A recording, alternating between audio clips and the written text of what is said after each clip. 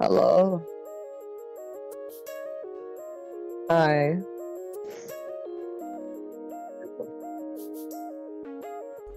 you see it through Yeah. the Discord now? Yes. Perfect. Yes. Well, you ready to start this shit show all over again? No. Alright. So, we had to leave off early, if you remember correctly, because of them deciding they wanted to cut the power to do something with the fuse box or whatever it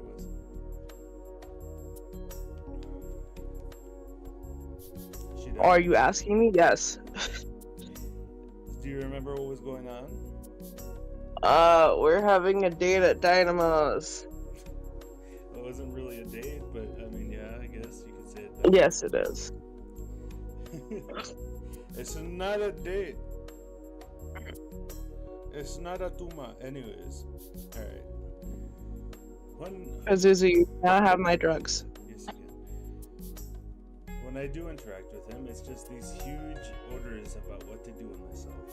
You're going to camp. You're going to Brazil. You're going to Brazil. For half a year. Then again, that last one is more my fault. Sounds rough. What about your mom? What about her? Pretty standard mother, Ben Nagy. She'd always try to dress me for school. I looked like the biggest stork ever. One time she got me into a denim jacket and jeans combo. Hey, don't knock the denim jeans with the jean jacket, alright? I used to rock that shit all the time. That shit was my lifeblood in high school. That's because you're Mexican. That's true. Double denim disaster. How'd you know? What? Wait a second. Another word and you get hot wax in your face. Do you understand? I don't get it. I don't get it. That means she also had to deal with it. Oh, fuck. Ah, lovely. I'm holding back my laughter behind my fist.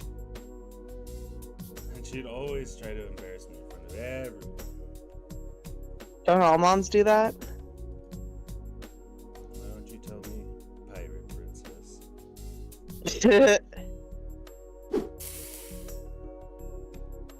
You know, hot wax really only hurts for the first few seconds. Jesus Christ, woman. Of surprise lasting. That cute look of surprise, though, lasting for eternity. Breathe the word of that to anyone, and this candle is going up where the sun don't shine while it's still lit. I scraped the hardened wax on my forehead off with one hand. Alright. Sheesh. What about your mom? Is she like on heroin or something? No, she's just always in her own little world. Nothing is ever wrong. There's no flaws with anything. No concern is worth worrying about. Yeah, that can't be healthy. Yeah, that may do so far. Well, for what it's worth, you still got Trish, Reed, and Nasser. Yeah, the ones whose horns is more important than finding a place. My shitty baby brother and Reed. Fangirl and Sicilians back in her state. The new guy's the only one I can rely on. My life sucks. I don't know. We haven't found a venue and our show is in a week. Yeah, fucking Naomi. Fucking Dad. On the flip side, we're getting some of your favorite pizza at one of the pricier Italian places around for free too. At the venue. You still have time. So pizza first, and you can find a place for your show.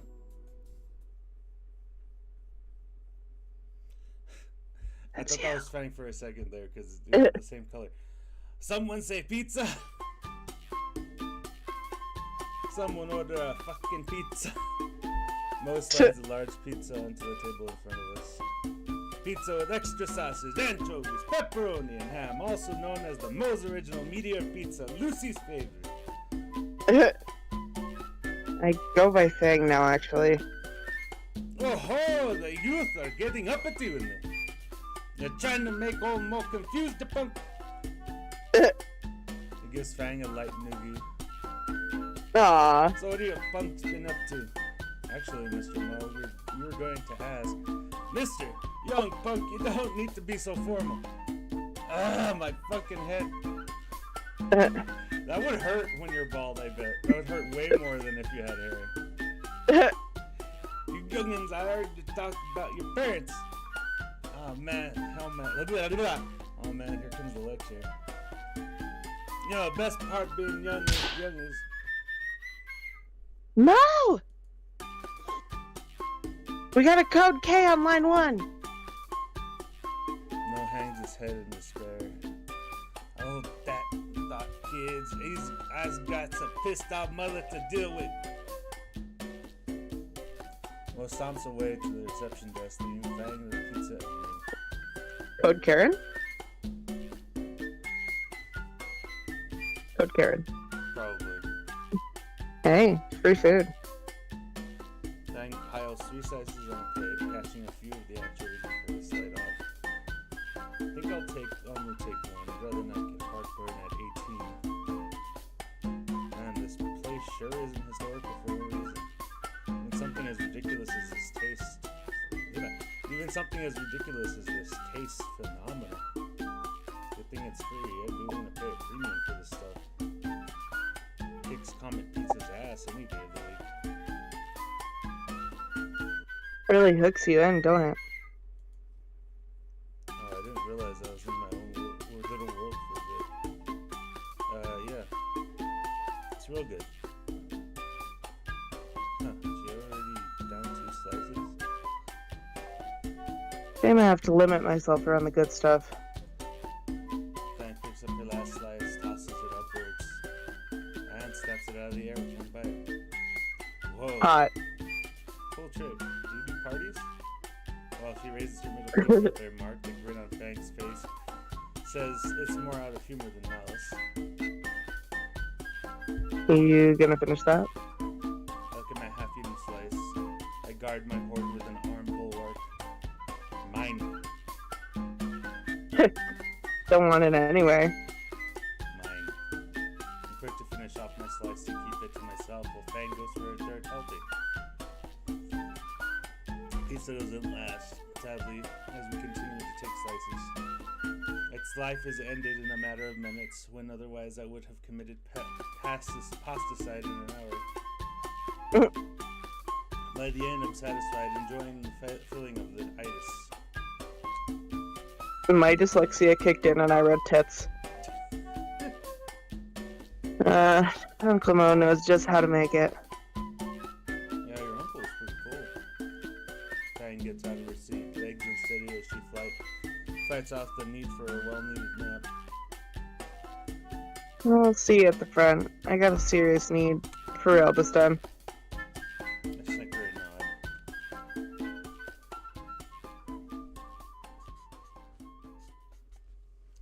Sure, leave me to deal with your uncle. I force myself out of the booth and casually meander to the reception area. Mo is there placing the receiver of the desk phone back. Hey son, you enjoyed the meal? Definitely. Feel like I'm a black. Have fun talking to yourself. I know. That's what I like to hear. Glad to make is the big thing. We were no could have fooled me with that disaster you called flirting. No, really. Fang's looking for Rennie. Her band is planning a show for next week. Really now? Why not have it here then? I look around at the restaurant trying to find any real place for a band to actually play. Hey, don't sweat the details, kid. No grins. Me and the boys are used to making room for shows. You just tell my little Lucy you got a place, then you're sure to sweep her out of her feet. Aw. or what I anon.exe spelled. To be young and in love. Listen here, Anon. I segreti dell'amore, the secret to love. It's not shared misery. You can complain about that, all the little details in life, but that don't fix the problems. However, you's gotta be trying to do everything for her neither. Otherwise, she's just expecting you to fix all the problems for her. The secret is support. Support? Hey, you's got to be her support. She's got to fix her own problems, but you's got to back her up on them. And from what I hear from my boy NASA, you've already been done that. I suppose I have. I was stuck in Mo's voice. I suppose I have. Like at her band practice or on the roof. Like now. Bada bing. Bada boom. Back to work, Jerry. Anyway, be good to her, man. She'll be good to you. I raced her right off, girl. I'm going to Jamaican somehow. Thanks, Mo. Hey, anytime. I've been hanging around you fools for too long. I can't just ignore the kitchen anymore, you know? Give little Lucy my regards, huh? Sure. Oh, Sancho's back into the kitchen.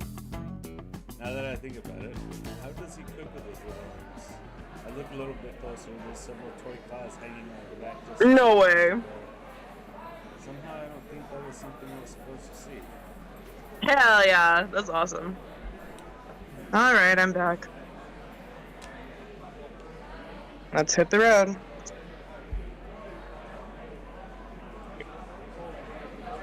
Sorry, hold on. Trying to take my fucking vitamin. Maybe we'll find somewhere to play before sundown. Actually, we really don't. That freezes in place. How? Your uncle. You asked Uncle Mo if my band could play? Yeah, he seemed pretty excited about it. He's got a stage ready and everything.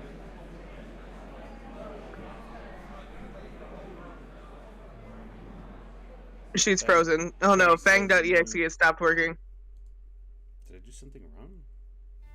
It's a blurred motion. Aww. 1 second, Fang looks like she's going to start hyperventilating. Next, it's like I'm wrapping a blanket of down feathers. Oh my god, that's so Side to cute! side. With a tinnitus-inducing scream right in my ear. God.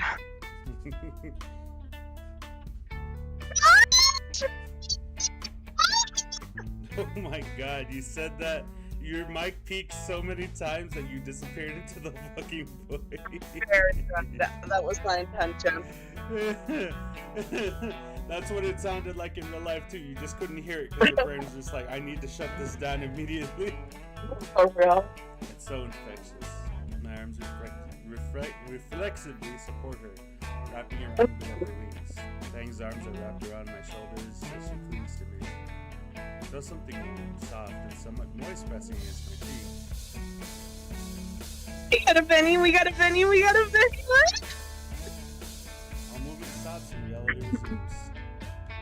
Fang's wings withdraw from around us. He pulls away until only her hands are on my shoulders. My hands are now at her sides and I can feel her warm scales in my palms. Oh. Wow. No. Sound of clapping that causes us to jump apart, faces bright red and breath rapid. Back at the kitchen door is Mo clapping loudly in his minuscule lungs. I didn't know. I suppose we, What is that noise? No, there's something happening. I don't know what's happening. Me? Go on. I'm not sure what that was. Nasser? Yeah, and tell him, right? Oh. Wearing drama's gotta bring you. And he smiles softly and nods. Nerds. Good thing no one Nerds. put Nasser's number in my phone. Even though I didn't ask for it. Oh, The God. phone rings twice. Yeah. Hey, Nasser. Hold on, I'll put you on speaker. Go ahead. Mission accomplished. We got a venue set up. Oh, they did? That's great. Yeah, we're at Dynamo's place in Little Trudon. Cool. I'll bring the NASCAR over in a jiffy. I'm sorry. I'm going to punch you. You sure you want us to get you now? Now that you have business out of the way, you and Fang could do something fun. You know, it may not be such a bad idea. Even if it's an idea from the orchid oppressor. Jesus Christ. These colors are not correct. Good Lord, good Lord, I'm never going to be able to play it off again. I'll pass. It's getting pretty dark. Aww. Alright, stay put. We'll be there soon. Alright. See you soon. All's left is to wait a few minutes for the ride to get here.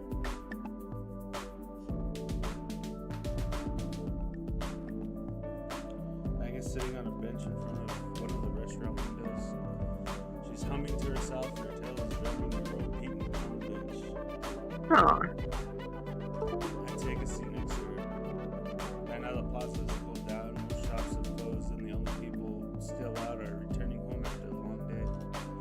The two of us sit in companionable silence, save for Fang's humming and tail drumming. Her mood is contagious, and soon enough I'm humming with her. I already know the song. It's from the roof. Except more happy. The scene is great. God, I would hope so. Just Fang and I on a bench in the waning sunlight in the middle of a deserted plaza. Taking the moment in, I almost don't notice Fang scooting closer to me. Ooh.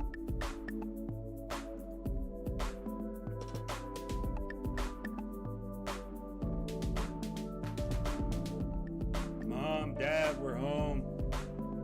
The ride back to Fang's house went by uneventfully. Fang and I didn't talk about what happened, so Nestor didn't have an aneurysm. Oh, welcome home, Nasser dear. How did your date go? I'm just dying to know. I'm also interested. Oh, I Lord. don't know how he's looking into the exact center of my pupils with no margin of error. Oh, my God. So, Nan, how was your trip with my little girl? Dad. Why don't you get ready for bed, Lucy? 9 flowers. Lucy, your mom. I looked at Fang. Okay, yeah, it was a date. It went well, sir. What did? We were able to find a venue and met Fang's uncle. Fang's dad sputters. I've half a mind to bring you to the station, boy, and the other half of testing my new nightstick on you. Dear, not in front. I wouldn't mind doing this again. Damn. Look at fucking Naomi. Fucking Naomi. Oh wow, the look on Fang's face is really cute. I'm so happy for you too. That was the wrong voice. I'm so sorry. You fucking did that. Wait, hold on, rewind time. Naomi, shut Oh, up. I'm so happy for you too. There we go. Oh, it was I turned to the door. I'll see you at school, Fang. Yeah, you too, Anon. Aw. With that, I exit the door. Once it's closed, I can feel all that bravado evaporate and my legs turn to jelly. I think that's enough excitement for one day. My first step forward towards the bus stop is so wobbly I worry I'll end up in Fang's mom's rose bush. Would probably be a good idea to sit a bit and catch my breath before going home and take a seat on the curb just outside Fang's house. The door behind me slams open and I jerk around to see Nasser being shoved down the steps. Oh Lord. Don't come back until you're finished thinking. The door slams again and I hear a morose sigh. Oh man. Anon? Yeah? Why are you sitting here? Just catching my breath. Your dad's a bit harsh. Homicidal, but close enough. Nasser huffs and shoves his hands back into his pockets. You know, you're the reason Dad kicked me out, right? What?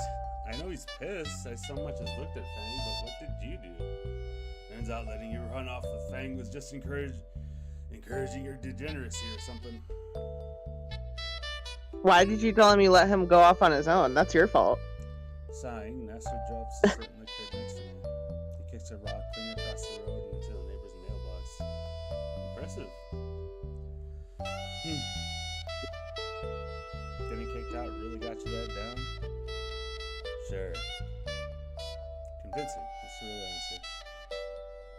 What's it to you? Not much. Just figured I'd ask. He stretches his wings and leans back on the pavement. This figures that get to this. Get to what? Me getting punished for Fang's issues. Nasser lays on an arm over his eyes. Why'd you need to go alone? You saw her today. She was this close to killing your girlfriend. Honestly, you should be thanking me for that. He waves me away with that. Come on. You're my therapist. Humor me. Got it. Nasser's arm flops away from his face and onto the concrete. I mean, look at it from my perspective. Fang is always up to something stupid. More often than not these days, she's arguing with either me or my parents. At this rate, Fang will end up a junkie or in a prison somewhere. I cringe at the mental image of junkie Fang. Mom and Dad have pretty much accepted that. So why do you think all their hopes and dreams go to me? The growl Nasser sits back up. It's like I'm not allowed to have problems of my own. I'm not allowed to mess up or do anything less than the best. Judging by the trophy case at school, you aren't doing half bad. I wish it was an option to fail. I mean, instead, I'm stuck with no room for error and still with a broken sister. And she's still my sister, you know? Can't help but be worried for her. But what can I do? She hates me, and I can't bring up my worries with my parents. Even Naomi notices I get stressed about it.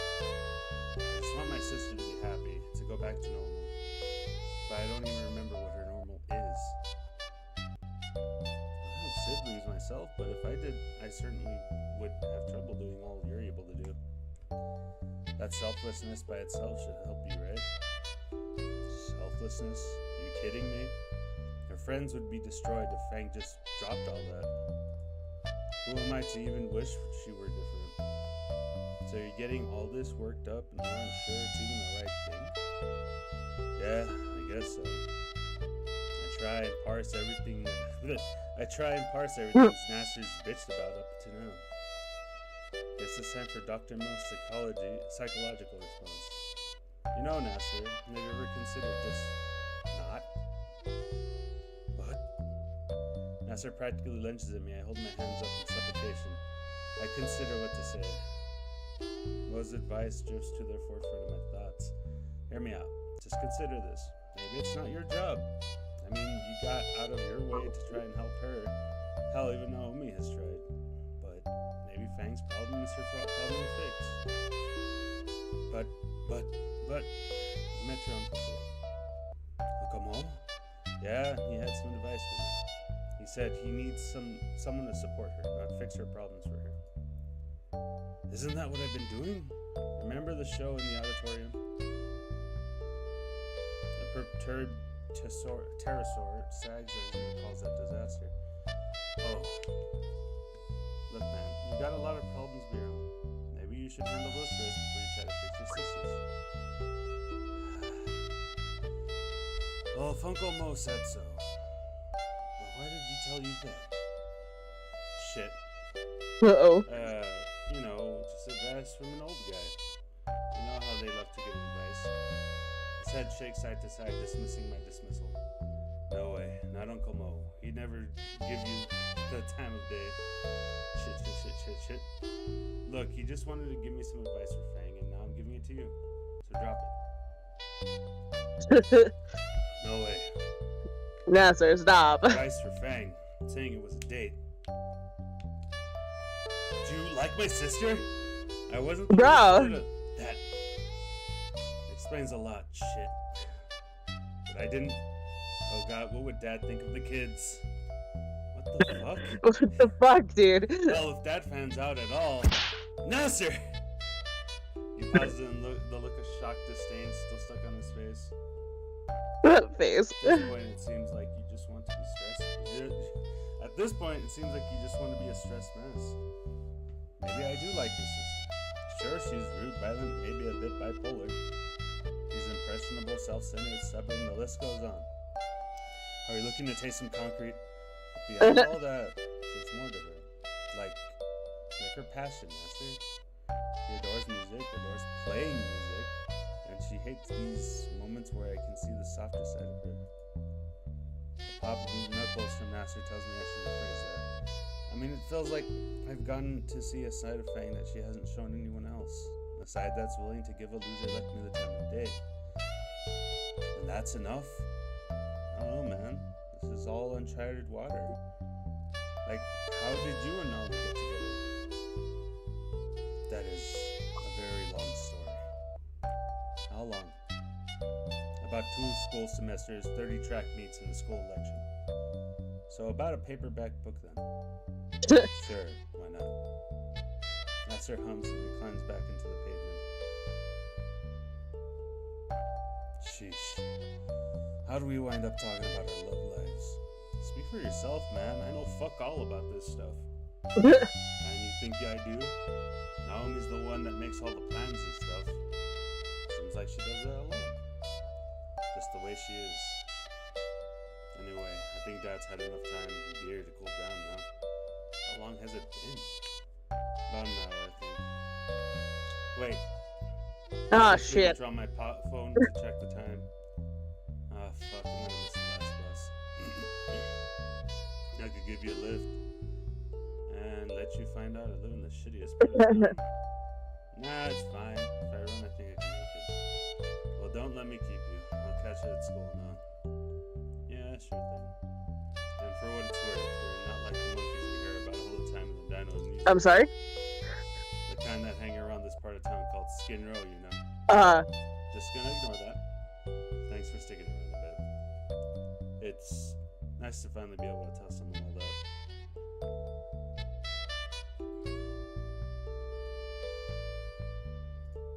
I wave Nasser goodbye as I get up and start jogging for the bus stop. I'm mentally fatigued after everything that's happened today. Pretty. I check my phone for the time. Oh, no. I open up the browser and go to a Oh, folder, okay. Sudatin, sword swallowing IRC. Hey, fat, guess who just got back from a perfect date? Are we allowed to say that word? I'm bi, you're gay, or your bi brother's gay, and he's given us the fucking F slur a long time ago, so it's fine. Sure. 12 replies from a single post. I think that's a new record for me. This fucking weirdo. He's a micro celebrity. 1 week later. The least I'm gonna miss is excitement and trepidation. I love that word. Trepidation. Do you even know what It means trepidate. it means? More excitement from Fang and the band and trepidation on my part about Fang. Trepidation. Today's word of the day is trepidation. I would come to terms with how I feel. I just can't stop noticing all the little things she does. Like her cute tail wagging to the side of the room. Like that woman. That fits my mouse pad. What? Or her weird and funny way of eating. Or how soft and huggable. Hoggable.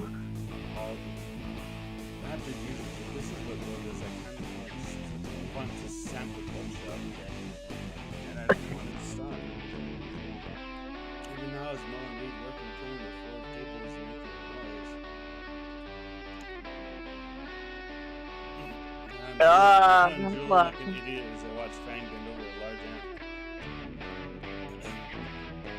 Even now her tail wags that mysterious beat. I don't know who was saying that stuff. Not to mention the way those dudes hit their heads and ass. Ahem. Probably trash your ass. Are you supposed to be helping? Oh shit, right. Yeah, just moving this table.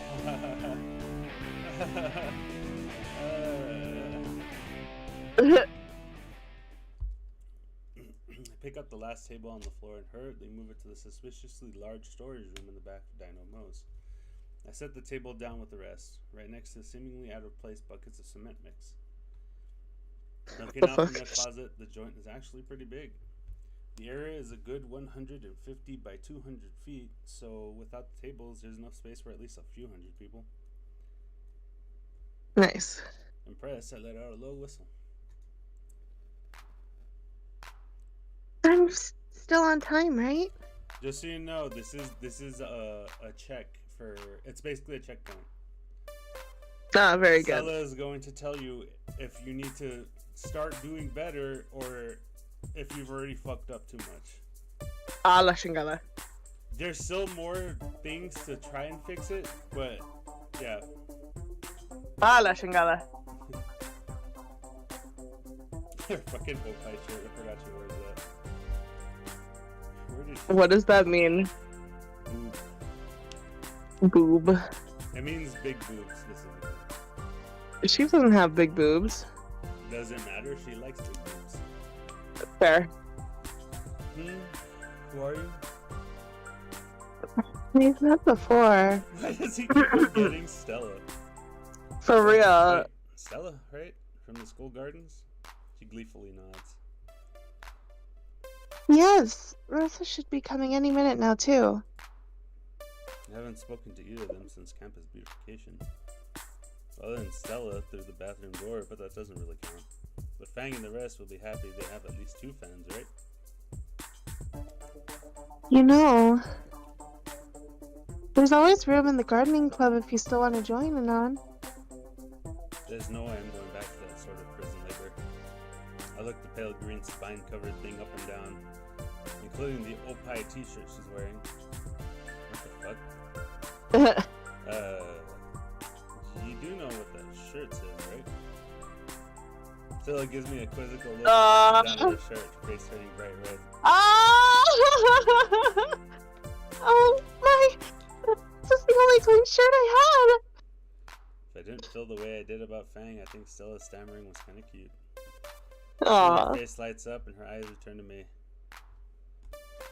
Wait, you like anime too, don't you? Play it cool, Nan. No need to reveal your power level. Is her tail wrapping around her leg? Yeah, I think it's a anxiety response. She's trying to. That is so cute. She's adorable. The second one. Yeah, a little bit. That's amazing. I don't have anyone else I can talk to about it. What's your favorite anime? I love Precure. I have no idea what that one is. I don't either. On this cross of rock. It takes all my strength not to physically cringe. Oh, we should watch it together sometime. I have the box set of every season. We can marathon it over a long weekend or something. Oh, she's freaking adorable. I love her. Maybe some other time. I just blocked my calendar for this. Maybe for after the heat death of the universe. Anyway, the show isn't for another half hour. And I wanted to ask you before. What did you think of your fortune? I kind of forgot. You got the judgment. Doesn't ring a bell. Oh. Well, how would you like another? I got time to kill, sure. She pulls her deck of tarot cards from somewhere. Where the fuck does she hide these things? Anyway, she finds the deck out. Alright, take one. And take one at random and show it to her. Oh lord, here we go. Converted Hierophant. Okay. You need to be wary of your words and actions, Anon. What does that mean?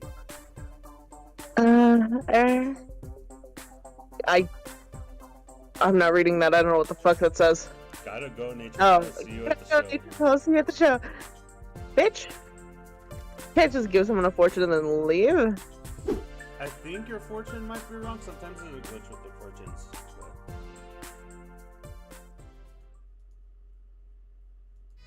Because I've been keeping track of the points.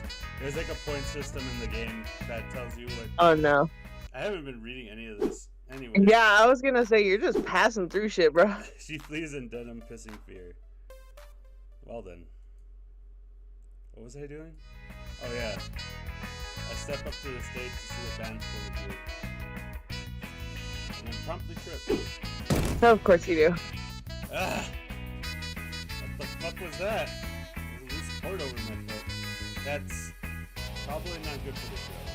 We stand up and wipe the dust from my hair. Chris is the organist. Right, now she's giving Rita a lecture on why it's probably a bad idea to put fentanyl on the smoke machine. Hey Trish! Trish looks over her shoulder and Reed's face lights up. Can you come here a second? Trish sighs, points between her eyes and Reed's and stomps over to the stage. What do you want, skinny? I just tripped on one of these wires up here. Sucks to be you. Bitch. Should I plug them all into a circuit breaker so you guys don't fall during the concert? What? No, of course not. We won't trip. I have that on good authority. Who's? Reads. Really, girl? Really? And you trust his word on something like this? Sure. He's the expert on all this stuff and all. Before I can object, Trish turns away and runs after Reed, who is huddled over the smoke machine, pungent fumes wafting from its exposed innards. All seems like he's got that handled. Chris seemed pretty confident that Reed knows what she's doing on the stage. But Reed obviously doesn't understand cable man. Oh, for fuck's sake. Oh, for fuck's sake, don't save. That means this is important, isn't it?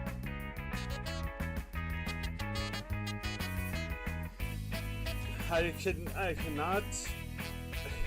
cannot confirm or deny the allegations. You motherfucker. I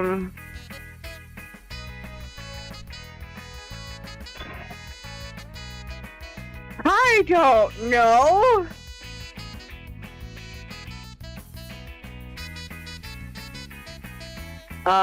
I guess I'll leave it as is.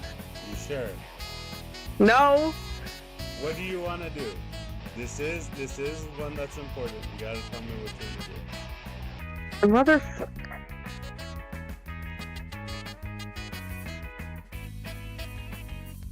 I don't. Leave it. Fuck it. Leave it? No. Yeah. No, I can't go back, bitch. Well, I can. So do you want to? No, it's fine. It's fine. It's fine. Just keep going. Jesus Christ. Reed may not understand cable management, but then again, neither did I. Probably better to let sleeping loft. Probably better to let. Having a stroke. Probably better to let sleeping fossils lie. I don't know why I had so much trouble with that. Now that that's taken care of, I glance at the pizza themed clock on the wall. 30 minutes until the show starts. band is doing one last sound test with bass drum band.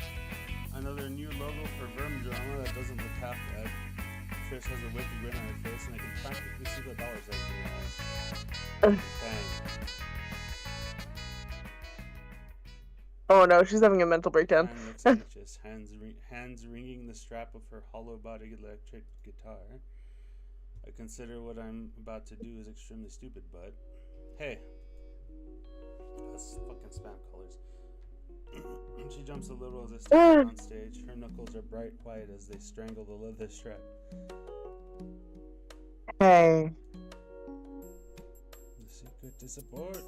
Now for my most supportive smile. You got this, fam. I don't feel like I do, though. You do. You've been practicing all month for this. And you've improved immensely since your last game. I have complete faith in your ability to play guitar. Don't worry so much. Just don't fret about it. You'll be fine. Trish rolls her eyes. Reed's vacant stare has a bit of approval. At least it wasn't a dinosaur pun this time. I'm not that unfunny. You are. Fuck you, I'm hilarious. No one thinks that, loser. Don't you have something to be triggered about? You cannot use that word! That's all! Just did. Want to see me do it again? Ladies, please. Shut the fuck up. You've got sweet music to play. Showtime.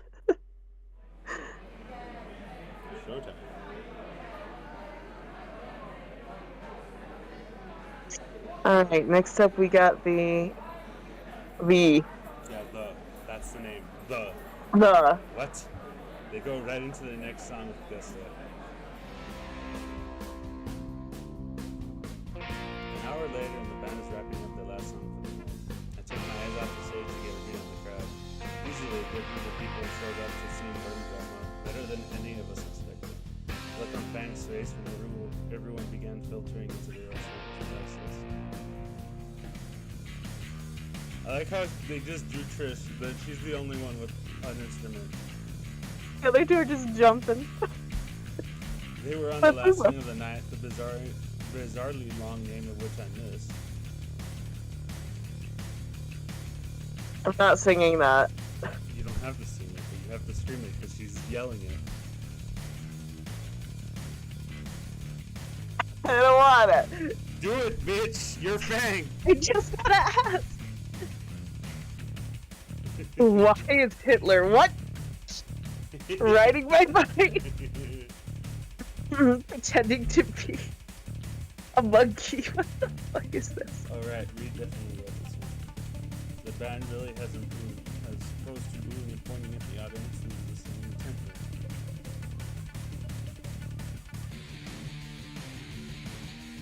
At 3 a.m. Okay, that's what that says. You just said it so nonchalantly. In the fuck? On a Tuesday. What is The this? song ends, Verm Drama hangs on to the pose of their final note. It's silent. I applaud the band, and eventually some other patrons join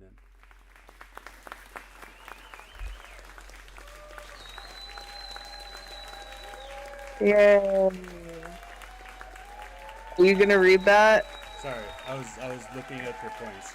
The applause turns to cheers. Oh, no. The crowd was cheering. Actually cheering. Nice. The bandmates I don't like them going back and forth. The hard work has taken its toll on your three, giving them varying degrees of perspiration.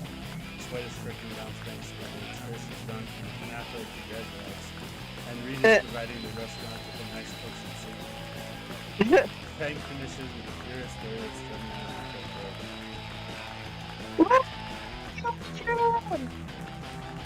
I don't know how you keep cutting out. The crowd's approval is obvious, even in a makeshift mosh pit where I see Stella getting fake curbstones. Oh lord. At least I think it's fake. It's not. Versus on the other side of the room, so he stands there and uses hair. I don't see any blood.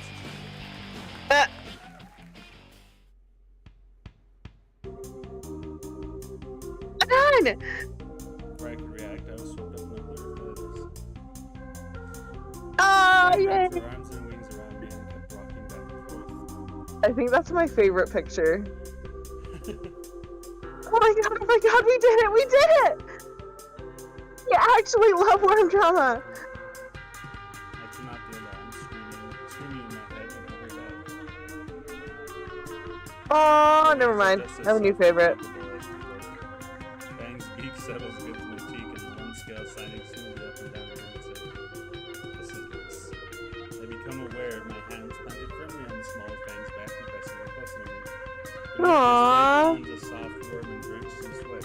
I find that I don't really mind this wetness. Fang. I feel like it could stay like this forever. Hello, Fang. Fang suddenly flinches and gets a split second view of a purple hand on her shoulder. Her face is deep red and the warmth in my own cheeks tells me I can look for her. Just looks like she sucked on a rim and felt closer to faces. The tiny triceratops pulls Fang out of my hands, and I can picture my fist twisting that horn right off her face.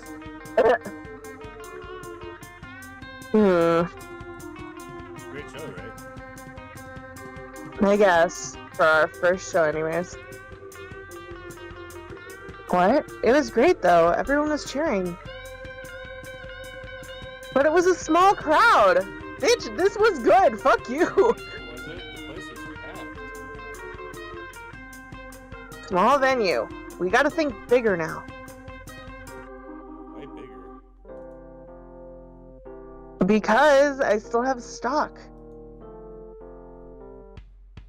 She motions to the bar where there is still some hung up shirts with a new mediocre logo lazily sprayed painted over.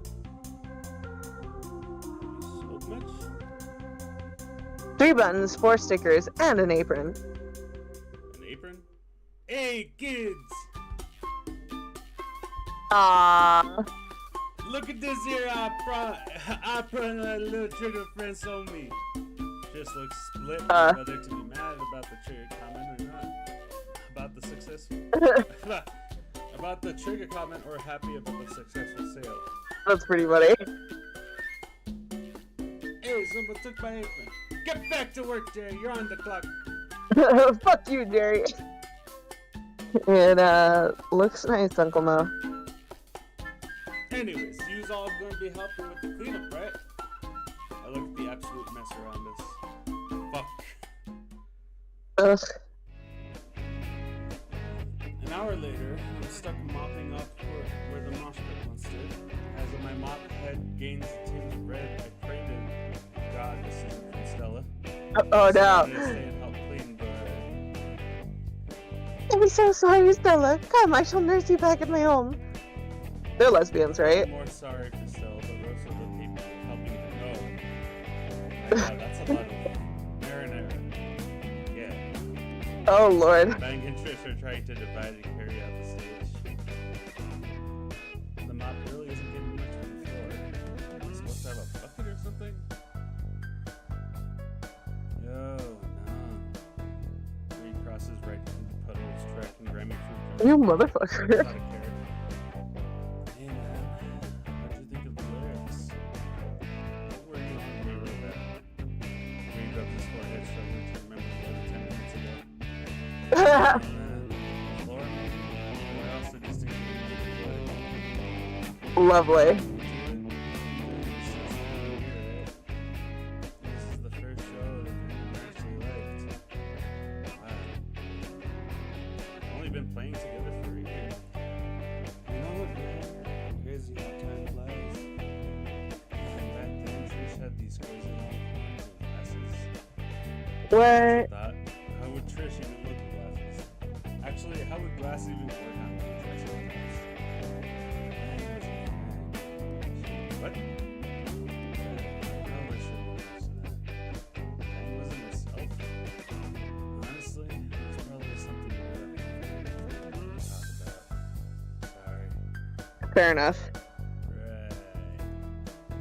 The only thing that stayed the same is the me and the carve, bro. How long has he been on that stuff? It was almost like totally different. Why are you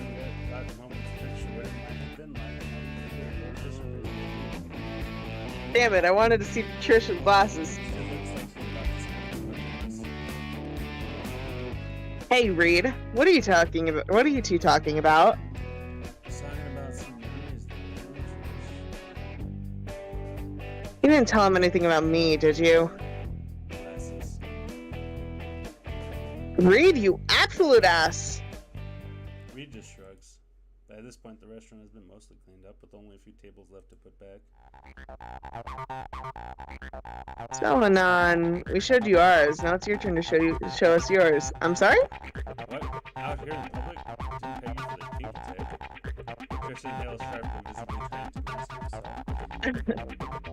I meant with your old school. That's on a need-to-know basis. You don't need to know. Are these the alarms going off?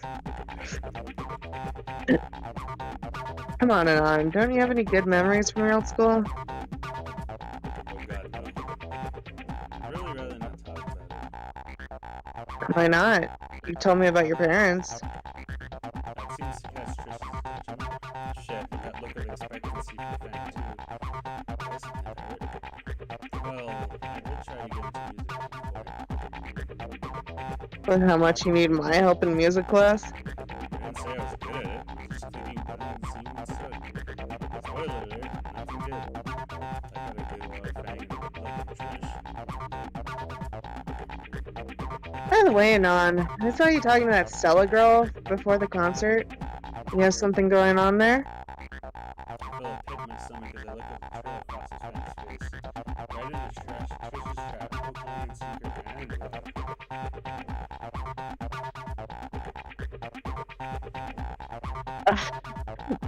yeah, 9. None. We were talking about Hitler earlier. 9. 9. Do not have a thing for incontinentia. Thought we were talking about what's her face. The Dino duel cards. I thought those were pocket record cards. Weren't they hand egg cards? What? Anyone back home you had your eye on then? Trish, stop being a hoe. Nobody at Rock Bottom was worth the time. His face softened almost in a silent sigh of relief. Is there hope for me yet? Rock bottom, huh? I don't think you've ever told us where you're from before. Shit. Oh, haven't? Huh? Who really cares where you went to last? Yeah, man. It's just a school. Was it in the sticks? Not exactly. It was certainly lower class, though. I used to buy bulk soda and sell them to the student kids for lunch money. Nice. Yo, man. Dude, gives me a fist with one. I usually just go places on a crappy dirt bike, leaving donuts in parking lots when I was sure nobody was looking. Sounds like you were pretty cool at your last school. Ha! I don't know about that. Sure, man. I don't know why you left in the first place if you had it so good. Oh no. Actually, think of something. Oh gosh. I had to leave because of, say something stupid. You only got one shot at this. Family issues. Nailed it. Yeah, I was gonna say, you could have just said family stuff. Oh man. Glad you're here instead. Yeah. Thanks, man. Sounds personal. I guess we shouldn't pry. We're all friends here, after all. Trish, I don't trust you. Fuck off. So we are all friends at this point, to varying degrees. I let a content smile. content smile creep on my face, onto my face. Hey, you stupid kids! The Tyrannosaurus stomps over to us from the kitchen. Oh lord. Great job again on the show, punks. I knew my little Lucy pulled this shindig off. He clamps over her wings are blushing. one of his tiny hands down on Fang's shoulder as she reflexively tries to hide her face with a ring. Alas, I'm expecting a late night visitor, so I need some punks to piss off. Come on by for a slice sometime, yeah? Thanks, Mo. scram you kids. I've got different kinds of cleaning up to deal with. And repressing that. A few weeks later, just so you know, you have you have two more things that won't really change much, but it'll change. Okay. It'll God change damn it. which ending you get, just so you know. Motherfuck. Am I doing good at least? Can you Things tell have me gone that? well since the concert back in February. There's no major events coming up, so the days have gotten longer. The weather has started to warm up as well. Each morning I've been walking through a thick blanket of fog that always dissipates by lunchtime. It's a drastic shift compared to the hot, cold, light area flyover line. Maybe I should ditch the jacket soon. No, there's no way I'm showing you just how much of a lanklet I am. What is a lanklet? He doesn't have arms. Ah, okay. Even if it means being grilled alive. Jeez, Anon, you look like you're dying right now. The sun can go fuck itself. And Chuck goes to patch my back so I didn't know what it was. Second thought, tank top seemed cool. He was just Alright. The Duck Brothers. Alright, class. The principal's got something. I'm not gonna fucking do the voice. I can't do it. Then you'll be leaving me. Fuck you, Mr. Jingo. With that, we were all directed to the auditorium. Honey, this is the moment. Moment? What moment? We didn't have assigned seating, so I'm not gonna have a seating. Knowing better than to look through the ocean, students have all been else to read. Fair. The fretted raptor was sitting on the very last row of cliff. What's up with the glasses, Reed? Bellow easily puts his arm on us. I waved back, hurrying past my awestruck classmates to find my right back home. Hey guys, save us some seats. I take a glance over to see Trish paddling. Fuck, he found us. The last students trickle in through the doors and take their seats. Where's Fang? Mr. Carl Ducey takes the stage again and trying to come out.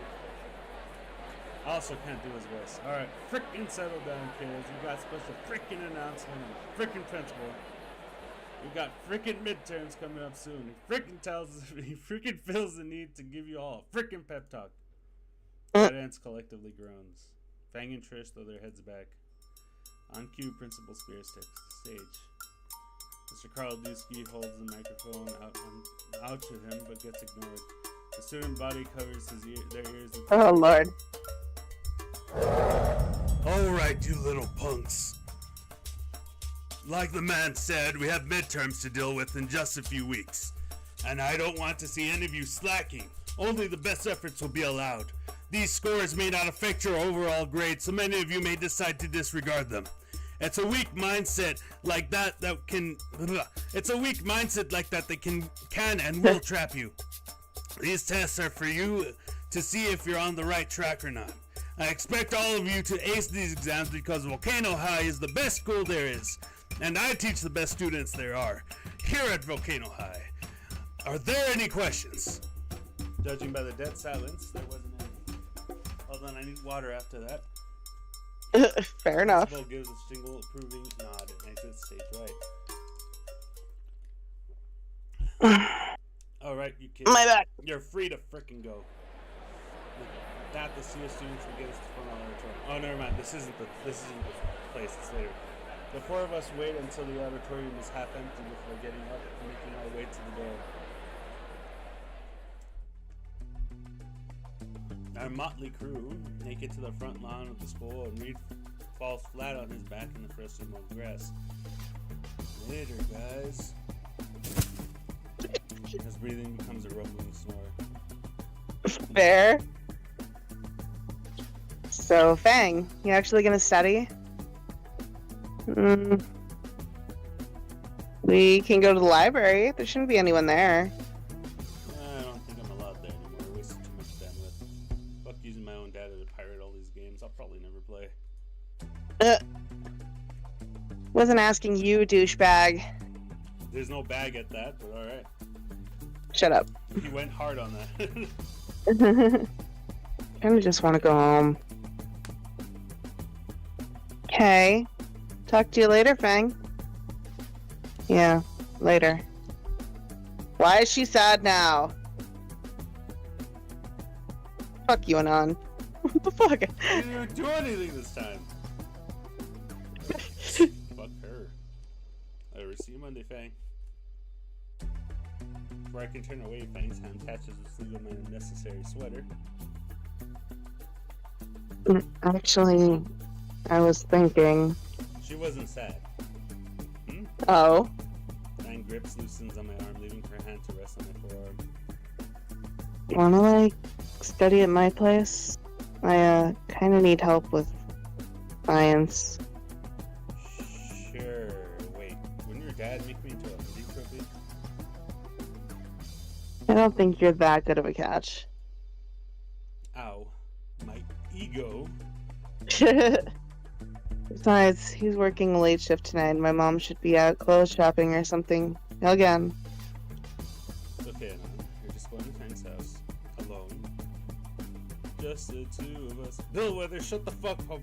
Shut the fuck up. Holy fuck. Ah!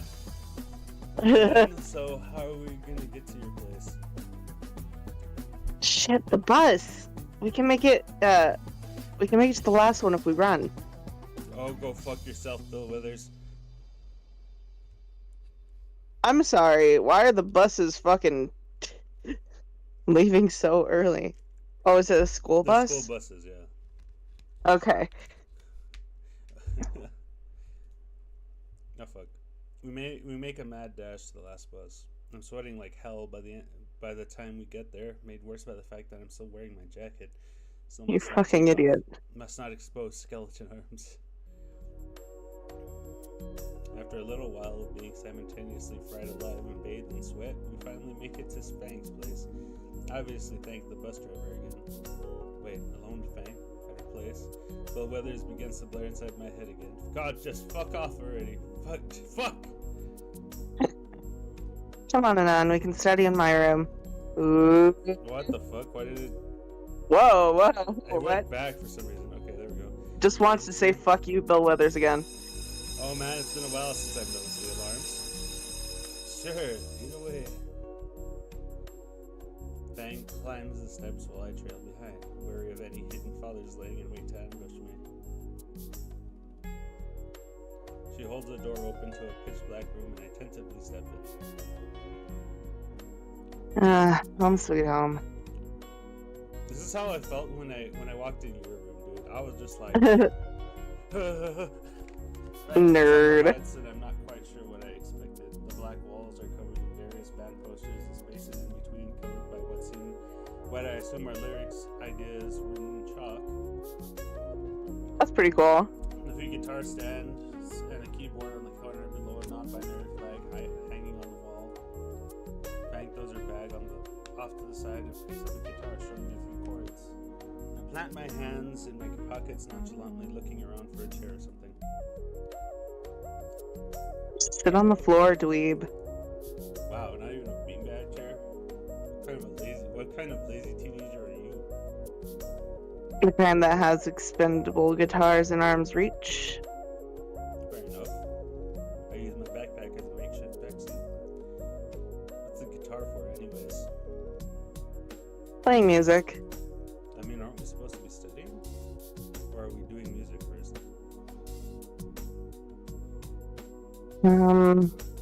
This is just how I get ready for studying. Strumming along puts me at ease. Fang picks up a spare guitar picked from the shelf. She begins playing a short riff that I recognize from one of Vermdrama's songs, smiling and relaxing as she goes on, like my own personal concert. Aww. The song is finished. Fang gives an unexpected glance my way. I smile and give a taste from my mouth. You wanna try? Fang takes off the guitar strap and extends it for me to play. I'm not sure what she expects me to do, but I could give it a shot. Though aren't we supposed to be studying for midterms? These scores may not affect your overall grade, so many of you may decide to disregard them. It's a weak mindset like that that can and will trap you.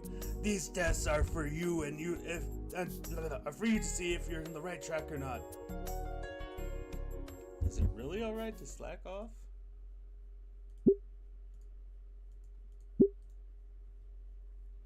Oh, what the fuck? Seriously? Nah, fuck you. We're playing the tar. We're playing the tar? Playing the tar. The tar? What's the tar? I've never heard of it. It's the tar.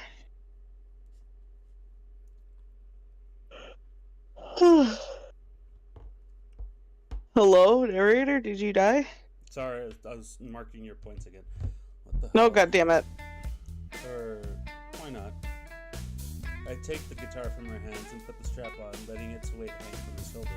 Pang hands me the pick and I endlessly strum the guitar, the mess of a noise sounding a far cry from her elegant playing. All I try. Ugh. Here, like this. Pang grabs another guitar and motions me to copy her hand movements. I try to mimic her hands on the fretboard, but it feels like my fingers are twisting into pretzels. You would probably be Not good like at that. guitar, you know that? Because you're good with the piano. Your fingers are probably really good. Fair. Not like that. Your hand's gonna get cramped as fuck that way. Pang sets her guitar down in the stand and comes over to me. Holy fuck, no wonder you sound like a horny cougar. I'm sorry? Like the cat, or Here, like this. her hand covers mine as she tries to readjust the position of it. No, like, stop fighting back. Ow, hey, quit that. Ow! Oh my fucking on, just relax your hand. I would if I could, but the goddamn alarms weren't freaking me out. Hold on. What? Fang walks behind me. Don't turn around. Why? She's standing right behind me. She's standing right the fuck behind me. Her body pressing against my back and her arms come around each of her hands, taking my own and guiding them into proper position. Ah! Anon, are you paying attention? Yeah, totally. Oh, my voice had just cracked. Fang's hands move mine along the neck of the guitar. Alright, try these chords. Fingers press mine down, holding down the string in an awkward position. Then this. My hands are slid down close to the base of the neck and too close to my crotch. And then finally this. My fingers are shifted back up to the middle of the fretboard. Try that out, Anon. Fang lets go of my sweaty hands. She doesn't move from behind me though. I try and replicate the movements. The first drum sounds like that. The second one was horrendous. I blame my pants. The last chord comes out outrageous. Now do it all together. I repeat the pattern and it comes out sounding alrightish. Again. Oh, hey, that didn't sound too bad now. You're getting it now. Am I? I have no clue what these chords are. Keep strumming each time progressively sounding better and better. Now try playing chords of your own. My own? I thought you were showing me how to play a song. I'm teaching you how to play the guitar, you dork. I reposition my fingers and try something new, producing several more horrid sounds from the instrument. My pinky slides off the fretboard. When I strum again, a strange look appears in Fang's eyes. A la chingada.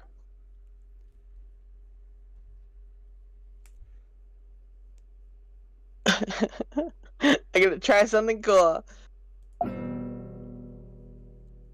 Oh, that was pretty. That was really. Wow, that was really pretty. Really? Pretty shit.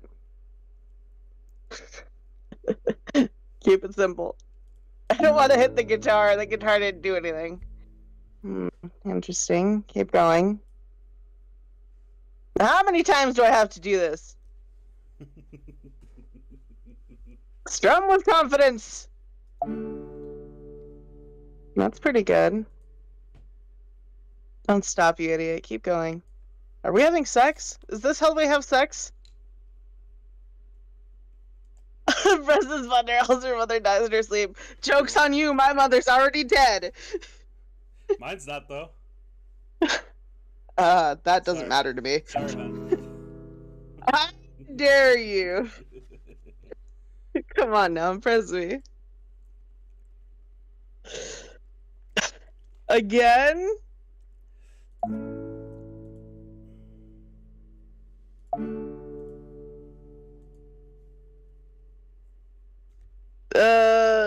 Try to impress.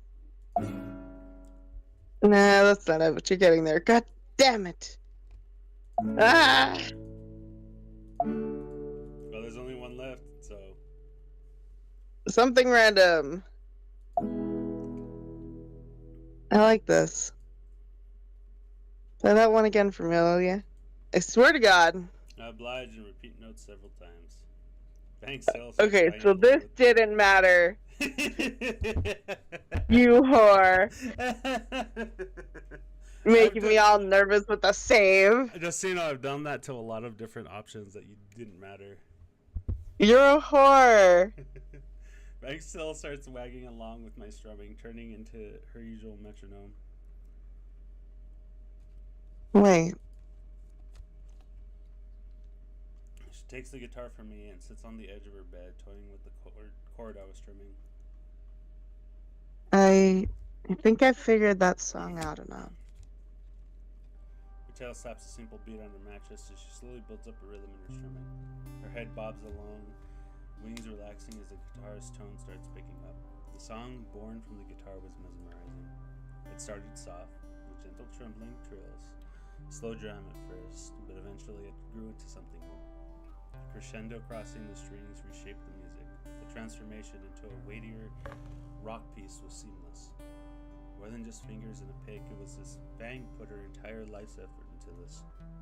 Thinking back, she must have made countless songs like this, most of them never heard by anyone and left forgotten. She soon started to hum with the song she was playing, harmony and melancholy blending in with the melody. As Fang poured her every being into that instrument in her hands, it dawned on me what this was: a lyricless ballad, an instrumental aria, musical notes that bore the weight of the words she couldn't defy, all of which sounded beautiful, melding together into a harsh yet intoxicating piece of dissonant serenity. Eventually, she started to diminuendo, the fading softness of strings and harshness in her humming as she slowly laid the guitar to rest.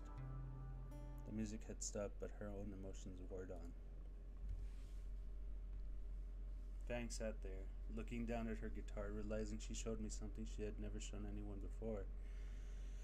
Fang bit back her tears, fighting the sob that threatened to spill from her. She sets her guitar down and slouches, rubbing her eyes and trying to repress her inner turmoil. Instinct pushes me to my feet, carrying me forward to the vulnerable girl sat on plush duvets. All that matters is her. The part of me that felt scared as at that thought, that wanted to remain isolated in my comfort zone, that wanted to pretend that no one else mattered. That part was ejected, forcibly. Aww. Fang gasped as I wrapped my arms around her. And on? The frailty in her voice makes my heart ache. The song was amazing, Fang. It truly was, because it was her. Her heart and soul were carried within it, her very being. My heartfelt words reached her. The dam burst. She felt like porcelain doll in my arms, tears of sorrow and relief staining my shirt and my wet chest. Thank you. Thank you. Thank you. Unlike the rooftop, Fang's voice was a weak mumble, broken by hiccups and uneasy breaths. My embrace is soft as I cradle her, soothing her with slow rocking. We stayed like this, my arms calming the fragile and spent girl. I have no clue how long it lasts, but Fang is able to compose herself with time. I let her move away, choosing to sit next to her on the soft mattress. Her eyes are puffy and red, and once again her makeup has left tracks of orange and black on her cheeks. And once again she stares at me with that smile. This time, I can tell exactly what that soft expression means. Relief. On and on. That's twice now. My bad. How are you feeling? I don't know. She looks down at the guitar she set aside. I lean over her lap, carefully taking the instrument by its neck and bringing it to my lap. Can you teach me? What? Song. Can you teach it to me? She looks at the guitar and then me. Her surprise slowly turns to happiness. Sure, I can. Hold up a second. She stands from the bed and goes for another one of her guitars. Along the way, she grabs her shirt off the floor, using it to wipe her face. When she comes back, Fang sits closer than before, our shoulders together. So, for the opener. After what feels like hours of back and forth to my guitar, my arms feel like they're about to fall off. Fang is an unexpectedly patient music teacher. She ends up correcting the same mistakes I make over and over until I ended up calling it quits halfway through the 20th practice song. By that point, my acoustic screeching turned into something that resembles actual music. You know, Stego Slash, really? But not half bad for one lesson. I'll take it. I fucking suck creatively. Do you? You made that railgun way back then. That was just something creative. Still managed to make it. Yeah, but that had like instructions and shit. Anything that needs imagination, it's like I'm an epileptic Down syndrome. What about your wordplay? I'm not telling you about my shit. That's the best I can do, I guess. Thanks, fingers trace along the streets with the guitar. How about a jam session? Jam session? Not that kind of jam session. Fuck. So what's the whole pirate princess thing about? She doesn't have a candle, so I'll be fine. He has a guitar. The guitar pick bounces off my eye. I told you not to mention that. I know. Sorry. Jeez. Really, though. What's the deal with that? It's just something that I did sometimes. Wait, pretend? All kids do that. Yeah, but I mean, this was a bit different. When I pretended, the world seemed so much better. So I'd end up doing it for months at a time. Years, even. That's all over now. Yeah. Just embarrassing memories. Sometimes I do miss it, though. Dating someone new, trying to figure everything out again.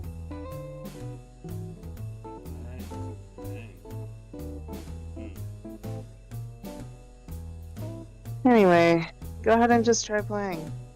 He reaches over and places the king on the guitar. Just whatever comes to mind. Yeah, just try and play whatever. And then all hell broke loose. Oh, fuck! What the hell are you doing here, Anon? Oh, fuck! That's me. You're probably wondering how I got in this situation. Well, you see, it all started with me here in the girl I like's room. I was learning to play guitar, maybe even getting a little good at it. Then right out of nowhere I tell you, the scariest motherfucker I've ever seen in my life shows up. Yep, you guessed it. It's the lady's dad. No warning or anything. And he brought his murder weapon. My life flashes before me, and my first thought is, God, my life sucks. The Fang bits were pretty cool, I guess. I at least hope someone deleted my browser history. Anyways, back to the show. God. Out! Now! Your mic peaked. I know. It fucking peaked my throat. Takes all my strength to Hang on. Wait. Pause. Work's calling me. Okay.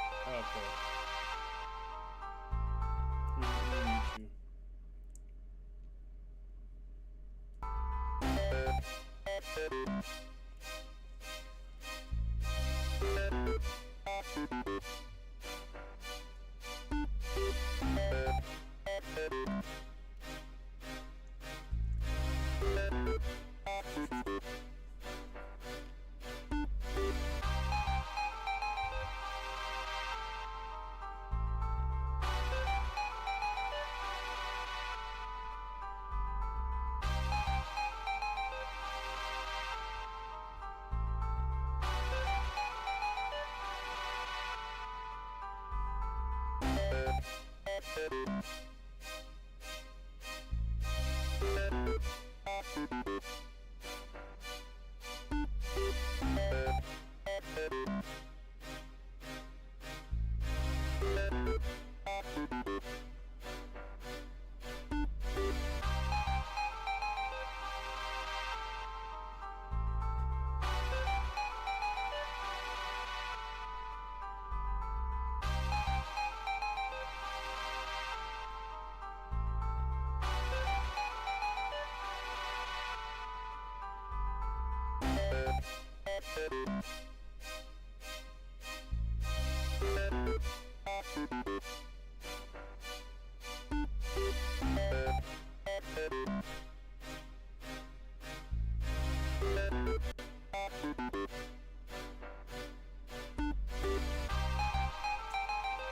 how is everybody doing?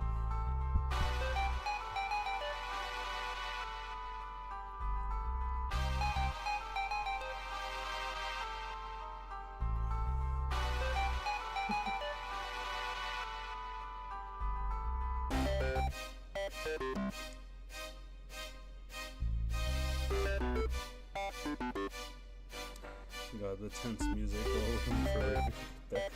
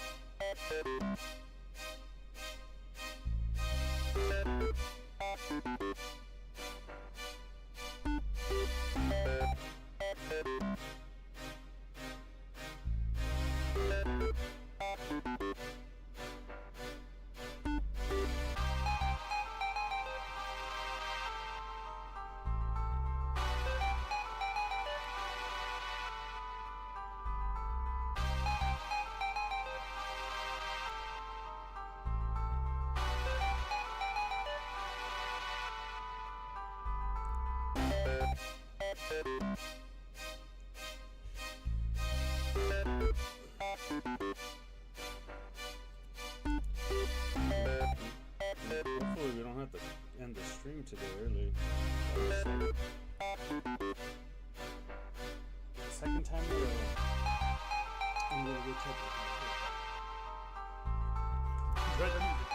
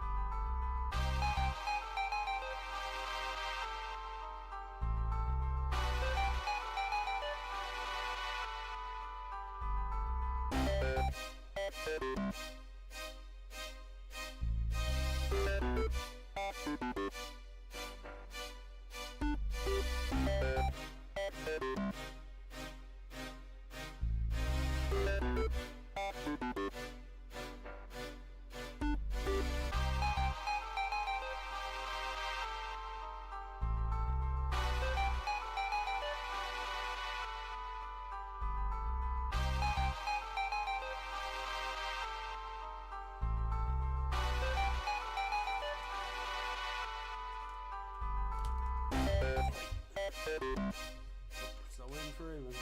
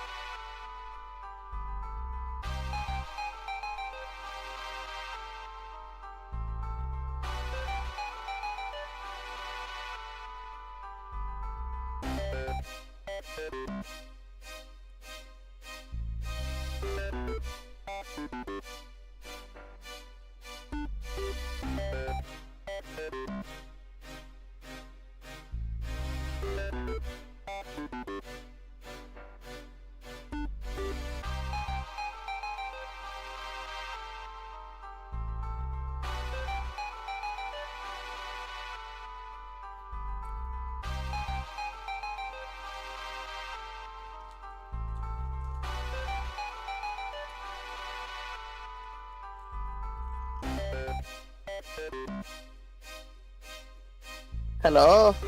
Hey, Hello, I'm back. Apologies. everything okay at work? Yeah, everything's cool. I'll tell you later. Alright. You ready to get back then? No, because I think I'm about to die. It takes all my strength to prevent my bladder from doing its best stellar impression right about now.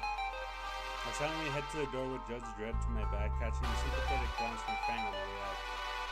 Walking out the front door, I feel my heart stop as his talon-like nails began to dig into my shoulder. This is it. This is where he dies. The moment I learned a very important lesson. Tarot claws hurt like crap, man.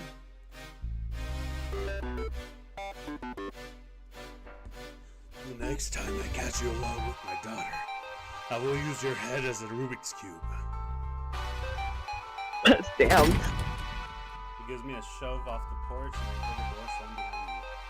I can hear her father raise his voice from here. Sheesh, he's not like a whole of chill pills. Carf. Goddamn lady. I turned away from the luxurious home and walked down the pathway to the sidewalk. Fucking oof. Shit, things were getting, I don't know. But like, after Fang's song, it was fucking hell. Why are emotions so fucking difficult? As I left the bus stop, I decided to break down everything that happened. We didn't study at all. No heavy music, I guess rapper Jesus Mr. Jingo is a shit teacher compared to her. But really, all I can think about is how she was after that song. Saw something. How I fucking contextualize it. The moment I thought I knew, holding her in my arms. It text shit. That's weird. What are you eating?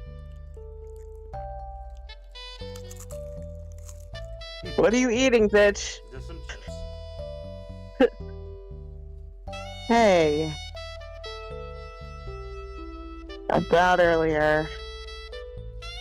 Thanks. For, like, hanging out. Sorry about that. There was a pause. The animated ellipses showing Fang was writing something longer. About that song. I want to work on some lyrics for it. So, like, how about we hang out again and write some? Consider my response thoroughly. Sure. That was a good response, Anon. Fair. Another session like that. I think of Fang standing behind me, guiding my hands again. My cheeks warm as I recall the feeling of her hands over mine. Aww. Fuck. I wonder, how does she feel about me? I mean, she's shown me so much of her now. And all the cheek nuzzling. Just like Nasser and Naomi. Gay. Maybe?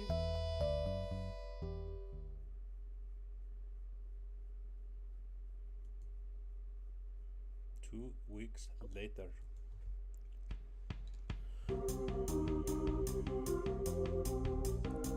I'm looking over my final grades for this semester. My science score is barely passing. Not to say it's because of Fang and mine study sessions. Every time we would try to study, it would always become a jam session with her crying. Spending more and more time with her was fun. Aww. And seeing the side of her makes me feel so lightheaded, like I'm floating in clouds. Although the sheet rope escapes from Fang's dad was starting to leave serious rope burns on his palms. As a bonus, I aced the music class.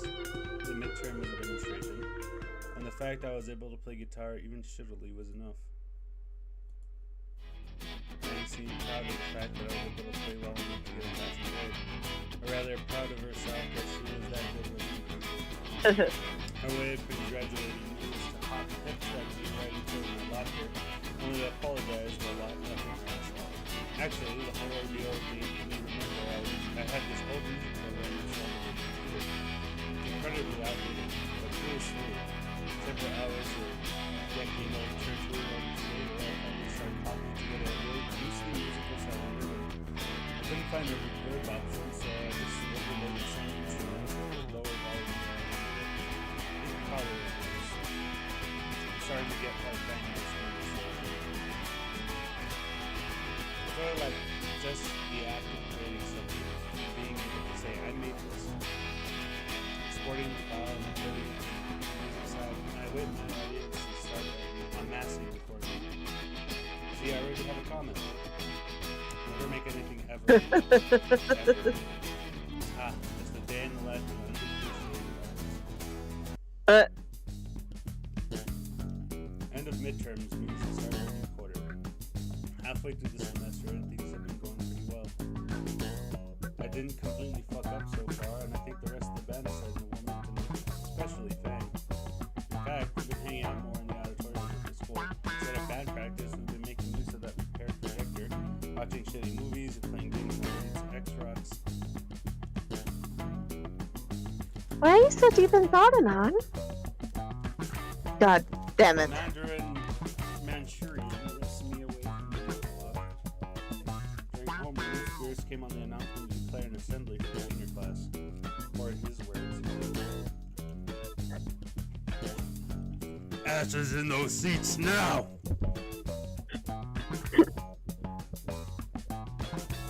Naomi has taken the opportunity to walk with me into the hallways. What do you want? I heard you and Fang went on another date the other day. Of course you did. It wasn't a date. We were just hanging out. Just kicking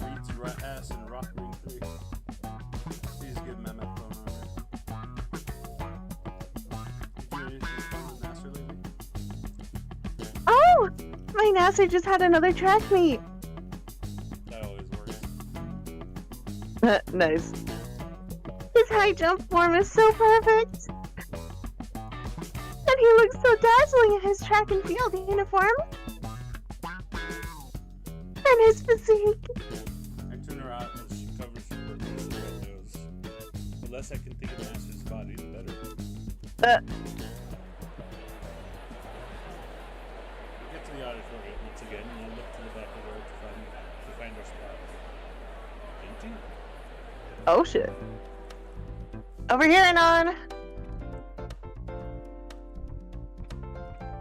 Diane Treasure sitting in the front row. Next to them is Reed holding me apart, the projector he'd fixed on it, messing with the cords. What's the deal? Why are we sitting in the front all of a sudden? Spears asked me to man the projector. Marcel's like, say what? And I was like, yeah man, sure. So here I am. I see. Take my seat next to time. They say why we're here yet? Nope. Since we're seniors, it's probably some other stupid pep talk about our futures. I'm like good at stuff. Sure. Actually, I've been meaning to ask, what exactly is Carf? You don't know, man. Carf had a lot of this stuff that I didn't get. Really now. It was used in war by skinnies a while back. It's deadly tranquilizing. It's a deadly tranquilizing agent. It's only deadly when you make it wrong, man. Yeah, it's great stuff. You know how to do it. Have you ever tried any? Once. Woke up hanging upside down from a tree in Naomi's clothes on... with Naomi's clothes on, hugging a fake skeleton. Jesus Christ. See, when I do it, it just makes me a bit dizzy for a few hours. Huh. Can I see some? Absolutely not. No. Why not? That stuff's 100 times more powerful than horse tranquilizer. It'd melt your skin. Make your heart burst. I heard a human tried it once and exploded. I bet. Yeah, sure. You just don't want to share. But The last of the seniors trickle in and take seats near the front. Eventually, Spears takes the stage. He pauses to make sure everyone's covering their ears before beginning. at least he's nice. Right. As you all know, graduation's coming up soon. We're going to go over that whole process, but first the student council has a brief presentation to give on the subject. It's all yours, Stuco. Stuco. Stucco. Spears gestures his hand towards Naomi and Nasser, who shows up from behind the stage curtains. Just so you know, you're coming up to the last decision you have to make, and then you're stuck in the ending you've chosen. No! The chiffon Tsarina brings a wireless microphone up to her snout. She begins reciting a well-rehearsed speech in a usual snooty manner. More plastic than person. Well, thank you, Principal Spears. The projector comes to life, displaying a basic slideshow title card read. Reed, how do you know when to move it forward? As long as he crosses your fingers, check it out. No, this is very important. Blah, blah, blah. I can't fucking speak. No, this is a very... Shut up! Shut up. No, this is a very important turning point in your life. Got it. It's one of these. I need it, man. As soon as I closed my eyes, I felt them a little bit of force leaving before me. Somehow, I felt like opening my eyes was a bad idea, but keeping them closed was an even worse one. Oh my god. At least there's cute little designs on the slides. It's so cute. There's a little penguin with a graduation hat. There's the school mascot and parody hat. Even has the fogged up window. Nice. A lineup of various graduates with a token human at the end for A diversity. token human. I love that. There's some scientists and engineers holding hands. Lovely. There's a triceratops holding onto a branch with the text hanging in their baby. There's me 2 years Uh-oh. ago when I photoshopped myself with an anime girl. Uh-oh.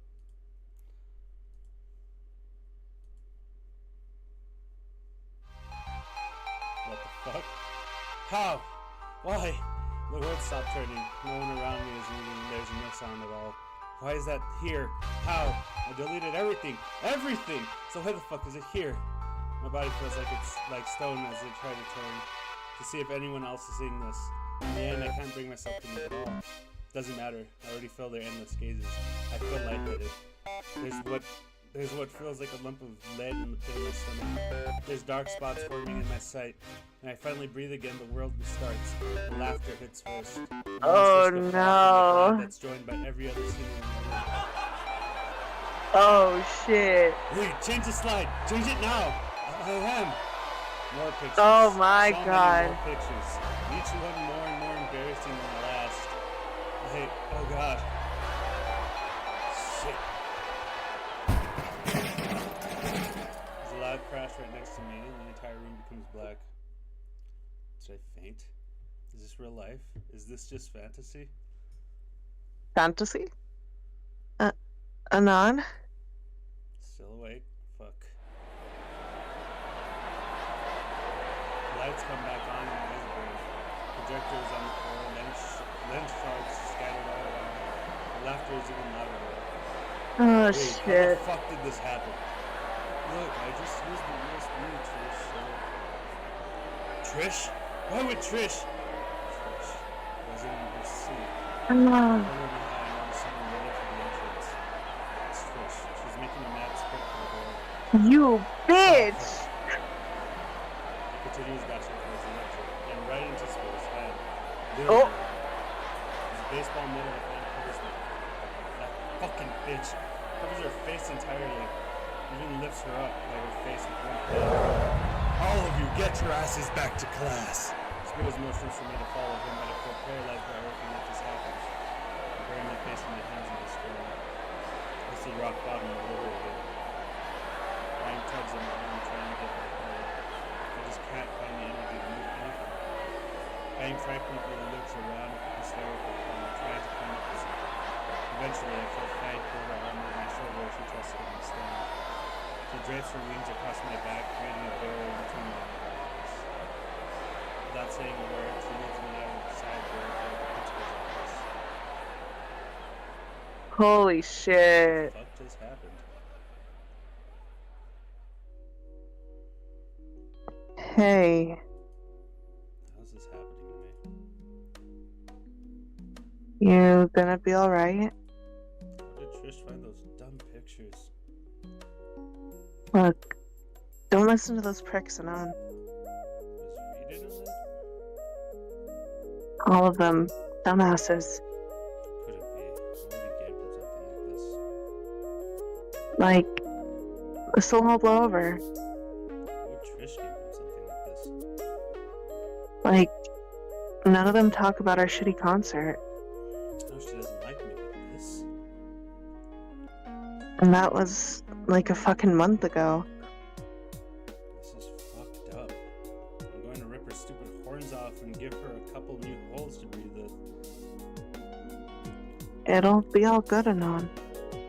Fang's dad had a thing going on with the golf clubs. See if he can give me a couple of pointers. Just need some time to forget it happened. The squeak of sneakers catches my attention and I turn to see Reed approaching us down the hall. Reed? I thought Spear sent everyone back to class. Can't just sit in class while my hombres are going through some pretty heavy stuff, you know.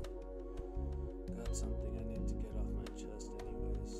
What, been busy dealing with me being doxxed here. Wait, get what off your chest? Were you in on it? Fang's questioning glare makes Reed shudder. Wait, no, don't get the wrong idea, man. Reed? How did this happen? Oh no, it went more like I was getting the projector set up earlier, right? Something was wrong with the lens and I didn't have enough time. So I asked Trish to go get the thing from Naomi. Yeah, she must have changed the slides before giving it to me. And you didn't think to check? Read the flights. Damn it, Reed. Look, man. Trish isn't a bad person. Bitch sure has a funny way of showing it. Dude, I know you're still hurting from what you did, but yeah, what could have possibly given you that way? Bro, let me finish. His raised voice takes the wind out of my lungs. That's the first time I think I've ever heard him raise his voice. Trish messed up pretty bad, bro. Like massively, hugely messed up. Not gonna argue with that. She absolutely abused my trust too, dude. When she gave me the presentation for Naomi, I didn't think she'd do anything like that. But did you ever consider why? Because she's a 2-bit cunt? Fair. Size again, the noticeable lack of smoke surrounding him. Dude, you and Trish have always been at each other's throats. But like, why even? I opened my mouth to answer but can't find the words or the reason. Did you ever stop to consider why Trish always gave you a hard time? Not really. Another sigh, this time with an expectant look from Reed. Did you even try, bro? No. And that's the problem, dude. Reed had a pained expression on his face and a quick glance shows Fags as it was. Like, I know it sucks. Trish tricked me and all too, and that hurts, you know? But maybe try and think why Trish did this, alright, bro?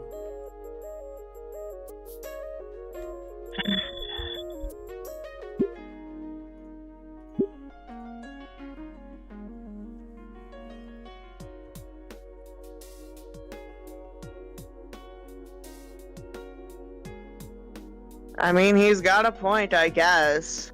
So I guess Reed might have a point. Yeah. Trish can still burn in hell for all I care. 3 months. 3 months from graduation. And you pull a stunt like shit. this? Spears' stern voice grilling Trish in his office rips me from my thoughts. Good. She deserves it. She does. Spears, calm down. Pazuzu. I have half a mind to have campus security escort you out of here and send you to Reef City continuation. Fang and Reed both hiss at that. The fuck does that mean? You have 5 minutes to explain why I shouldn't do that right now. I couldn't hear Trish's full response to the door, but she was obviously crying. After what she did? Fang leaned in, She's only crying because she got caught. trying to listen through the door to hear what the bitch was saying. Because of her arms, I was pulled closer too. I heard the trollops whimpering and wanted nothing more than to really make her cry. Oh, his fault. My fault? I did fucking nothing to that purple pole smoker. Didn't know what else I could do. Not fucking show half the school the cringiest thing I've ever done, commit what amounts to character assassination? Some asshole from the sticks. I'll show that cunt some fucking sticks. Driving Fang away. What? What does Fang have to do with any of this? She's not the one bitching about every damn thing I do. Glance over to Fang, whose expression seems even worse now. Looking at her this way makes a part of me feel even shittier. Like I did cause this. Fuck Trish, though. She's been an ass to me from the beginning. Anon, will you please step into my office? Spears' voice shocks me from my eavesdropping. What am I supposed to say to Trish? Fang tries to give a reassuring smile, but it's so fragile. Like this is all her fault, not the backstabbing bitch. Reed gives a silent nod, no thumbs up this time. This is some bullshit. After this, we're gonna... What time? Hold on. Give me 1 second. Okay, we have enough time to finish this section, and then we'll basically finish up this ending. Enter Spears' Lord. office, and my eyes are immediately drawn to Trish sitting in front of his desk, surrounded by a couple of tissues. Trish, is there anything you would like to tell Anon? I've never seen anything like this. all your fault. Who are you to come here and take Fang away? You're just some nobody from the middle of nowhere who only cares about yourself. I helped pull Fang out of their shell. That's you. That's right. You made her a social pariah in the process. My dad was doing great before you came here. I set up the only successful show you ever played. And then you show up and start manipulating everyone! Because you're a selfish control freak! Bitch, shut the fuck up! She's projecting. Everything has to revolve around you! Fang and Reed and me were going to make it to the top! But you stole everything from me because you didn't understand us! Bitch, shut up. No one understands us. This is cut off by a horrid sob, her head falling into her hands, and tears spilling from her eyes. After God, she's annoying. Cross of rock, that's a lot to unpack. It's like you didn't even try to understand me either. I don't know if there's anything you want to add. Like how she not worth the oxygen. Really For real. Fang.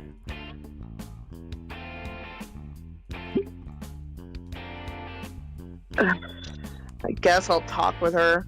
I turned to the pitiable purple punk rocker. You are not the only person in the world. Maybe Reed was onto something. That was Spears that said that. Yeah, like a deep voice. Look, Trish. Maybe we didn't start off right. I can be an asshole. She looks up to me, surprise written on her teary-eyed face. I didn't mean to drive you and Fang apart or anything. I just want to be friends with you. But after what you fucking did, fucking digging up my past, airing it to every senior, and all for Fang, she's outside the door thinking this is all her fault. I got a response from Trish. Her head dipped down, her fingers curled into the hem of her hoodie. Maybe it's her fault for being such a bitch. Maybe it's mine, I don't know. But it sure as shit isn't Fang's. Another choked sob racked her body and the tears started anew. I'm sorry for being a poor friend to you, but after what you did, I don't know if I can forgive that. Spears nods in approval, a fatherly grin stretching his cheeks. That was well said. That was well said, son. You've come a long way since your first day. You can leave. Take the rest of the day off if you need it. I rise from my chair and make for the door. I'm stopped by what Trish just murdered. My fault. Sorry. Should tell that to Fang. Right before I clamped my hand on the doorknob, Spears picks up. Oh, and anon. Don't think I didn't notice. Oh. I slowly turned back to him. Your waifu is trash and your taste is shit. My door is open so I can share some quality anime. Damn! What? He didn't have to murder him like that. Jesus! I opened the door to see Fang again, expression complex, leaning against the door's frame. She's more confused about the fact that he said that. Yeah. Reed has taken my place beside her with a comforting arm around her shoulder. If this was any other situation, I might have felt a little jealous. Shut up. Hey. Heavy sigh escapes my lips. Hey. Doing okay, bro? I'd frankly like to just disappear right now. I think I'll just go home. I can ditch if you need me to come with. Fang looks at the door, stares from the bed back to me. She's probably having to call her parents right now. Fang must have heard everything in the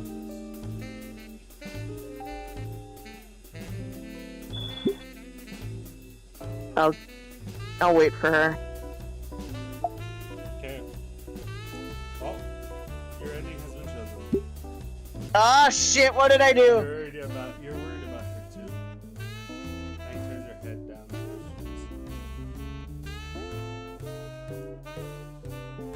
shoes. How could I not tell something like this was happening? I can't read. You know it's not your fault. Doesn't mean I don't feel guilty about it. She puts her head up to look me in the eye. We should leave. You probably don't want to see her when she gets out.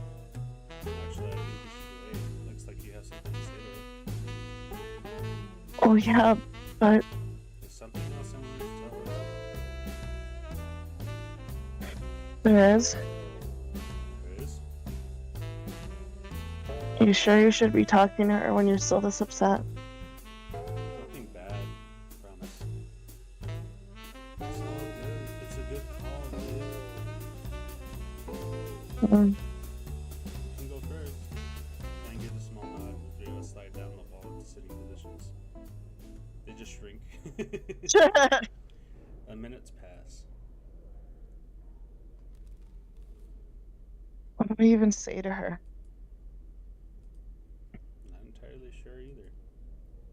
Reed awkwardly toys with his tail in silence, suddenly a lot less contemplative than before. The clasped hands around my knees start to leave red marks on each other. Can't find the energy to shift them. Eons later, Trish emerges from the office. Her tears have become shiny trails reflecting the sterile light of the hallway. Hesitantly, Fang gets up to speak with her. That makes one of us. Oh, is it my turn to talk to myself? Yeah, probably. Eventually. Why? Why the fuck did you do this to Anon? Do you actually think I'd be okay with this? Anon is just as much a friend as you or Reed. That was something those douchebags who make fun of our band would do. I thought he was a bad influence. On you. The band. Everything is changing, Fang. And I don't like it. All because of Anon. And why didn't you just fucking talk to us? Anon isn't some asshole trying to rip everything apart. I know what you told me, Fang, but but you deserve better. He's not. I catch Trish throwing a glance in my way as she cuts herself off. Look, I'm sorry, Fang. I'm just trying to look out for you. Look out for me? I can make my own decisions, Trish.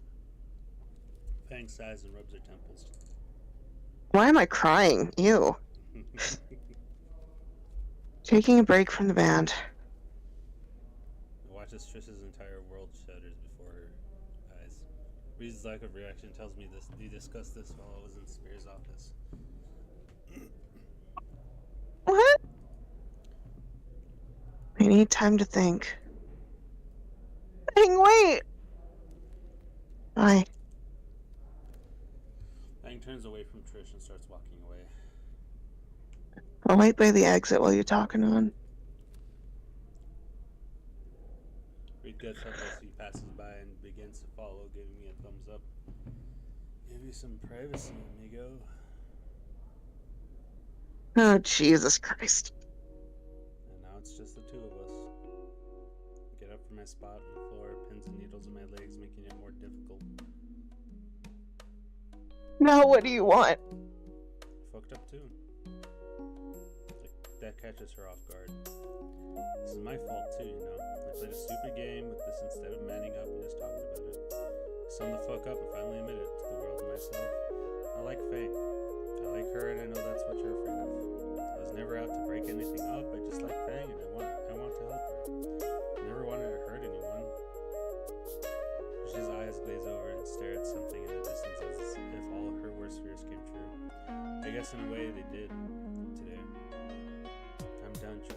I'm not going to fight with you over this. I won't fuck with you. You won't fuck with me. I'm going home. Turn away from Trish as she buries her head in her hands again. Part of me wonders if she'll use that against me, but right now it just feels good to get it out of the system.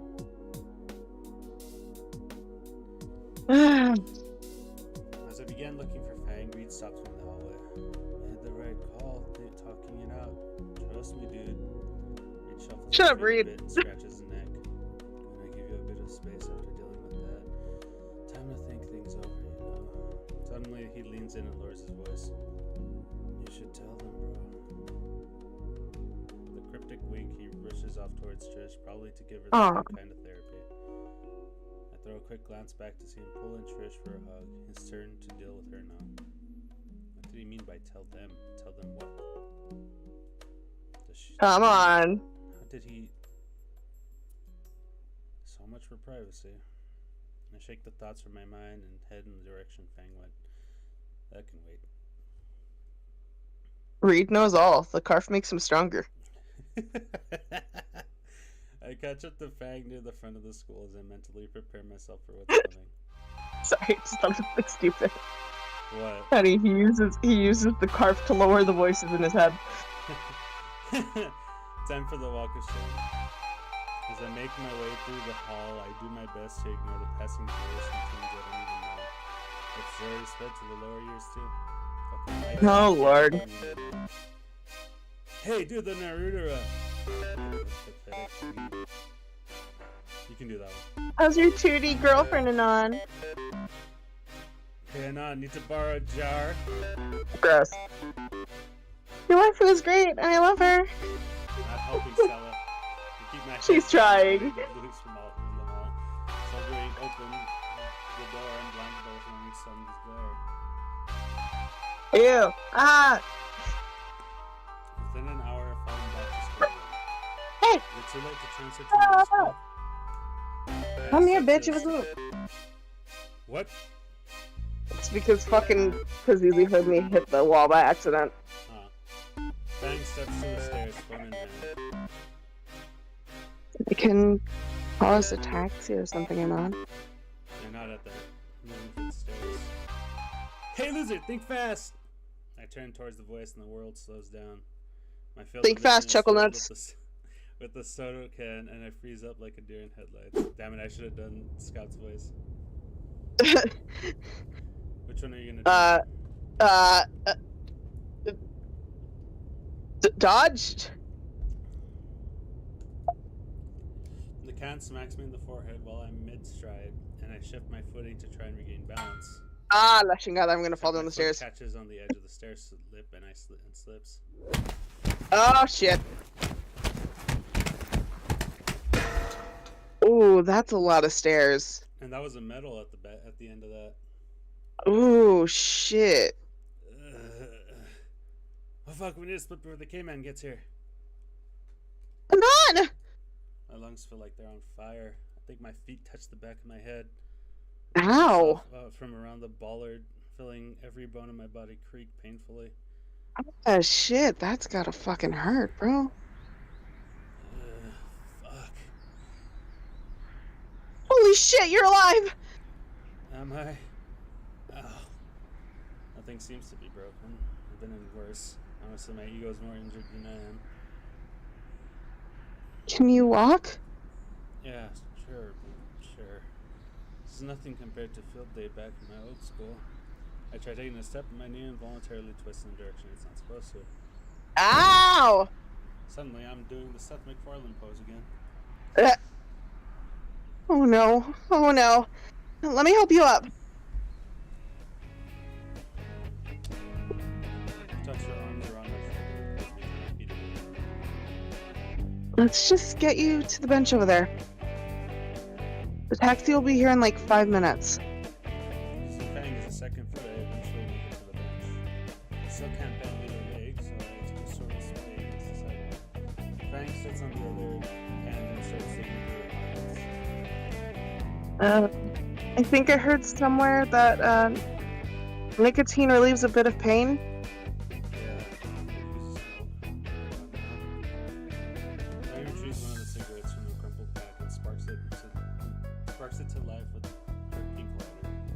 Takes the first straw and hands it to me. I inhale slowly, my chest aching as my lungs fill with wonderful, numbing nicotine. The mixed taste and close sensation circling over my skin does help to relax my tight senses. Before I know it, the cigarette in my fingers is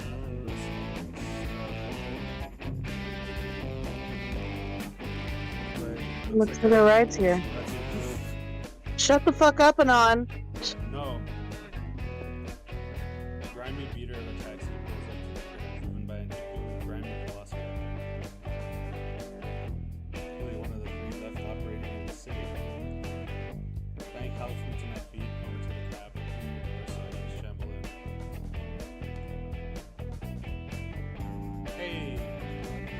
Hey, kid, His eyebrows are you so got into a twisty. fight with- Shit, kid, you look like you got into a fight with a steamroller and lost.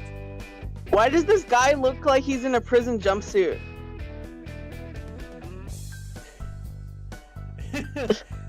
Now, where are you kids heading on a school day? Maybe the hospital? Home. Sure thing, kid. Got the address. 237 South St. Henry Street.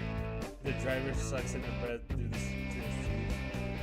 Skin, no, all I can make is far to the edge of the neighborhood. Deal?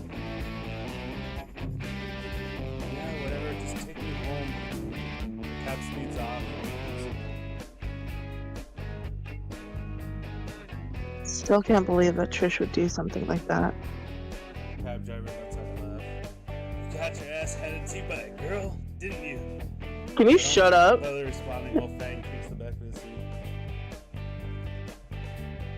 Yeah, I didn't want to tip much anyways. But why doesn't the driver want to drive all the way to your place? It can't be that bad, right? Reminds me. Hold this for me. Toss my pocket knife in the Fang's lap. She looks at me with a nervous smile like she expects a punchline.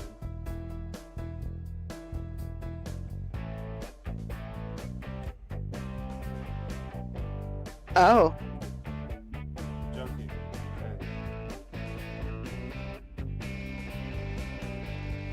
I needed to shift something.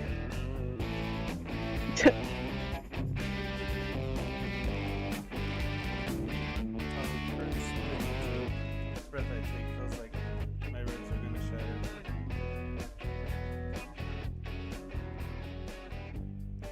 I must have noticed since she keeps silent after that. Alrighty, end of the line. That'll be $15 even. Still a few blocks we gotta walk.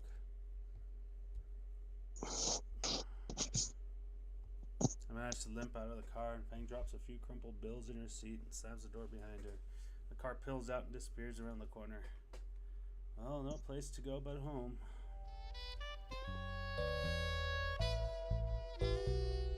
Wait, you still can't walk, right?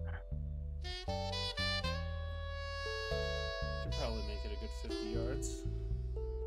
Hang on, give me your shoulder. Well, don't worry about ignoring my protest. Fang wraps my arm around her back for support. Where are we going? First turn is right up here. Wait, Fang is coming over to my place? Uh-oh. Over to my place? Fang is coming over to my place? I don't want her to see how I live. Crap, did I leave Saturnia on? I'm guessing his waifu is from Saturnia. Probably has many. Hang on, let me get the key. I awkwardly put it around for it in my pocket, hand weighed down by some cheap first aid stuff from the nearby liquor store. This stuff wasn't necessary. Shut up. Open the door. I finally managed to find the key wedged between my leg and wallet. Fang takes the key from me and opens the door before I can think to throw it out the broken window nearby. No turning back now. Welcome to Casa de Shoto, occupancy and miserable. We finally got to see his room. Kind of. Or better. After Jesus threw me a bone at least. There's no dirty dishes stacked in the sink. The trash is mostly empty save for a discarded box of cereal. And my monitor is not displaying something Saturnia related. The entrance isn't big enough for both Fang and I, so I leave her supporting shoulder and make my way to the twin-size mattress on the floor. So tempted to just drop face first like usual, but I don't think I'd survive the shock of the fall. Nice place. You don't have to stay. I just want to curl up in bed and sleep my sorrows away. And it's 10 in the morning. And you're fucking hurt? At least let me try to patch you up. You don't. Thanks there makes my mouth click shut. That he sets the bag of ice pack multi-hots, and saber palm on my computer desk when something catches your eye. Is that the phone number you bought a while back? You actually kept that thing? I guess standing over the shoebox I've been using to hold my pet. Put in a few wooden blocks for it to move around. Yeah. Can you go ahead and feed him for me? With this box of cornflakes? Yeah, 2 or 3 will do. And you taped your railgun to the top of it. If you look close, I gave him angry eyebrows too. Why? Mom never let me have a pet. He's cute. He? Don't make fun of Metal Gear Rainbow or else he'll shoot you. So I'm a tiny angry marine munitions. Ben crimples up some of the snowflakes and pours the crumbs into a box. I could hear it happily inducing breakfast from my bed.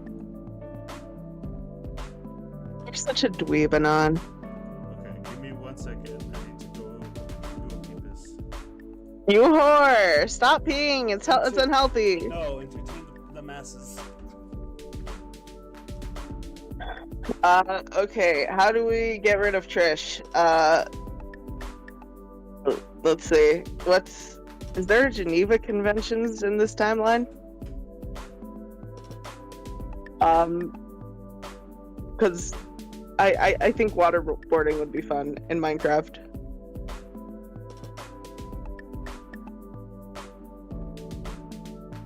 Anon has shit waifu, apparently. Everyone comment who your waifu is. I know you fuckers have some.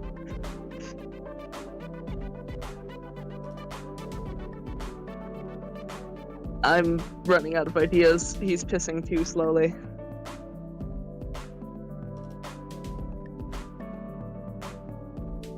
Pazuzu, do you have anything you want to say to the people? Y'all, my dog is fucking sleeping. He's snoozing. They both snoozing. Okay, what's your favorite part of this game so far? Mine is the cute art when Fang is hugging Anon. What are you asking everybody? What their favorite part is. Also, if it would be appropriate to waterboard Trish. Well, there is a mod that lets you do that kind of in a way. Wait, you can waterboard her? Not that, but something similar. We could do. Do you want to do mods after you finish all 4 endings? Sure. Okay. So I just looked it up while I was going through this, and it looks like we have about 2 hours left of this game. Oh Like, my for this fucking ending. god. Well, for this ending, it's give or take. It depends on how fast we read and all that. So, do you want to try finishing the ending now, today? 2 hours. Yeah, we have enough time. I guess. Well, it's up to you. There's no heat in her words. Anne turns to me, a small tub of disgusting green stuff in hand. Alright, let me see what you're hurting on. No way, Anne. Fuck. Now. Shit, I'm a patented mom glitter. Aw. Take off your shirt. Wait, what? Take it off or I'll cut it off with your knife. Fine. Hot. Step into my tiny shower stall and turn on the water. Sorry, just the chug of him looks so stupid. The shower head sputters before it starts weakly spraying lukewarm water.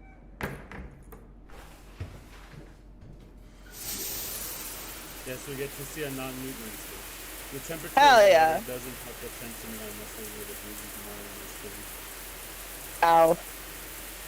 Ow. I stretch around and see massive blotches of purple and black strawberry across my torso.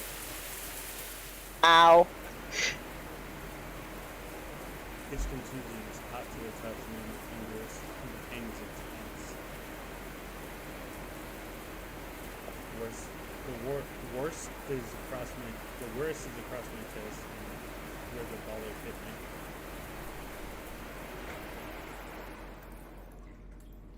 I eventually get finished examining my wicked wounds and step out of the bathroom. Fang is on her phone doing Raptor Jesus knows what. Fang then pats the bed. Come here. I walk over and lie down on my stomach.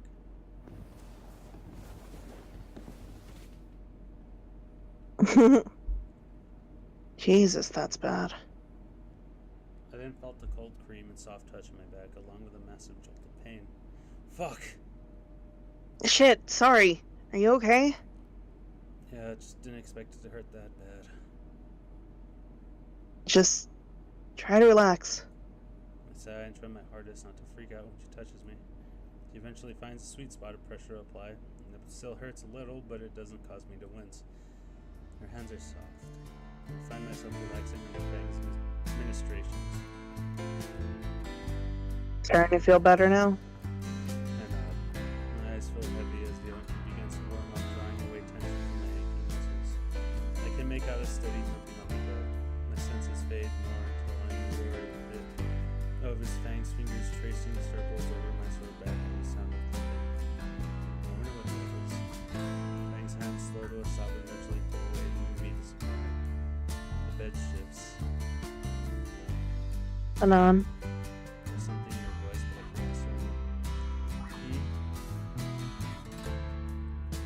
it. I need to do the front. Oh. Okay then. I roll over onto my bed. Look at his fucking dumb face. I find myself Come back, I didn't see it. That is a dumb face. I find myself face to be Aww. I feel like breath on my lips and I blush. It never even occurred to me that I could apply the alcohol on myself. I went to the side, turned my face away to hide the glowing blush.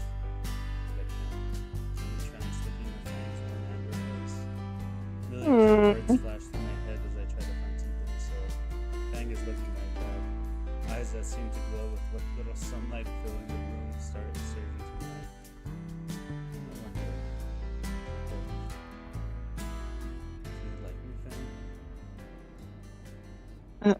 Anon? I pulled out of my thoughts by her voice. Fang's blushing heavily too now. Her tail is positively hammering away at my bed. Wait. Oh fuck. He said it out loud. What was that? Did I say? Yeah. My head sinks back into my pillow. Fuck. A snort escapes from Fang's beak. You're such a fucking dweeb. My fingers rustling across the largest part of my chest without moving. You mutter from time to time. I didn't start noticing till our date. So now do you understand why Reed would always respond to him? No. He's just omnipotent. I groan aloud, so the entire time. Yeah, it's kind of cute. After Jesus was crossing love for months now. I've known, and Fang leans over me with her hand and voice next to my head in support. I like you too. Fang's hand moves back to my chest, resting just over my machine gun compartment. Her head slowly descends towards mine. Before we can start trying to figure out how human Fang would become so hot in this blade, Fang's leg begins to burst down my neck, which is dead center of the most serious bruise in my chest. Oh! Fuck! Oh shit, sorry. Managed to catch my breath. Okay, just ow. My hand wraps around Fang's. Maybe something else. Any stress these. I nodded the blemishes across my chest. Like... Like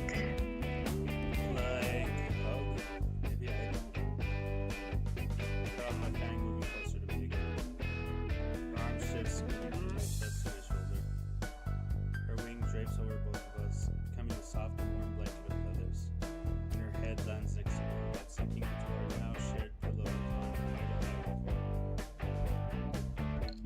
Cuddling it is. I smiled at him. Even the fang is now laying atop my arm, and I'm starting to lose fear. Against my side as well. Between that warmth and the plush weak blanket, I was so happy again. Fangs already started to snore right into my ear. Fuck it. I close my eyes and decide that sleeping with Fang is easily the best thing that thing to happen to me. Aww. There we Aww. Easy. The next day, I was about ready to get to school when Fang stopped me at the door. I told her I felt fine, but when I crumbled after she poked my ribcage, I decided she had a compelling argument to say. You remember when we got into that crash? Yeah. And I had the fucking bruise in my solar plexus area? That's exactly what it was. And the doctor I was just like, yeah, I have like a weird pain in the left side of my arm, but it doesn't feel like it's on my arm. And he's just like, huh. And then he just looked at my chest and just poked it as hard as he could.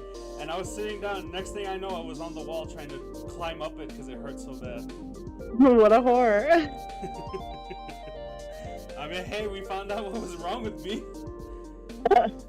At least it was just a bruise. If it was a broken sternum, dude, I don't know what I would have done. I think you'd be dead. Yeah, probably. Hang and I ended up just watching movies and playing X-Rocks all day.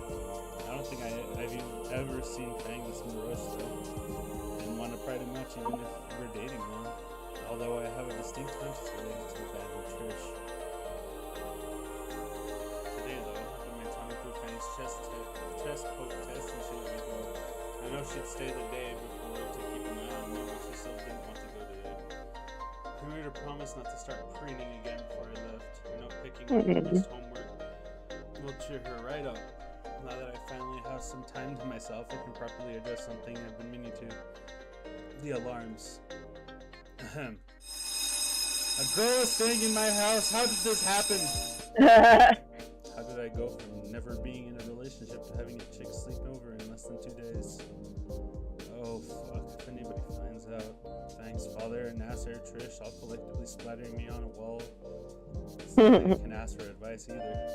The only other people I can ask are all hopelessly single and probably living off government benefits. My heartbeat doing Fang's chest poke test from the inside is a good indicator I need to calm the fuck down.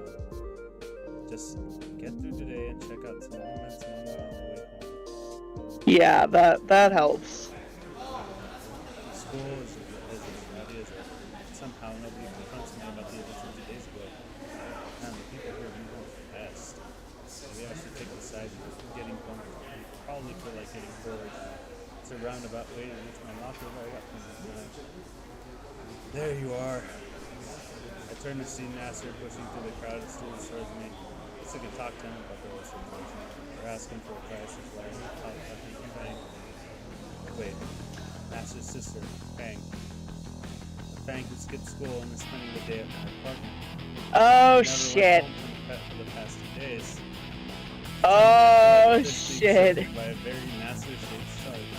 How do I even begin to explain it? Hey, Nasser, what's... Oh, I got an Amber Alert on my phone. Hold on. It blocked the screen as soon as he hit him. Nasser caused a child abduction. Jesus Christ. Nasser grabs the leather jacket and shoves me against the wall and crackers. My everything! Where the hell is Fang? Oh, hey, I can... She ditched with you the other day and hasn't come home since. Do you know what I've had to put up with because of you? Everything you do with Fang is my fault for letting it happen. You're lucky she texted me yesterday. Dad was about ready to file a missing person report for her. Look, Nasser, let me explain. You better, before I drag your ass home and make you tell it to my dad instead. Terrifying prospect that was enough to make me pause. Fang is staying in my apartment, but Nasser's eyes screwed up like it's the one answer he didn't want to hear. Let me finish, but it was her idea after I fucked up my chest during an express trip down the stairs. I wanted to make sure I was alright and take no from the answer. size on my clothes, but the scowl stays on his face. Is that all that happened, Anon? I mean, we played some video games, but all that happened... I don't think... Oh, we didn't do anything. That's what you mean. I swear, she didn't even kiss me because of the stupid group. What? Oh my god. Oh, I look like... look, I'm getting stuff to my locker again. Ow. That's his fist pressing me against the locker. Why would Fang kiss you? And I swear to Raptor Jesus. I told Fang I like her. Shit, I said that aloud. Nasser freezes and the color drains from his face. Then he shoves me back into the locker as hard as he can. Oh my fucking god. Bro, can you stop? Fuck! A few students start turning their heads. Nasser is still frozen in place, staring at his outstretched hands with a thousand-yard stare. Isn't that the trash? Hey, isn't it? He's beating up on that loser from the presentation, right? Hilarious. I could visibly see Nasser's thoughts process on his face as he finally comprehended Oh my god. the current situation. Did he just have a stroke? No way.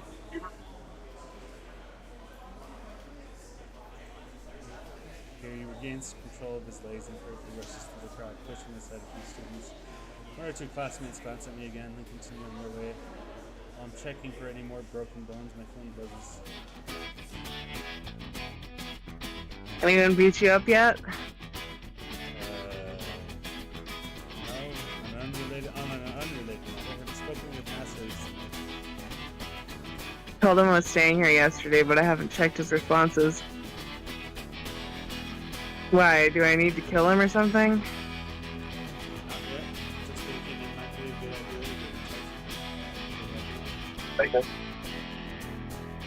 to I might. Feel like, I might feel like it after I stop rating your friend.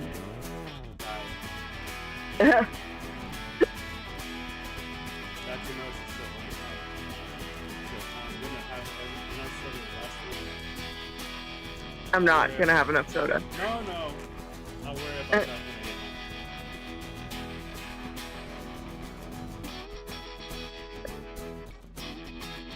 Today needs to end now. We'll go back on my missed assignments and history of typefaces. Who the fuck cares about typefaces? What does that mean? I don't know. My ribs are burning as I pee inside.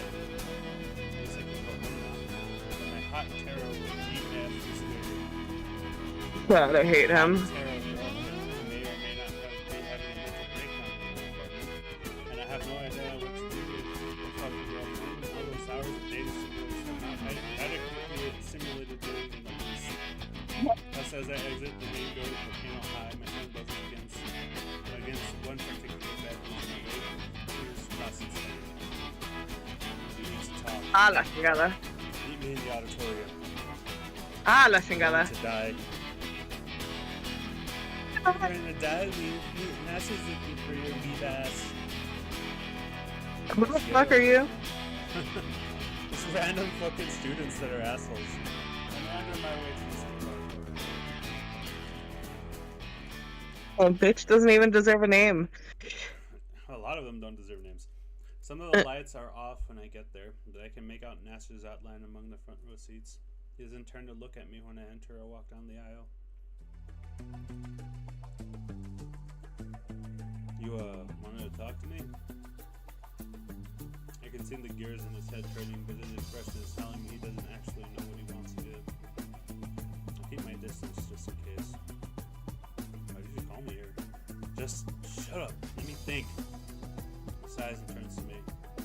I feel like you should have thought about this before. Just saying. I shouldn't have pushed you earlier. Sorry, it was a moment of weakness. Don't worry about it. You can take a hit or two. He sullenly nods. Yeah, man, sure. He nervously chuckles. Looking on. When you told me Fang could kiss you because you told her your feelings, I can't really describe it. Don't take it the wrong way, but my mind just screamed at me the worst case scenario. Why is that? Because it's my sister we're talking about here. So, Fang said she likes me too. So we're dating now, I think. Nasser clamps his hand around his chest, up to his chest. Dating, even, sweet Raptor Jesus. Why are are you so surprised? I told you months ago I liked her, didn't I? Yes, you told me you liked her. I never expected her to like you back. Rude? Explain yourself, now. I What? don't even really know how this happened. I mean, I've barely even had friends before, let alone something romantic. Why would anyone want to go out with me? Me, Nasser. I wouldn't go out with me. I have no idea what I'm doing. Nasser leans back with a hand holding his beak. Oh man, you're worse off than I thought. Breathe, man. I am. Hurts. Jeez, at this rate, I'm going to be more concerned for you than Fang. Like thinking about being with Fang, a part of me is fucking exuberant to the point of being higher than Reed. Reed! But then I start thinking how I don't know how to date and gets him so worried that I feel like I'm going to vomit. And then there's my heart beating so hard and the fucking bruise and everything is fucked. Everything is fucking fucked, Nasser. Breathe! Bro, chill! I finally noticed the black spots in my vision and gasped. My lungs exploded in pain and I felt her back against my chair for support. This is a panic attack? Nasser, I think I'm having a panic attack. My head snaps Shut up! and fresh stinging pain blossoms on my cheek. I take the seconds of intense pain to focus and collect myself. Did you just slap me? Yes. You calm now? Not really? Would another slap help? I'm calm. You've got it bad and on. Up what bad?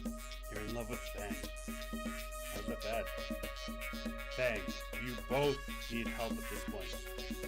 Now, that's just uncalled for. It's true, last thing you need is to be romantically involved. What if that's exactly what we need? Just let me get this straight. You've never had a girlfriend before. Yes. Ever. Yes, why?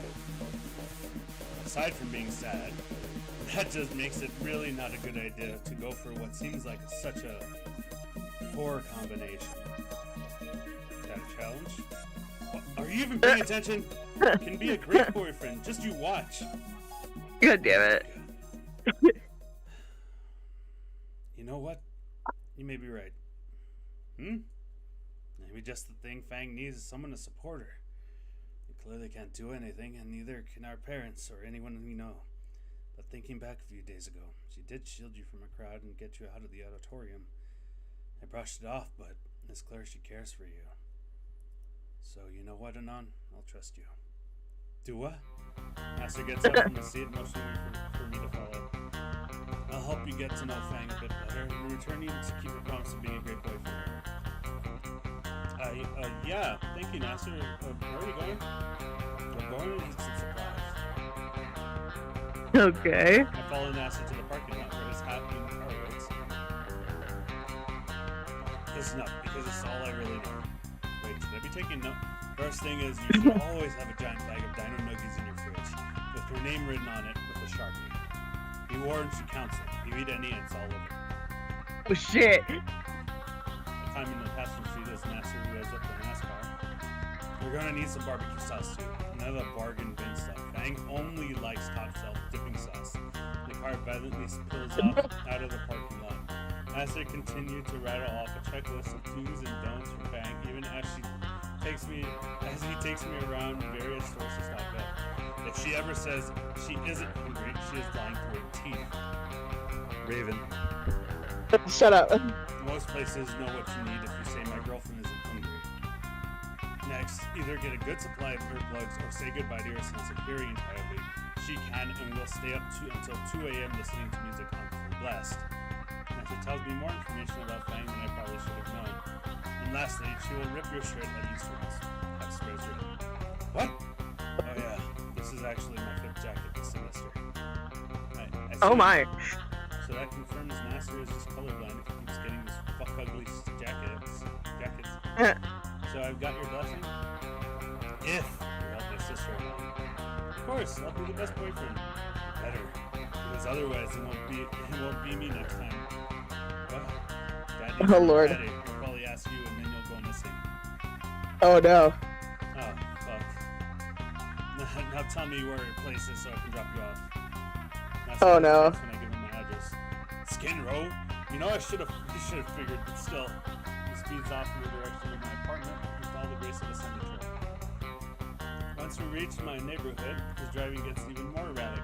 Never stopping at a stop sign and saying just above the speed limit. Paranoid much? Me in the Northeast. For real. Nasser finally comes to a stop in front of my building to let me out. Thanks for the ride, Nasser, and your bang stuff too. Nasser Gaze is fixing my building's doors instead. So you're going up to see Fang now, huh? You know you can come talk to her with me if you want. No, I mean, can't leave my car alone in this neighborhood. Don't want something to happen. Oh my God. Right? No one would want your car. He tops it off with less than genuine laugh. Nasser, your car has more dents than most of the ones around. Also, I need help carrying all this stuff. There's like 4 bags. You can carry it fine. Not with these crippling injuries. Slamming me into the cocker didn't help either. Damn. Oh, it's a miracle I'm still able to breathe. Shut the fuck up, Anna. Nasser soils his eyes. Fine. I'll carry up the crap up, but only for a moment. I want me at my car getting jacked. Oh my God. Bags from the back seat, and I lead him up to the stairs to my place. I hope his car gets checked. Has Fang been doing all right here? Probably, still a bit rattled. Wasn't in the best mood this morning either. Probably a good idea to not get confrontational or anything, yeah? Nasser nods and I unlock the door.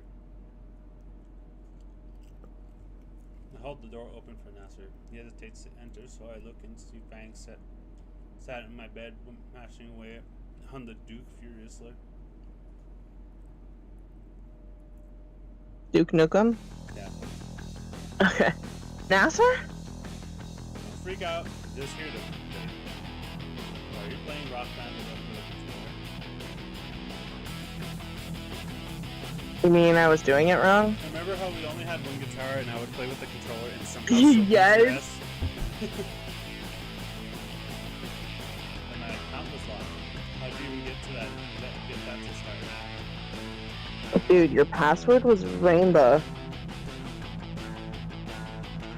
Who cares about that? Why is he here? That's the way for this.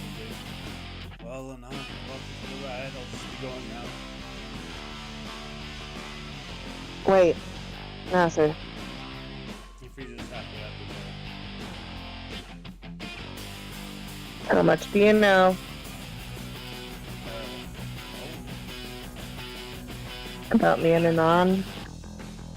Non killed me in You what? there. Dang, don't worry. It's cool. You weren't planning on telling Dad I'm here, were you? No, I wasn't.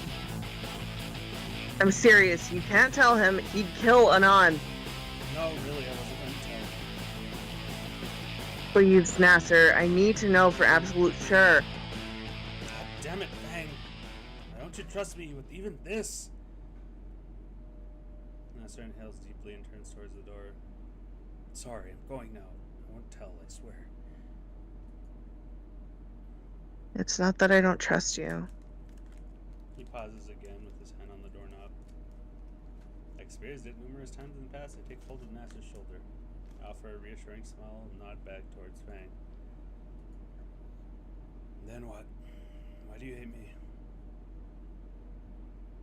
I don't hate you. Every time I see those... Those... Your scars, I mean. I just remember that day back then. What does that have to do with anything? I mean, it's my fault, isn't it? I lied to you, and you got hurt. But it's like you don't blame me, even though you should.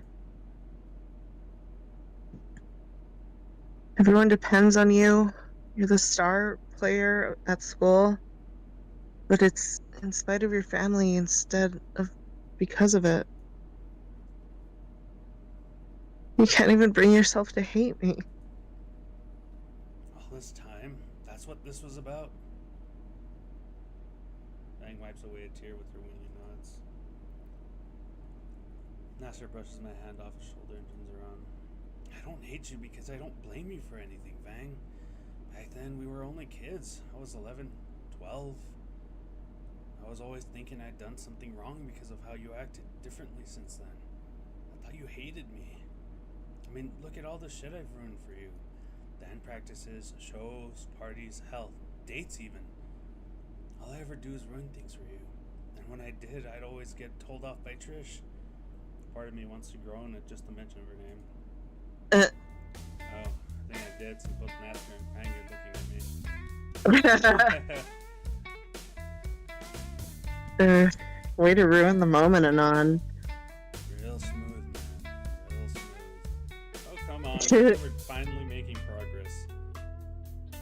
Remind me why we're dating again?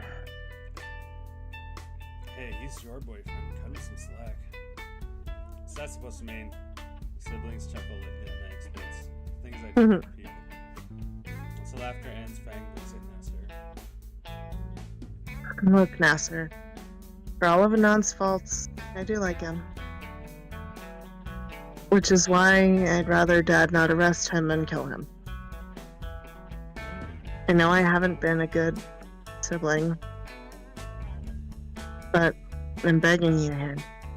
I told you before, I won't tell. Just be sure to come home later tonight. Fang hisses and looks away. You are coming home tonight, right? Wow. What? What?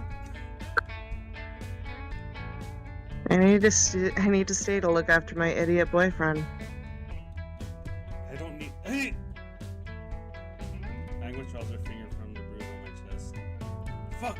God! Again with the tests! What am I supposed to tell Dad then? Hell, what have you been telling him? I've been staying at Naomi's place for a group project.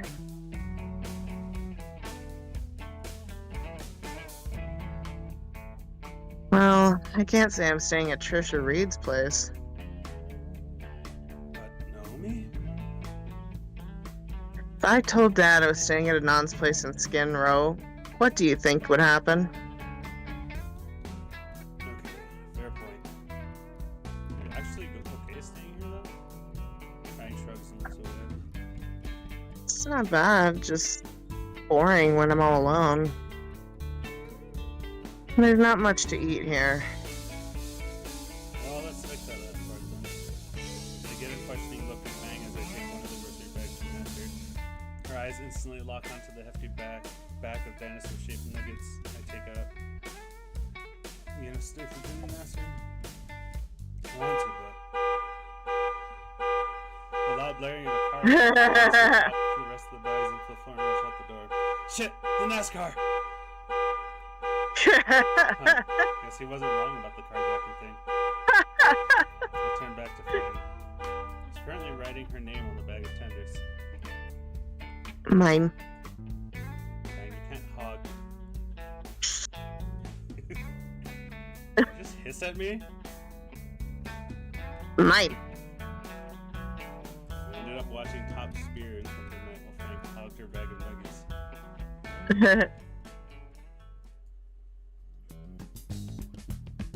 I was ready for an eventful day at school. In fact, I'd be extremely happy if it was. This entire week has been the most dramatic in my life. Even the walk to school was dramatic, with Fang escorting me as if she was Secret Service. In English, I'm still trying to catch up with the rest of the class. In other classes, I have been caught up. Mr. Suki is absolute slave driver. My phone buzzes and I try to tell myself it's not worth it. The next question is on Sarah's history. However, and I decide it's not worth it.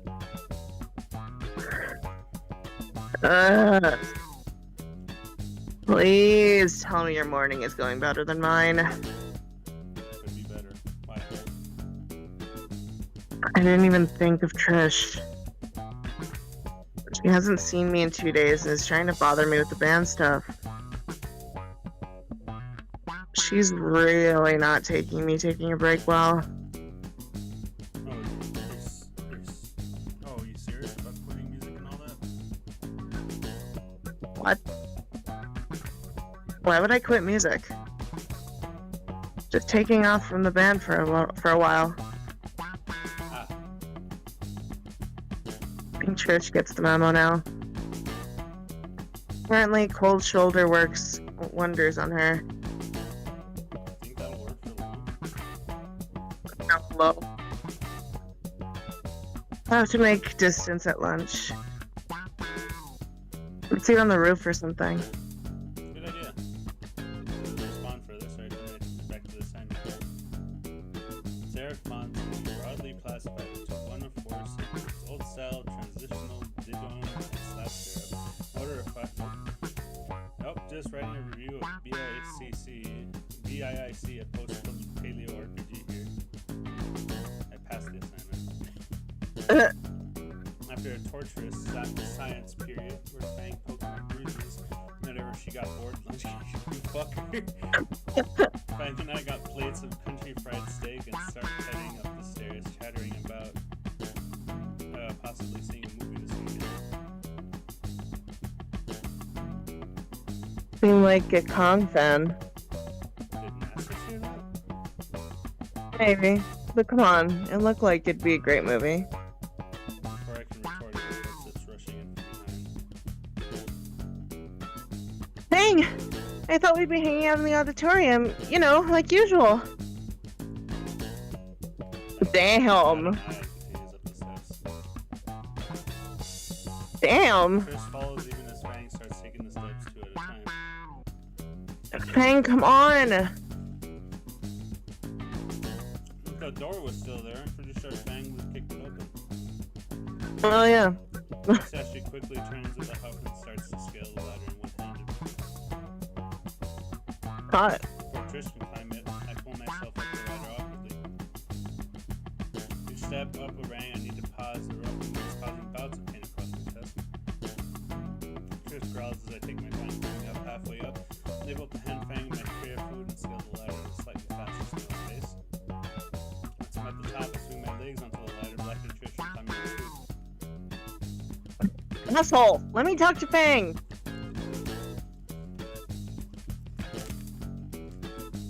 Hold on.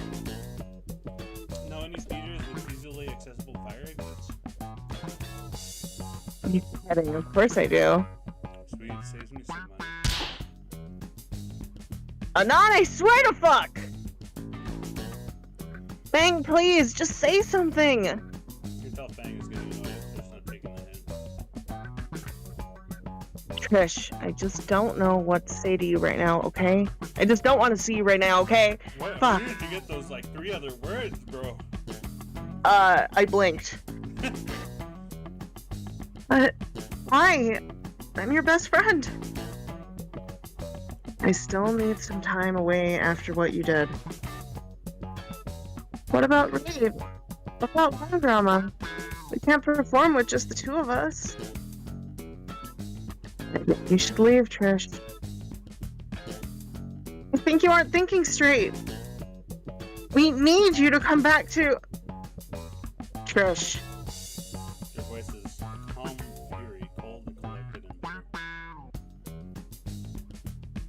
I'm trying to have lunch with my boyfriend, but you just humiliated in front of everyone barely 2 days ago. Hasn't it been 3? Yep. I am perfectly capable of deciding for myself if I want to take a break.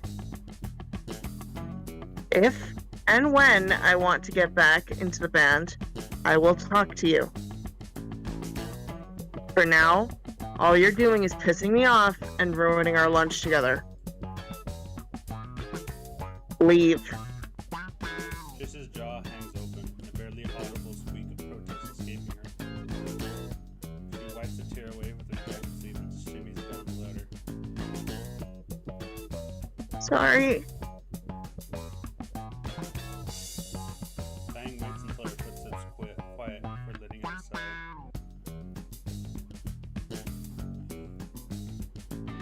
That hurt. Fang's hand finds mine and grasps it. Her grip is rather light, and I can feel her shuddering as a shiver in her palm. For her silent reassurance, my fingers curling around her hand softly.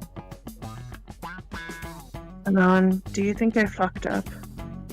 Consider for a moment. While Trish did mess up big time, she's still Fang's best friend. It wasn't at all malicious, just misguided. Maybe some time apart will help both Fang and Trish. Maybe, but you know. I know you can hear this though. Fang simply rolls her eyes. Such a dweeb. She and the entirety of lunch, which was nice. Do I do that? You don't talk to yourself, but like randomly I can tell you're having conversations in your head and you'll just start laughing. That's true. Okay. But it made eating my mediocre steak fucking difficult. April 1st. Hold on. Give me 1 second. I'm gonna save. I just want to put my phone to charge. Ándale, bitch.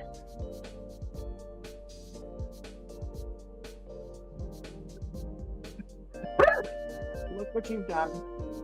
I accepted. I'm sorry. You should be sorry. Obviously. Yes, please do.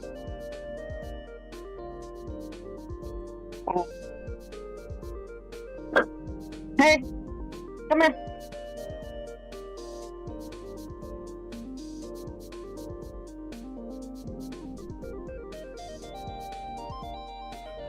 That's some good fucking music. Fang and I have been together for a month. Right now, I'm almost dark. She may have gotten me into that stupid kiss prank. How the hell she found a mousetrap that small, I'll never know. But I've got a special happy treat for her today. For once I can use my weaviness for the greater good. Hey, Sweet Tooth. Fang groans at the pet name. Honestly, that hurt me to say too. I considered using her mom's pet name, but after the last time, I didn't want to tempt her. Is one complete. She's too distracted to check the box in her room. Want to play the pocket game? How do you play that? Well, I hold one of these. I take one of the green sugary sticks from the box and hold the plain end by my teeth. With my teeth, and then you have to take it with your wrist. And how do I watch you hat without touching my face? Fang narrows her eyes in suspicion and then cautiously moves her head towards mine. You just shot it. She moves in and crunches down on the pocket, sticking centimeters from my face. Jackpot. Her face contorts almost immediately and she spits it out onto the floor. What the fuck was that? Where did you even get those? I barely contained my laugh as Fang downs the rest of her coffee to get the taste out of her mouth. Let's just say Stella gets all sorts of weird snacks from Japan. Like wasabi pocky sticks. Oh, Fang gross. looks ready to strangle me. Did you think it was matcha too? Because I thought it was matcha the first time. No, as soon as he said green, I was like, well, he's pranking her, so it's gonna be something gross. Pretty sure. Matcha is gross as fuck. It is. But Me, I thought gross. But I still have one part left to play. Yeah, I have an amnesty for today. April Fools. Payback for the mousetrap from the other day. He growls at that and jabs me in the shoulder. I guess I deserve that much. Before I can make my retort, an announcement comes in over the speakers. Alright, everyone listen up. Next month will be what is possibly the highlight of your time here at Volcano High. Prom. That's right, I said it. Tomorrow we will be selling fucking tickets to prom. So get those formal fucking outfits ready. Why is he cussing so much today? PA system's ending chime ushers in the moment of complete silence. Then all at once the chatter starts. Oh man, oh man, oh man, oh man, I gotta ask him to go with... I even have a dress good enough for... Pretty expensive. Past this. Everyone seemed excited about the 7 years prom, huh? I guess I wouldn't mind going if it's a thing. Aww. What you wear? Actually, scratch that. What would I wear? Can't afford a decent outfit.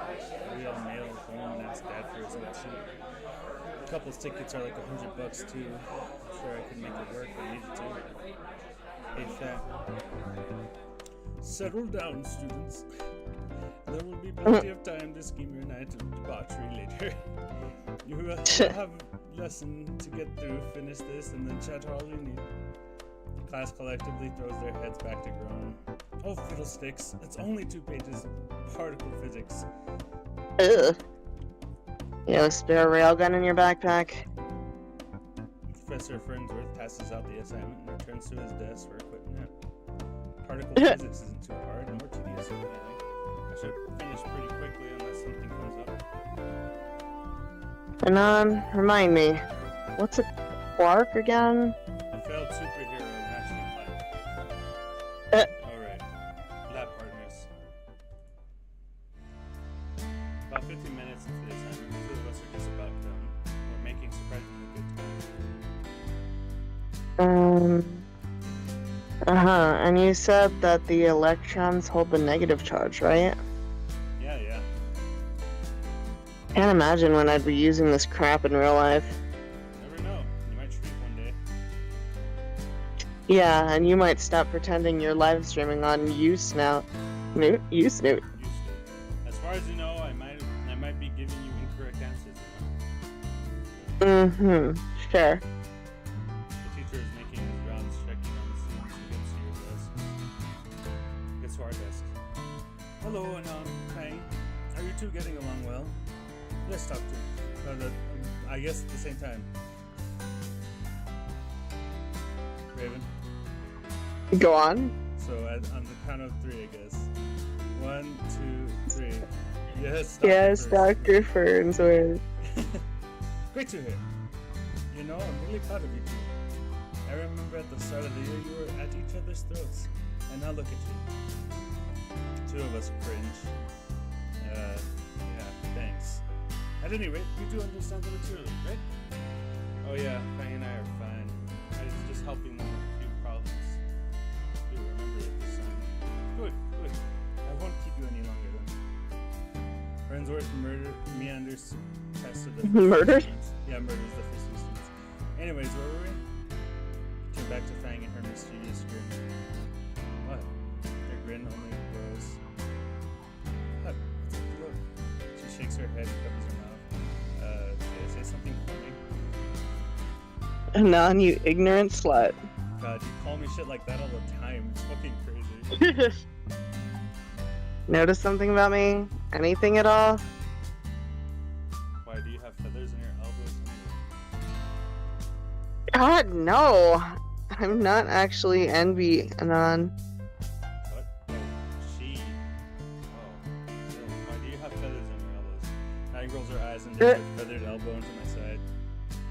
Alright, I get it. Just joking around. Shame your jokes suck. We chuckled together. So, like, I can say you're my girlfriend now. Fang blushes a little. You always could, dummy. My blush becomes contagious and I find myself looking back at her face. Girlfriend. Suddenly I felt squeamish all over again. I mean, we went on dates before, but she's never straight up said she's my girlfriend. Now I'm on the spot. It only makes sense that I ask her to prom, right? Why am I getting so worked up again all of a sudden? This is ridiculous. I'm just going to ask. Hey, Fang, you. We're going to prom together, right? Oh, yeah, totally. I was going to ask if you wanted to go at all. Of course I do. But do you want to go? I mean, only with you? Yes or no, dork? Yes. That wasn't so hard, was it? Like plucking feathers. She playfully elbows me again. I think I get the feathers and the elbow thing now. Because those things fucking dig in. Ow. You don't have something to wear. I was gonna ask my dad for his old clothes. You sure? I could ask Nasser for his old stuff. Tail and wings. Right. What about you? You actually gonna wear a dress? I got this sick looking dress shirt. Shirts suck. Wings again? Wings again. At least I could wear a backless dress. I cup my chin and try to picture the dress. The heat creeping up on my face tells Fang exactly what I'm thinking. I grin and nod approvingly. I know. Close to my side. Wait, Why wouldn't I? Cool. Just checking. Get it one step at a time, you know? There's only about 10 minutes left of class. We're gonna have enough time to finish the assignment. Shit, yeah, forgot. Flip over the page here to the entire second half of the assignment. It's gonna be close though. Thanks, get your checklist today. No time to waste then, yeah? Splitting the question between us, Fang and I are able to finish the assignment seconds before the bell. Somehow.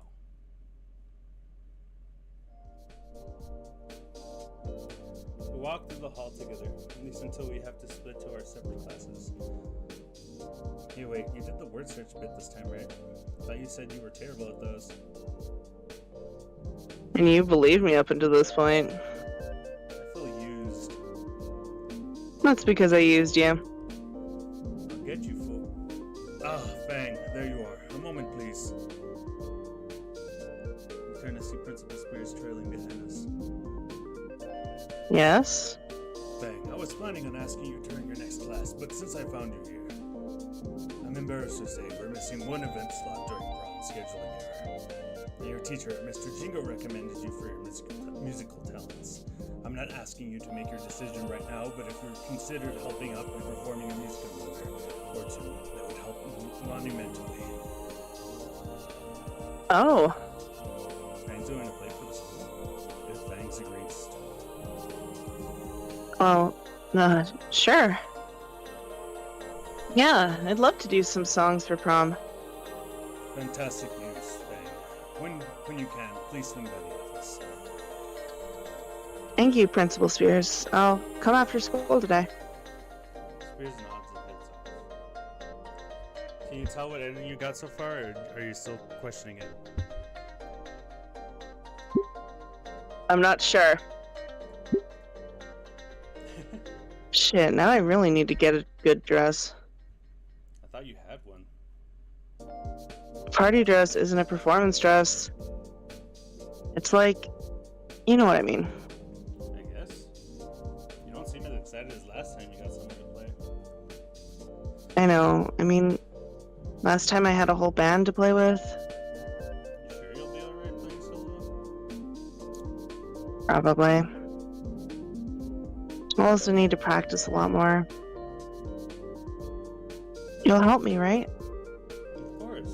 As long as you don't need me up on stage with you. Trying to keep the crowd from throwing things this time around, actually. Bite me.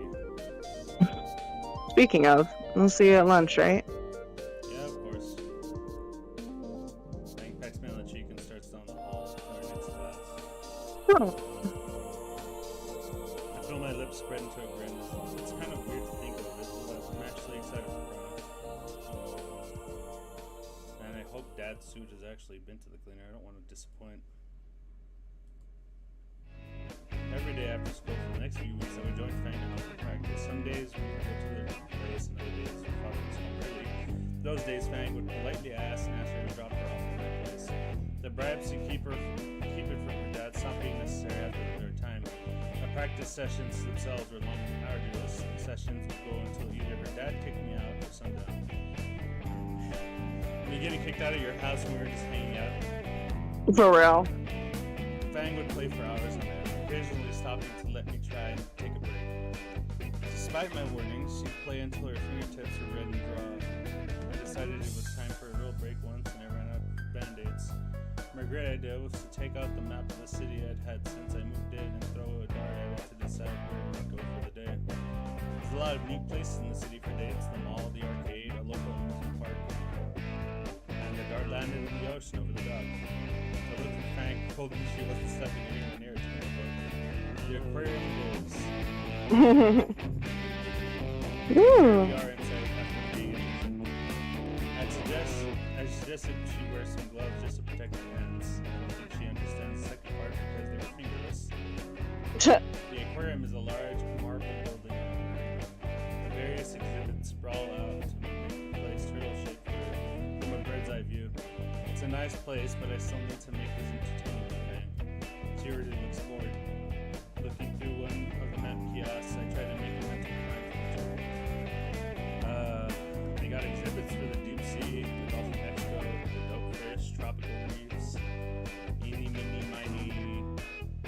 Really?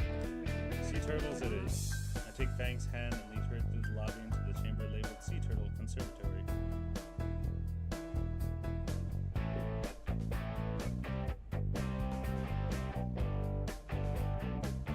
And are you sure you want to spend the day here? You want to go to the mall or something? Oh my god! A little sea turtle sends out hiding in its handling from this. Oh!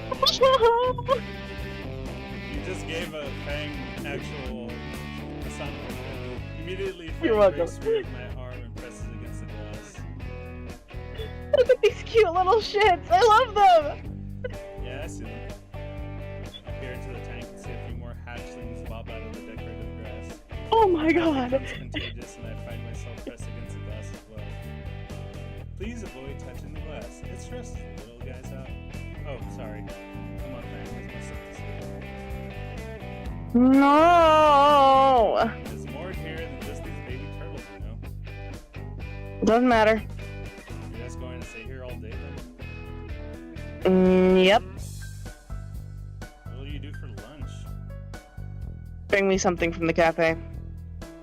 Alright, here I am, going off without you. Oh look, a dumb octopus. Where is it? In a snap, Fang's move from pressing her face against the turtle tank to pressing against the octopus tank. Ma'am, please refrain from Oh my god! Look at it! It's like a living egg yolk with button eyes. Is that the first knowledge you can think of? And what's over there? Oh, those seahorses! Holy crap! I have to take a video of this. I shrug apologetically at the attendant who was given up entirely. But watching Fang zoom between the exhibits suggests over oddly cute sea animals is just too much. Subtly, my Aww. hand into my jacket pocket, already set to record. She'll probably kill me if she found out. Good death. Wait, where'd you go? Uh-oh. Oh lord, we lost Fang. Around the Touch corner, tank! see the next room has a large group of school children hovering over a Stingray touch tank. That is a large group of school children, and Fang towering above the rest. She does have the act down though. Oh cool, Stingray. Plan on touching one? Touch? Yeah, you can put your hand in and slide against it once. Open my jacket seat and the water spilling out. Fang and the children lean in. The water's cold, but sure enough, feel the playful things make their round and slide up right against it like a cat begging for scratches. See? Several in the crowd start jumping with excitement and put their own hands in the water to try for themselves. Fang doesn't seem completely convinced though. You sure they're alright to just touch like that? Aren't those dangerous? I mean, it's a bit slimy, but there's a hand sanitizer thing on the wall right there. That isn't what I meant. Come on, I'll make sure they don't bite. Fang reluctantly grabs my dry arm and I lead her to a spot unoccupied by ankle layers. Put my hand back in and motion for Fang to do the same. She hesitates with her hand raised just above the water surface, then plunges her hand down next to mine. It doesn't take long for a few rays to make the corner and push up against our hands. You alright? Yeah, no, it's just... You're right about them being slimy. Well, I have yet to hear a dry fish. Shut up. After a few more rounds of rays, Fang decides she's had enough. Remember when I took you to the... and you couldn't believe that you could touch the sharks and the stingrays? And you saw me do it, It doesn't make sense. It's true though. They have Shut touch up. tanks. It's to help you understand the fishies. But See? that doesn't make any sense. Okay, whatever. See, that wasn't terrible, right? Actually, you got all your fingers right. I don't know, wanna check? Her cheek gritted, Ray's middle finger confirmed her hand's integrity. Which exhibit are we checking next? Check the aquarium pamphlets to see where we haven't been to hit. Well, if we go outside, we can see the dolphin pools. That way it loops back through the deep sea exhibits. Fang in agreement and lead her towards the exit marked with a large dolphin sign. Dolphins! Upon Upon exiting the building, my nose is assaulted by a mix of salty air and the smell of raw fish. Somehow, it's even fishier than inside the aquarium. Ew, it smells like lunch. It says they should be feeding the dolphins pretty soon. The walkway circles around a large pool with several dolphins swimming around, and I can make out the trainer holding the hoop of the boat and the fish by the... Oh dear God. One of the dolphins jumps straight through the hoop and is rewarded with a fish caught out of the air. Would you jump through a hula hoop for me if I had treats? I noticed the trainer has traded the hoop for a large brush and is getting one of the dolphins off its mouth. The trainer starts brushing the dolphin's teeth and showing off the rows of open space cones. I make Neat. a show of craning my neck down to get a view of Fang's teeth from below. He raises an eyebrow for a second and then realizes an elbow jams to my shoulder and her other hand covers her snout. So that's how you brush your teeth. I don't need someone to bribe me at least. Well, if you ever need help, I'm sure I can get them to learn when you move those brushes. I guess me to jab for your this time. Oh, come on, you have to admit they look pretty like you. I don't see it. A dolphin decides to walk in the room. Ah, Right then. So, how about we hit the last spot and then go grab our own lunch? Unless you want to have some tuna with your phone here. Fang rolled her eyes at that. Her dolphin did too. ah. Okay, we are too. What are you talking about? Fang's aquatic doppelganger makes a laugh like jerking your time to swim away. Ah, it was copying So, her. deep sea then. That's really cute. We leave the dolphin pen, following signs back towards the building. The floor slopes slowly until we reach a door labeled as a sublevel to our destination. Pushing through, we find ourselves in an oversized hamster tube beneath the water. Oh, I didn't realize they had one of these. From within Oh the no, not glass this thing. walkway- I wanna go through one of these, dude. From within the glass walkway, we're surrounded by a myriad of colorful marine life swimming around us.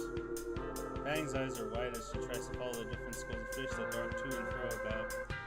I'm more mesmerized by the water-filtered light cascading off Fang, passing her in a gentle glow that illuminates her with white feathers. Aw. God, so glad we're recording this. Recording what? Oh shit. The shark, yeah, that cool-looking shark over there. I point to the shark that's currently lazing about, casually drifting by the walkway. Fang turns to gush at the shark, giving me the opportunity to quickly stop my phone and see that my battery is near dead and storage near full. Bruh. When we went to the aquarium the first time and I was recording, I also ran out of stuff. I had to delete old pictures so I could get more room. Damn. I hold open another set of doors and we were recording the pitch black. Is it closed? The lights. Oh no, the room is dark because the things inside are used to light. Oh. Wait, are you scared? No. I just wasn't expecting it is all. Ah, for her, my hand. Despite her claim otherwise, I can tell how tense she is by how her fingernails dig into my hand. I lead her into the darkened room with what little light there is coming from the various animals within. The aquariums within are packed with bioluminescent jellyfish, illuminating the darkened room with an ethereal glow. Whoa. This is... Beautiful? Yeah. I wasn't referring to the exhibit. Fang's grip on Gay. my face is her fingers work to intertwine with mine. With what little light there is, I can make out Fang smile. My eyes have adjusted enough that I can see Fang's eyes locked onto mine and gossamer light making them glow.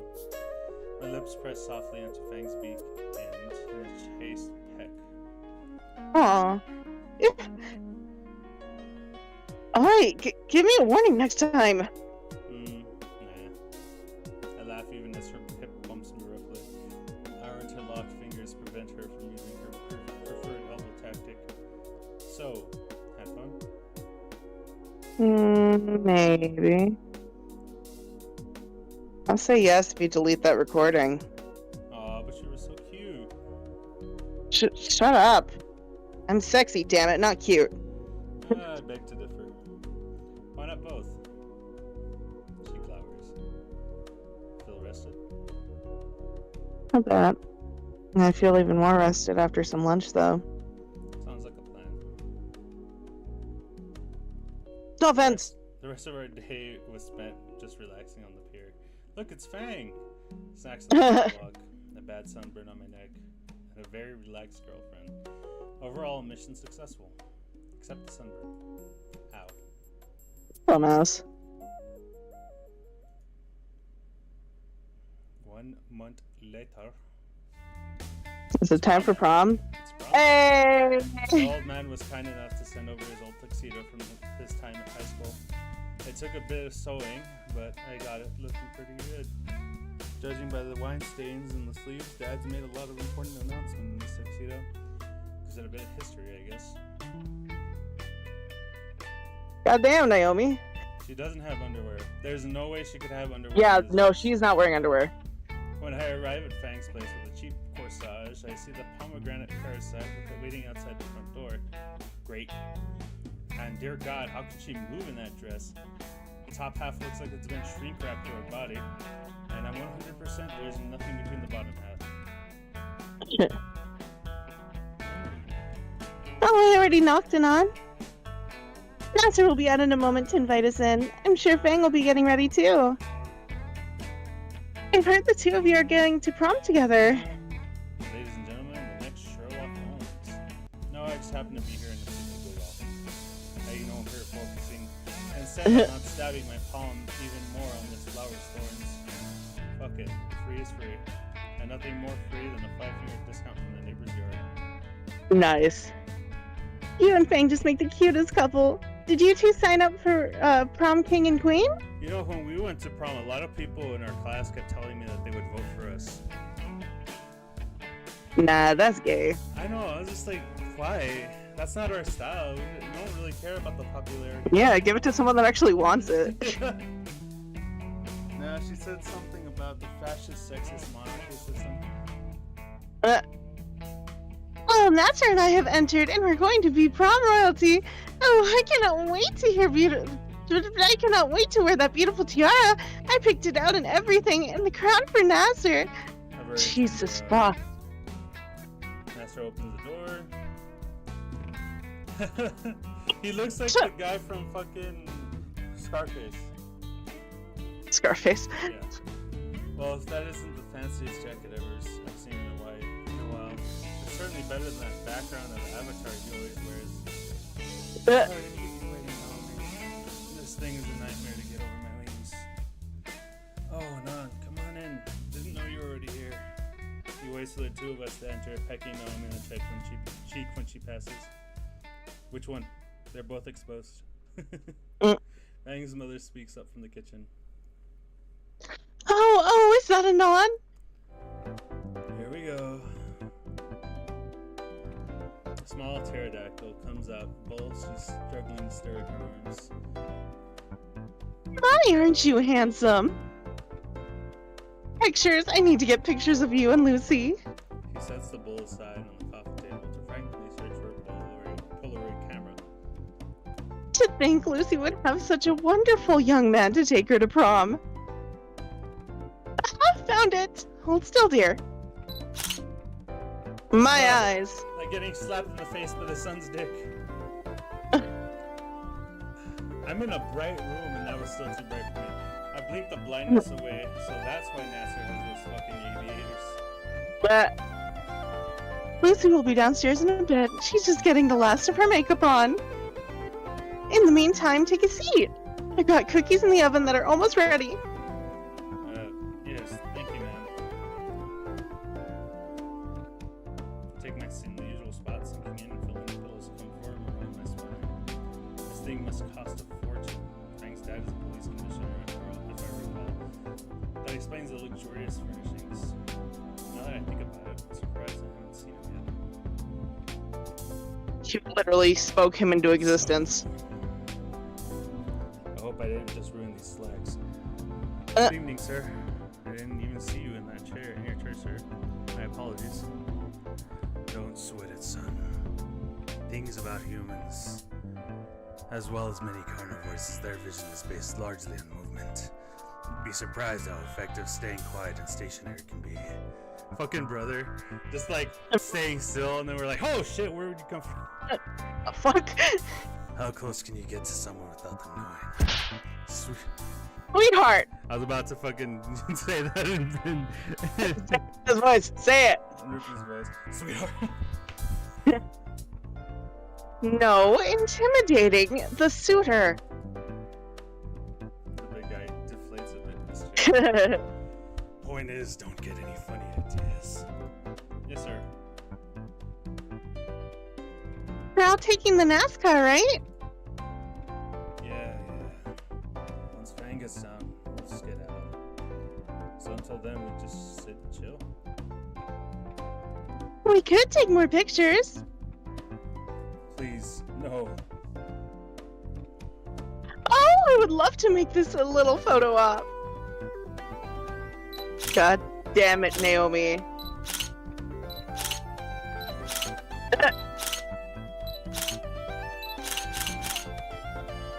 My eyes. 30 photos later, I never want to see another picture again. Fang's mom decided to take pictures of every possible combination of us. I don't know which one was worse, having to pose with Naomi or Fang's dad digging his murder closet into my shoulder. I've lost nearly all feelings of him. Pretty sure that'll leave a bruise worse than my accelerated hug with the stair baller last month. At least the pics with Nasser were a nice reprieve. Ended up looking like the Blues Brothers standing side by side in fuck-up suits. Nice. Just as I was about to resign myself to premature blindness from the camera, my savior arrives. You ready? Oh, Anon, you're already here. Just like in Wane, the dress tells you what ending you got. Let's see if you can get. Oh no. Bang leans over the rail against it. Nice suit. Did you get it from the suit store? The soup store? God damn, hello. Holy shit, she can really rock that dress. Ah, shit. From that, what do you think it is? I don't know the dress system. It's fucking cute though. Dad, stop scaring Anon. I'll scare who I want. This motherfucker. Fang's mom saved me, taking a mountainous pterodactyl by his head crest. How did she reach?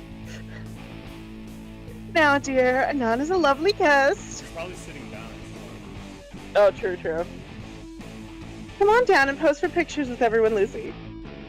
Actually, stay up there so we can all rest. Har. Best thing to do is get it over with. That's right. All right, everyone, group together. This one's going on Christmas postcards for sure. Oh, Lord. Kill me. Later.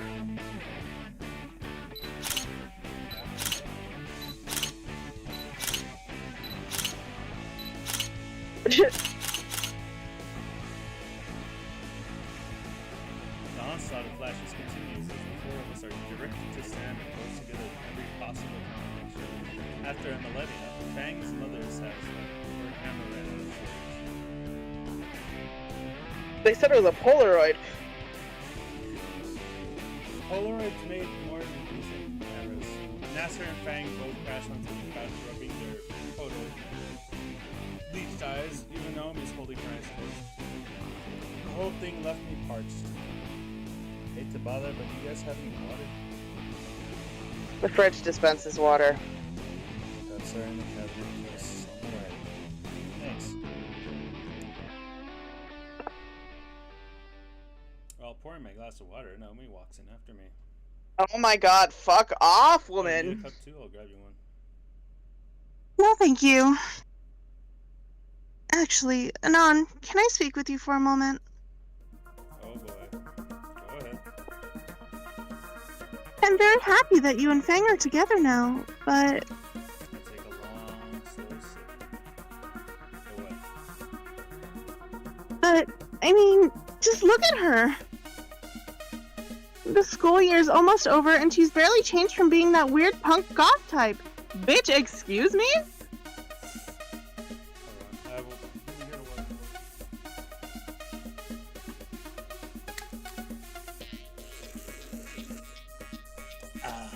Refreshing. So? I would try to make her presentable, you know? Bitch, can you fuck off? Love me some water. I hate her, Jesus. Could you elaborate? But it's like you aren't even trying to fix her. Damn, now I'm using refill. Stop that, I'm serious here. No, keep going. I'm listening. Quick top up and I'm good to go. Well, I figured you would help her become more ladylike. Oh, I hate her. How does that make you feel? Well, to be honest, is he just using therapy tactics? Yeah. Rather Fang not be a problem to me at all, then don't. I fucking hate her so much. I've tried everything too, but even getting her a boyfriend doesn't work. It's harsh to ask, but when we go to prom tonight, I'd like the two of you to avoid us. What the fuck? It's supposed to be a special night. I see. Oh really? That's great. And how does that make you feel, Fang? Oh shit! Oh shit! Well, since you asked, Anon, I'd be glad to share. Oh, Fang! I didn't see you there. You'd be surprised how effective staying quiet and stationary can be. How close you can get to someone without them knowing you're even there. I see. Very impressive. You look so surprised. Isn't me being invisible exactly what you want? Well, no. I was only planning. Oh, right. You're planning. I've known for months now. You were up to something retarded, but not what. But I totally get this. It's exactly something only you would come up with. Down to the whole thing crashing and burning. I mean, really, how could you mess this up? Literally, all you had to do was get some poor schmuck to get him to do everything for you. Hey, you can't get even one person to do what you want. Pretty sad, right, Anon? I could do that in a second. And Psycho's also Man, even Anon can do better, huh? So basically, fuck your stupid plan, fuck your prom crown, and fuck you. My flash bangs Trace on me right across. Oh shit! And your dress sucks. Anon, you've got the taxi number, right? We're gonna need to leave, like, right now. Yeah, I'll do that. By no means, do that. We leave a speechless Naomi fuming in the kitchen and head towards the front door. God damn! And our company insists I keep that bank for this something. I guess she found another car grid. You two look so darling together. We need more photos. I think we're gonna be late for taking the pictures. Yeah, Mom, we need to leave early so I can get everything all set up. And to avoid being anywhere near me. My surprise is seemingly relates to banks. Oh, fine. You'll be happy you have them when your own children are going to prom. And the mid classes in the mind of doing banks, but it's a bit early to think of something like that. The blush on Bank's face tells me she's thinking the same thing. Aww. Mom. Make sure you two have fun at prom. I said that wrong, but the same thing. I glance over and Bank catches me dead in the eyes. Home by midnight. Imagine not as Fang grabs my hand and leads me out the door with her guitar.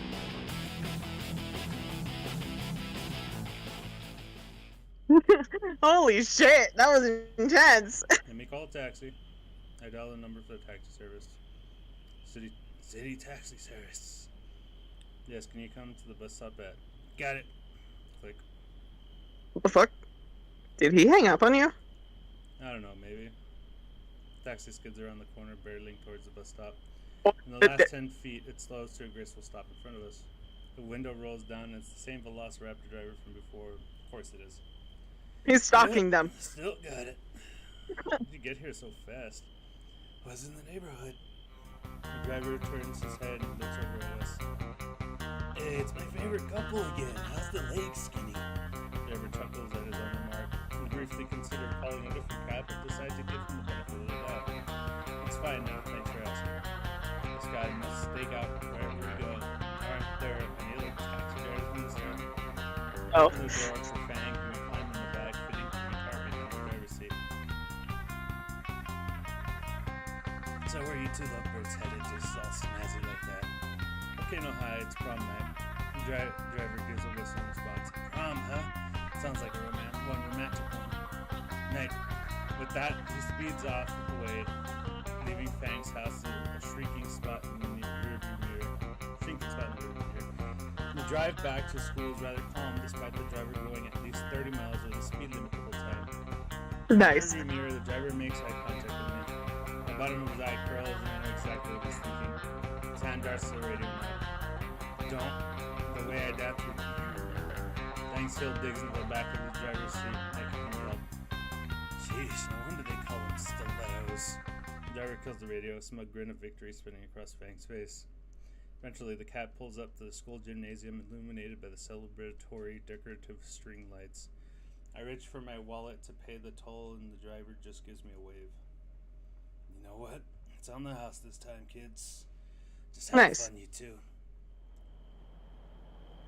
I climb out the back of the cab, and the driver gives me a wink before the taxi screeches away in a cloud of carbon monoxide. I offer to carry Fang's guitar from here, which she gladly accepts. The students strung up various strings of light along with overgrowthy vines around the school. A rather impressive mural of King Rex is spray painted on the wall outside by the ticket booth. You could tell how recent it was by how there was smoke leaking out of the eyes and mouth. I think Nice. about getting a picture with Fang by it, but I think I've developed a serious case of photophobia. Time to get in isn't too long, and it only takes a few minutes to get inside.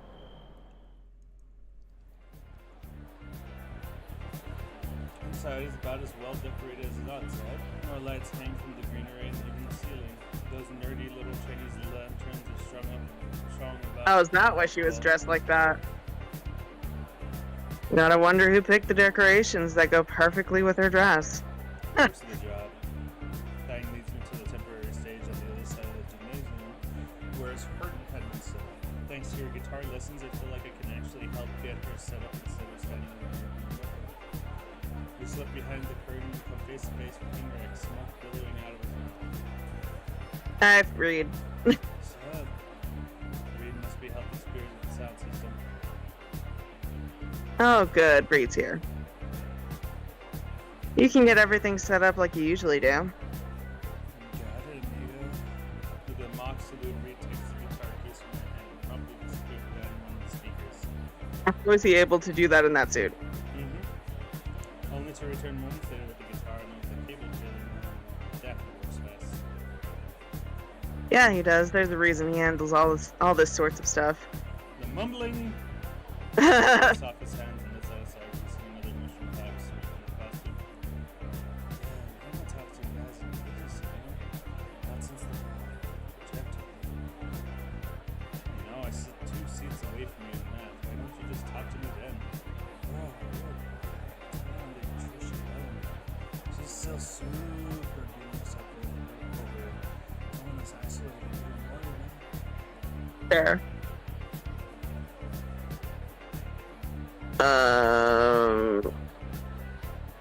Weren't you gonna talk to her about it, Fang?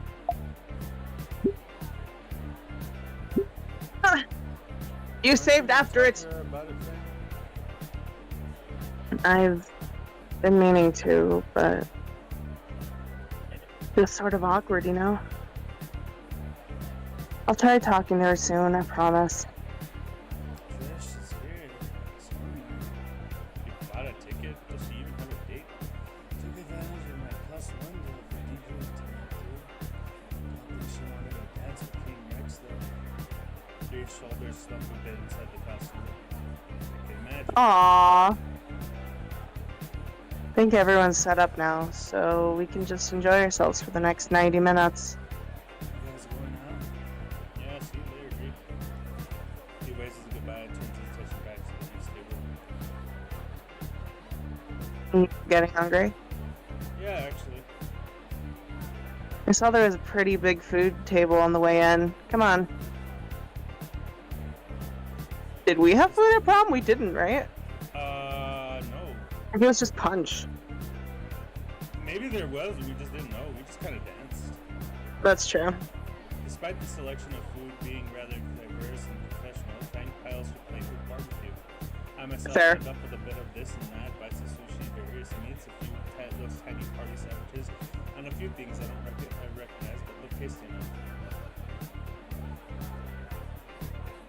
You just told me Rosa helped cook most of this. What? How? This has got to be at least a month's worth of food. I don't know, she just did it. Is she here now? Probably in the kitchen working her tail off making more. We sit against the back wall to look down her servings and kind of makes me go back to together seconds. Eventually she decides the black hole in her esophagus is satisfied. Man, are these tickets worth every penny or what? I'm not sure what those things filled with melted cheese were, but they were great. Let's go see what other crap there is to do here. How much time do we got? Spears told me I should head back once the slow dance starts. Probably another hour or so. You know what? Speaking of dances, we should head up the floor while they're still playing the good stuff. Oh, you don't like slow dances? What I like are the bones in my feet. Wow. Guy takes my hand and leads me into the crowded dungeon. Reed actually has pretty good music going. Instead of whatever bar we're using a weekly top 40 list, they're playing cool music. Gang's already lost and the music cruising along with the other students. Now would be a good time to mention I can't dance in any capacity, I'm just slow dancing. I can't just stand here like a sparrow. Stop being a dweeb, Anon. And out, improvise. Bob my knees to the fast rhythm of music. And I have to reload animations from various first-person shooters and backstreet movies. For good measure, I spice it up with a couple of Dragon Punch moves from some fighting academies. Oh my god. She requested me to do my moves. Then she raises an eyebrow and her smile curls a bit. Wait, Anon, are you... Not sure what you were expecting. Yeah, no, that's great. Keep doing it. Holy shit, you're weird. At least I'm not flossing like some of the faggots here. Great waves from the crowd and grabs Fang's shoulder. Yeah, what the?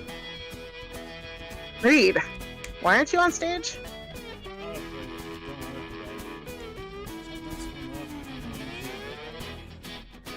Fang hesitates. I don't mean to leave you like this. Things happen. Fang looks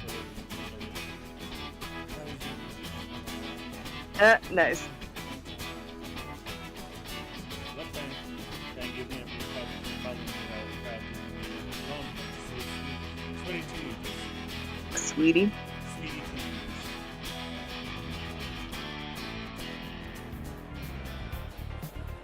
I should go get more of those cheese things from you. It's nice to eat like an actual human for once. On my way over to the catering table, something catches the corner of my eye. Ah, shit. You can say what you want about her, but that fucking dress.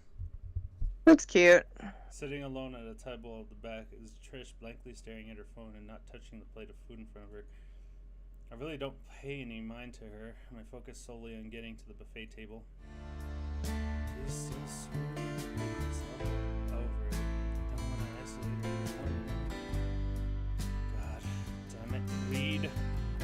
feel like playing the therapist again, especially with prom. But if she's still hung up on what happened, then the least they can do is talk to her, right? Forgetting another plate of tiny greasy delights, I begin to approach Trish. Worst case scenario, I get gored on her horn and it's not as threatening as staircases. Is this seat taken? She just looks up from her phone and her face lies to a myriad of emotions. Oh lord. First confused, fucking pissed, and aroused, and back to fucking pissed, all in the space. What? I don't know. What? Hey, looking good in that dress. You too? I'm in a suit, but okay. Operation Confused Trigger is off to a good start. I called out the second plate of the morsel story. I snagged these for Fang, but she had some last minute stage issues to deal with. Thanks. Sit down next to her and tuck into my meal. Aren't you supposed to be with Fang? Why are you here? Well, she's got something to deal with. No, I mean here. To eat? For emphasis, I show her my half-finished plate. Oh my fuck, no! As in right here! Oh, because it's prom? Before her hands can reach my throat, I finish, and you're looking only. Ah, there we go. Trish locks up Up. completely. Looking closer, I can see just how dry her eyes are. And she must have been crying a lot. It wasn't! Gotcha. Bruh. Alright, I was just thinking, like, how do I say this? Trish is focused completely on me now. Okay, there's no hand here. Saw you sat here, no date, no friends, no nothing. Not bad choice, Trish. Oh, Jesus. Sunk at each word. I was thinking about how lonely you are, which is something I know quite well. So, since I'm by myself and you were looking lonely, I figured we could be lonely together. Makes sense? Trish stepped out aside. Why are you doing this? After everything I did, you should hate me for it. I sigh. Yeah, I mean, I still get called names and stuff. And Stella keeps trying to get me to watch shit with her. Fuck it. I won't have to see those fuckers ever again in a few weeks. That shit's gonna be in the past.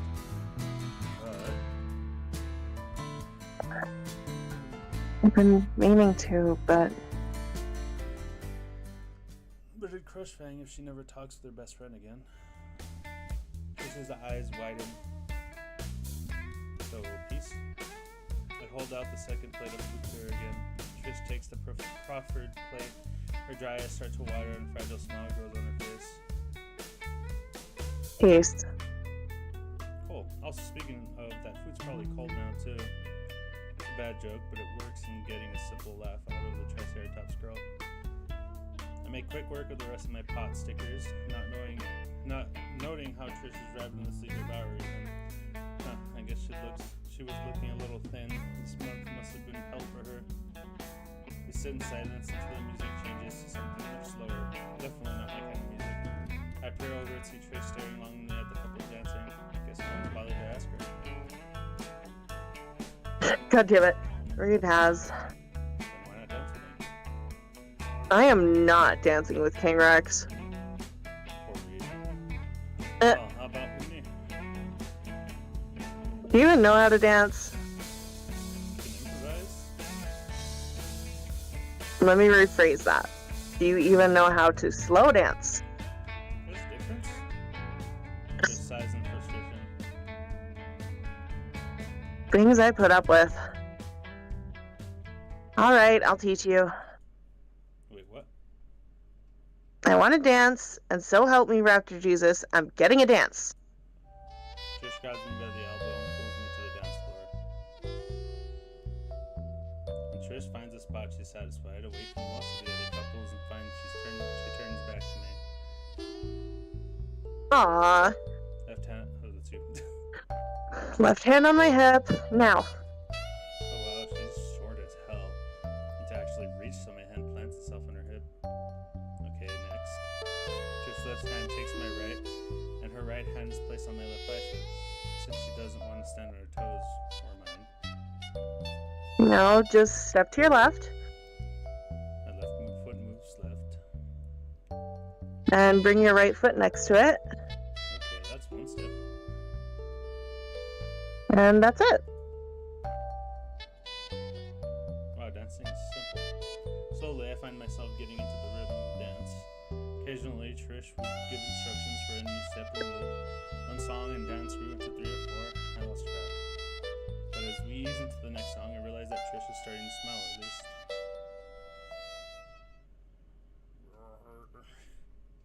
Trish's face goes bright red. What was that? I think it was hungrier than I thought. I'm gonna head back to the food table. Yeah, sorry. For what? Come on. I lead Trish out of the crowd back in the living direction of the buffet. Thanks for teaching me to dance. I'm coming for you if I hear Fang's got a broken toe. Noted. Go ahead. Don't like the bench and you were at before. You just sit towards the tables and food. No, sure. Give me that. She heads off and I go to sit in the same spot with that Trish before. All in. It's in time to go. Time to shift it. Oh. Oh, Trish, warn me before you jump into the chair. Ah!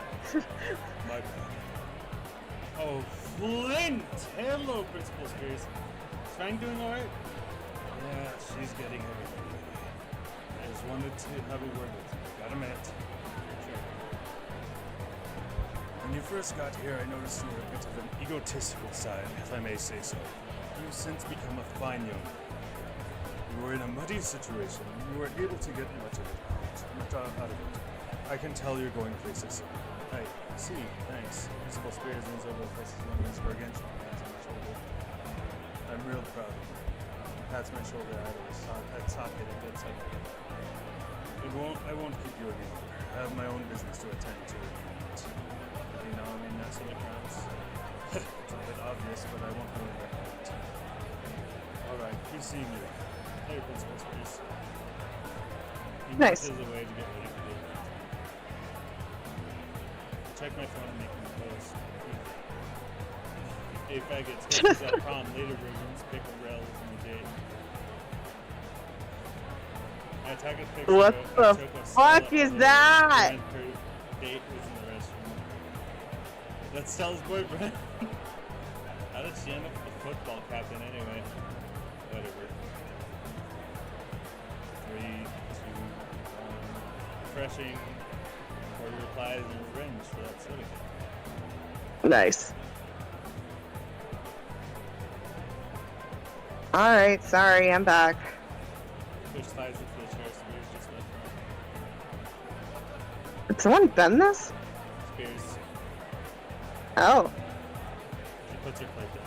It's a veritable bake sale. Yeah, you can't have dessert for dinner. Piss off. The music fades until all that's left is shadow. Spears takes to the stage with the mic and influence. Alright, everyone. Before we end tonight's prom, we have a couple of items to take care of. First thing is, Principal pulls a tiny gold sheaf envelope, uses the lapel, and holds it up for the audience to gawk at. To announce prom king and queen. Well, this is a foregone conclusion. A few students are already congratulating Nasser as he's led by the arm-raised handler. A drum His roll, handler. please. Reed steps into the stage with a small block in his arms. He smiles and nods, pressing one of the myriad buttons on the block. A mediocre recording on the drum line planes over the speakers as Spears clears his throat and tears open the envelope. And your winners for the 1 mil 2020 class are Nasser and Naomi. He tosses the paper over his shoulder and yanks up the coins from a pocket inside his jacket. Spears backs out of the spotlight, giving a polite applause to the pair as they whistle on stage to accept. The rest of the class is in a celebratory uproar. Spears offers the crowns to Naomi, who puts the larger one on Nasser's crest to droop off, and then dons the tiara. The whole moment picturesque, just like Naomi in it. Thank you all so much, Volcano High. This is such such an honor to receive. I don't really have a speech prepared, but... Yes, you do, bitch. In just one short year, we... Alright. Let's stay on schedule. I promised your parents we'd be out of here by 10. Uh-huh. To close off this wonderful night, I've asked the student to play one final song for us. Now, I know she's played before with mixed results, but please give her a second chance. To finish up, please welcome Fanny. Sirius puts the microphone up and gives a welcome to class as the chief turns to all. Fang is standing on stage, front and center, guitar in hand. Who? Wait, who? She was there last time, wasn't she? I'll just start recording. She scans the room, a nervous look creeping into her face. Those dicks! I start waving my arms in the air, trying to catch Fang's attention. Chris sees what I'm doing and whistles with their thumb and looks at me. Who the... Eve? Only he would. Match made for losers. Fang notices us and some of the nervousness melts off her face. She takes a deep breath and starts strumming the first notes of her song. Are you gonna sing this, or do you just want it to go by? I am not singing this. It took half a year, but she finally completed the song from the roof.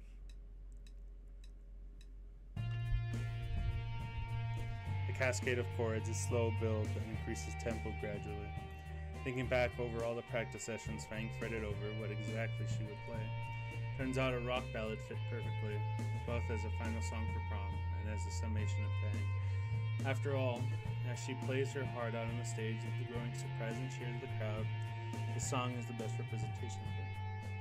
Trish and I cheer Fang on loudly. The lyrics were composed together were a mix of her, admittedly, overly flowery and edgy poetry from her wall and my own shitposting. Surprisingly, it mixed well. Apparently, the rest of my classmates thought so too. I spin around to get a better look at all the cheering students and immediately fix my eyes on Naomi. And she looks pissed. Naturally, he's enjoying the show, however. Not wanting to let the moment go to waste, I get my phone out and zoom in as stealthily as I can. I snap a picture of the seething prom queen before she stomps off, probably complaining how her perfect night was ruined. Shame that someone other than her gets the spotlight for once. Satisfied that Fang will enjoy seeing the picture, I begin pushing and squeezing my way towards the front of the crowd. As soon as Fang's eyes lock with mine, I catch a look of unreserved glee on her face. That same look she had during their concert at Moe's, or when we even found Moe's in the first place. She's finally in her element, and loving every second of it. Fang's voice is beginning to grow hoarse as she nears the end of her song. As the song reaches its crescendo, the final lyrics are echoed by the crowd and reverberates through the hall. Goodbye, volcano. Hi. Her voice shakes as the words trail off, delivering a meteoric finale to her show. The guitar echoes for several seconds before applause begins to fill the air, clear that I didn't initiate the song. I begin to join in, but take notice of Fang's utterly stiff posture. Eyes wide, wings pressed against her back, legs locked like a statue. She looks like she's about to faint with shock. I realize I have an opportunity here and storm the fuck up. God damn it, I'm going to take it. I push my way through the crowd and jump up on stage, taking a nearly catatonic Fang in my arms. Standing in an embrace on stage, my mind barely registers the crowd of students in front of us. Fang gasps and snacks back to reality. I can see the embarrassed mirth playing across her beautiful eyes. Aww. No, not at all. I press my lips against hers. Behind me, I can hear the audience cheer really loud. I can hear Rosa and Stella's roof whistles inside the crowd. I can even make out Master, Trish, and Reed's in supportive calls. It's a picture perfect moment. Aw. Okay, missing one thing. I extend one arm out towards Naomi, who I know is suffering from rectal Ragnarok right now, and raise one finger in particular at her. There, picture perfect. Lovely.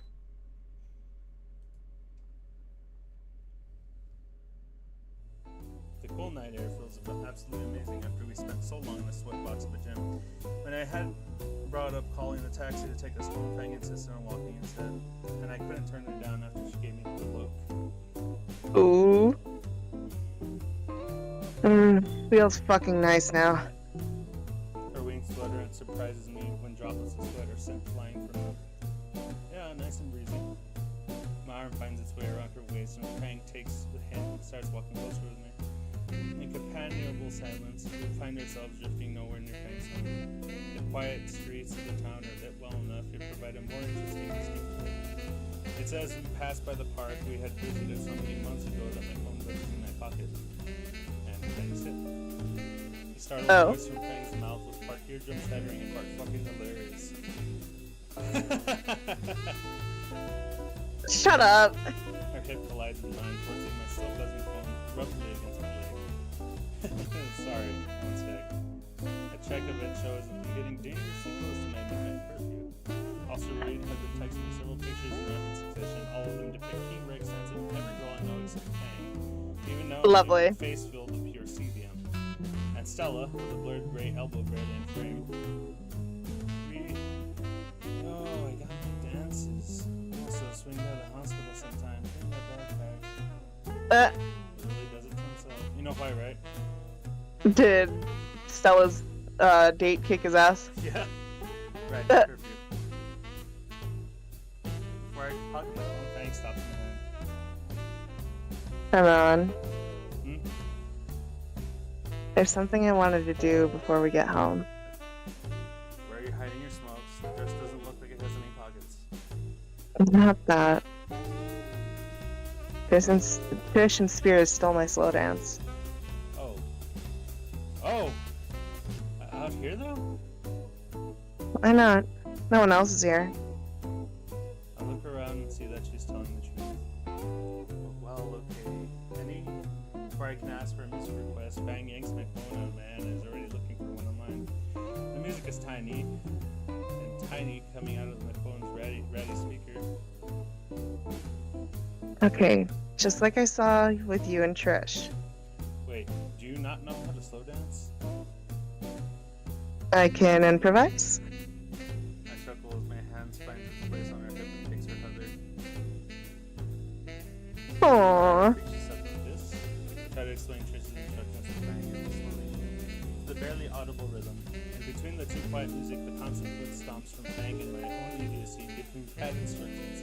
Find ourselves in a close embrace beneath the streetlight, now just swaying along with the distance. Aww.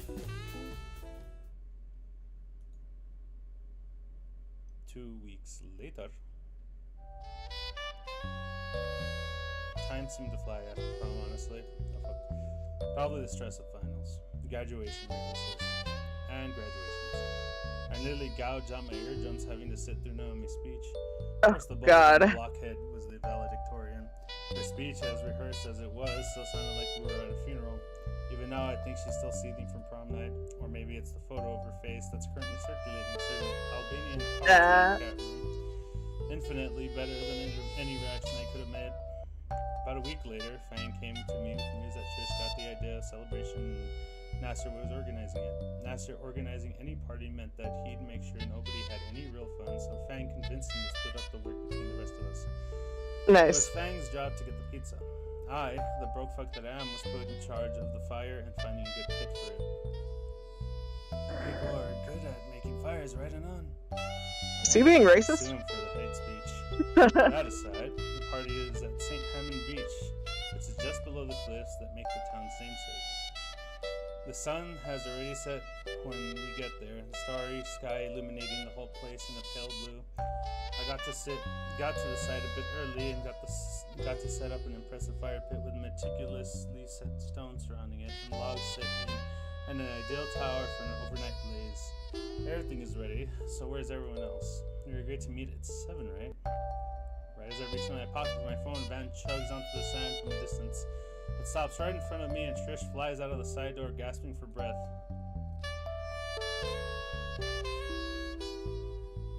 I'm eating a granola bar, hold on.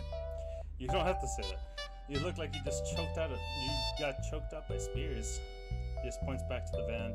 The driver's door opens, letting out a gust of smoke from within. Reed emerges from the cloud as if nothing's wrong. Reed, your car. Oh yeah, you like it? It's an electric. Nope, she died. In the sand. Before I could check if she's still breathing, a stereotypical mariachi car horn catches my attention. And catch Stella and Rosa exiting a hot pink Prius, each with a pair of phone speakers in their hands. That is not Mexican, but whatever. I know. Waving to them, my focus returns to Reed, now helping Trish off the ground. Diverting my attention back at my masterpiece of a fire pit, the realization slowly dawns on me that I've nothing to start with the fire with. Need a light, amigo? Before I can respond, he reaches in the pocket and fishes out a lighter, which is promptly tossed my way. Hatching out of the air, I only briefly catch the words "fuck communism" engraved in its side when I hear yet another car approaching. Recognizing it by the sound alone, I see the NASCAR glide into a halt next to Rosa's car. That name might still be dumb as hell, but I gotta admit it's growing on me. She emerges from the back seat and waves at me. She hunches into the car to get out the pizza boxes and starts striding towards us. Come on, babe, please. You know she didn't do it on purpose. Naomi erupts from the car in frothing rage. Oh, Lord. Stained on an orange red. Wish I did. Oh yeah, the box on top is a bit messed up. Long story. Oh, did you throw a pizza on me from the back seat and get it back in the box? Yeah, sir, bro. You were driving the whole time, right? Yeah, why? Just a feeling. This stuff has been happening ever since that picture of me was posted online. Relax, babe. It's the start of summer. Here, take my jacket. Nasser starts sliding the jacket off his back and... This is non-Euclidean bullshit I see before me. Why is there a second jacket below the first? Reed taps my back and pulls my eyes away from the spatial anomaly. Hurry up and start the fire, man. I got the booze already. Once the bonfire was set ablaze, Stella and Trish started setting up speakers around in the radius. Are you sure these will be loud enough? There are only a few dollars at the supermarket. Oh yeah, those will be louder than the cars this time. What? Why would coffee be louder than a stereo? Anyway, he drops the ice chest he was holding in the sand. Went all in, man. Got the name brands and everything. Surprised you got NASA to let you bring the stuff. NASA returns to the rest of the group wearing his jacket again. Got me to agree to what? Oh. About that. You brought alcohol? I mean, I usually call it liquor, but... Darn it, Reed. We're all underage, you know? Even if I were to agree, Naomi would pitch a fit. Dude, we all just graduated. If now isn't the time to live a little, then when? Master hesitates. Besides, I did think of you, Naomi. Oh? Yeah, I got a special brand just for the two of you. Great beginner stuff.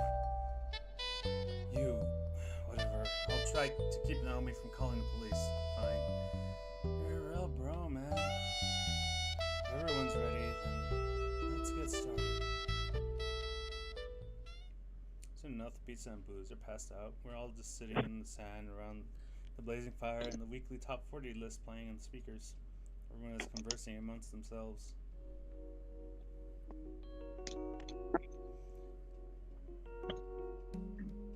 We're totally in. Come on, you look great in it.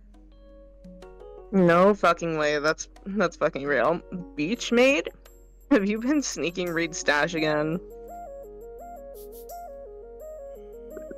And another thing. You see them? They're fucking pissed, bro. The song wasn't even that good. Why was it us who gets the short end of the stick? I mean, I liked it. You've said that a dozen times already. You know, I'm something of a gardener myself. Oh, really? You should join the gardening club back at school. We have the loveliest little poppy bed. Poppies, you say? The coincidences keep piling up, don't they? Stop it. And the robots are powered by their blood. It's super cool, right? Alright, Cell was talking to me. Forgot why I was zoning out for a bit. Sure, yeah. Great. I'll get my copy and we can watch it at your place sometime. Oh, bring Fang too. She'd love this movie. Did I disagree or something? Oh, enough about Escaflowne. Escaflowne. I wanted to show you something neat. She brings a small box from her pocket. I got a new set of tarot cards. You want to be the first one to use them? I keep going into Naomi's voice by accident. I don't see why not. Cell shifts to a crisscross position and fans out the cards for me to pick up. I pull one out and turn it over. The Lovers. The illustration depicts a human and a pterosaur in embrace. I raise an eyebrow at Stella. What's the look for? Oh, come on. Oh, you know, the heart of the cards and all that. Go ahead and keep that one.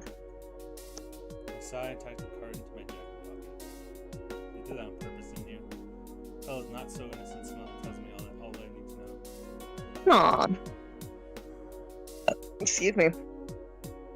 I think that's so cute. Rosa and Reed apparently finished their botanical conversation and were listening in on Stella's entire fortune. Oh, do me next, man. Maybe later, Reed. Reed deflates a bit. My attention returns to the inebriated couple behind him. What did you even give Nasty to get them this way, said. Reed glances behind him before throwing his head back in laughter. Little party trick, bro. He grabs one of Nasty's empty cans and tosses it in my lap. Holding it up in the light, I barely make out the words non-alcoholic written. Wow. So you mean they're totally sober, dude? It's my turn to laugh. The pair making fools of themselves when Fang suddenly gets up and starts walking towards the parked cars. Got something I want to do. Be right back. Give her a smile and turn back to Reed. You can still mess with them, man. Watch this. Hey, Nasser, what's your plan now that you're like out of school? Two virgin drunks turn their attention to us. Nasser clearly deep in thought. Oh man, I'm gonna go and be a neurosturgeon. Hey, bad boy's so smart. Oh, I hate this. I lean towards Reed and lower my voice. Should we tell him? Yeah, dude, I'm just having fun for the first time ever. So tomorrow then? Definitely tomorrow, bro. Reed lets out a sigh and turns back towards me. So like, for real though, what are you gonna do now that school's over, man?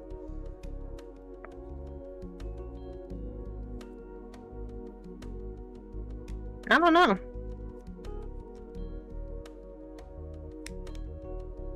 I don't know. So not certain? Yeah. I'm not sure yet. Thinking of doing something with music, maybe becoming a sound engineer. Oh, nice, dude. You can be the band sound technician when you're done. Yeah, something like that. What about you? Yeah, flow with the go, dude. Like the dinos of old. Gotta get in sync with the universe first, you know? Right, what about... Oh, sorry. I'm gonna get my cosmetologist license and open my own horn salon. The miniature triceratops bursts out from the other side of the profile, bonfire catching me off guard. We'll do hair and horns and piercings and engravings too. Bang even said that I'd be your first customer. I've told you a million times by now. Bang returns from wherever it is she went, now carrying an object in her hands. The flickering light of the bonfire is enough to illuminate the cover of the school yearbook she's holding. Without a word, she walks in front of us, conspicuously carrying the yearbook right towards... You're not gonna burn your yearbook, are you? The thing was like $80. What? No. How drunk are you, you dork? This many. I hold up 3 fingers, though. Why is it suddenly 9? Oh god. I need some more beer to fix that. Hot and on. I was thinking we could all, I don't know, sign it? Saw a lot of others doing that. Oh. I always thought it was a silly tradition. Think back to all the yearbooks books I have back home. Now they're all blank inside the cover. Totally just a silly tradition. Why else would you even have one of these things? Your mom. Aside from my mom. Me first, me first! Trish is already fumbling through her hoodie pocket for some writing implement. Yes, I would love to, Fang. Oh, I know exactly what to write. First, let me do a palm reading. I'll sign it too. What? The yearbook makes its way around around the fire, each of us leaving some meaningful message on its inside covers. I'm the last to receive the book and look at what each of our friends wrote. You'll always be my best friend no matter what happens, Lucy. Trish. Lucy. Nah, Fang will is a thing to me. Say Frosty. Read. Even drew King Rex complete with fire breathing. Nice. The most wilted flower flourishes under God's light. Rosa. I think reading that one counts for my next few church visits. Amen, Raptor Jesus. The future is something that you build yourself. Stella. So close to kneecapping her with his book, fucking Sailor Moon. I can't decipher either Nasser or Naomi's. Nasser's looks like a bunch of chicken scratch scribbles, but Naomi's looks like her chickens went to college and got a doctorate. Lovely. Nan, hello? You've been staring at the page for the past 5 minutes. Right. Just thinking of what to put. Okay, now something meaningful, something that will remind Fang of you every time she reads it.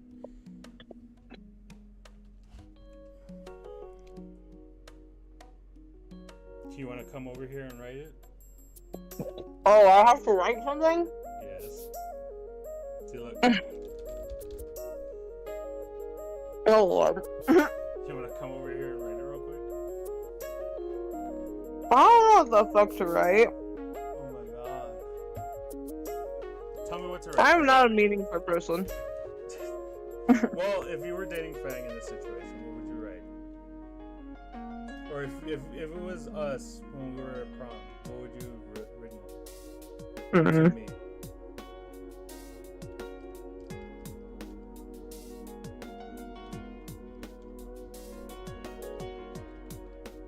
You're better at guitar than bass. Oh god, there's too many T's.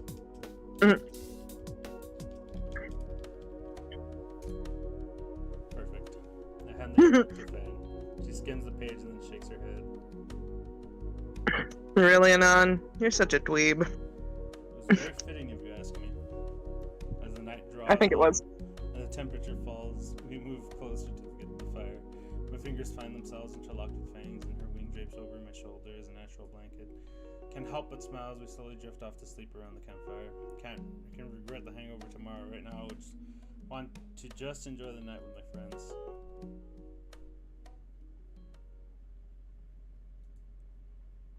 Six months later. Ah, shit. After prom night and graduation, life slowed down. I've been accepted to a college a few states away from a degree in sound engineering. No worries about school except for a lunch card I still have to pay back. Mo had been kind enough to give me a summer job to help with that. Though I don't think I can talk about some of the things I've seen.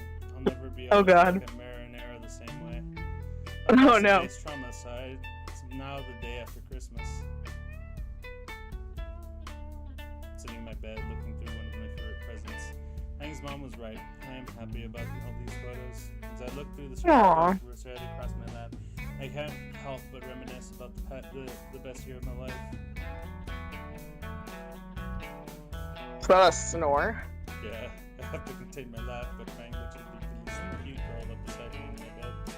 Curled up around my pillow, suckling on her thumb. I go back to the shop, enjoying the memories I've shared with my friends. And to think I wanted to see the Luna when I first got here. Beep boop beep. Vroom. Up. Loud noise of Trish's present makes Fang a little brave. Oof. She's suddenly tumbling onto Reed's present. Oh shit. The new Metal Gear Rainbow MK2 bumps into my face, turns, and continues eating comes up my new carpet. Woo! I can say that both were really thoughtful. Reed was right. The carpet really helped tie the room together. Anon, you here? On the floor. Fang's face appears on the edge of my bed. Are you on the floor? Alright. Sit up from the floor and shiver. What the air blows may not get snow, but the cold air in the ocean definitely make the town cold as shit. I crawl back to my bed and try to find my spot that I wanted. And you stole my warm spot. In fact, she's taking up the entire bed. The rooms are spread wide and all the blankets have been piled over. Mine. Come on, you gotta let your boyfriend freeze. Yes. She's cold, dude. She groans at my pun, but acquiesces, holding open the blanket and shuffling over. Hurry up, you're letting the warm escape. I slide into the blanket next to her. My arms automatically wrapping around Penny's waist and drawing her into the chest. Her beak rubs against me as she hums. Oh yes, cuddles. Best way to spend a cold day. Damn right. Chuckle and makes me scrap. You're looking at that again? Yeah. Her face glows a soft pink in embarrassment. Aw, someone's embarrassed. And someone is about to be on the floor again. Beep, boop, beep. I think Mark II would like the company. Sheesh, you're always so grouchy in the morning. I laugh even as her elbow digs in my chest. Fang crawls on top of me and puts all her weight down on my lungs. I only laugh more. I like Fang can do what a staircase did. Stop. Cuddles now. Scrapbook later. He scrolls and I roll him to her side, bringing us face to face. I can feel my own face glow as warm as hers, but I also have the same smile as her too. I place a chest kiss on the end of her sleeve, eliciting some giggles from Fang. What did I say about that? About what? Kissing that. I need to be more specific. Kissing my nose. Oh, you mean this? Kiss your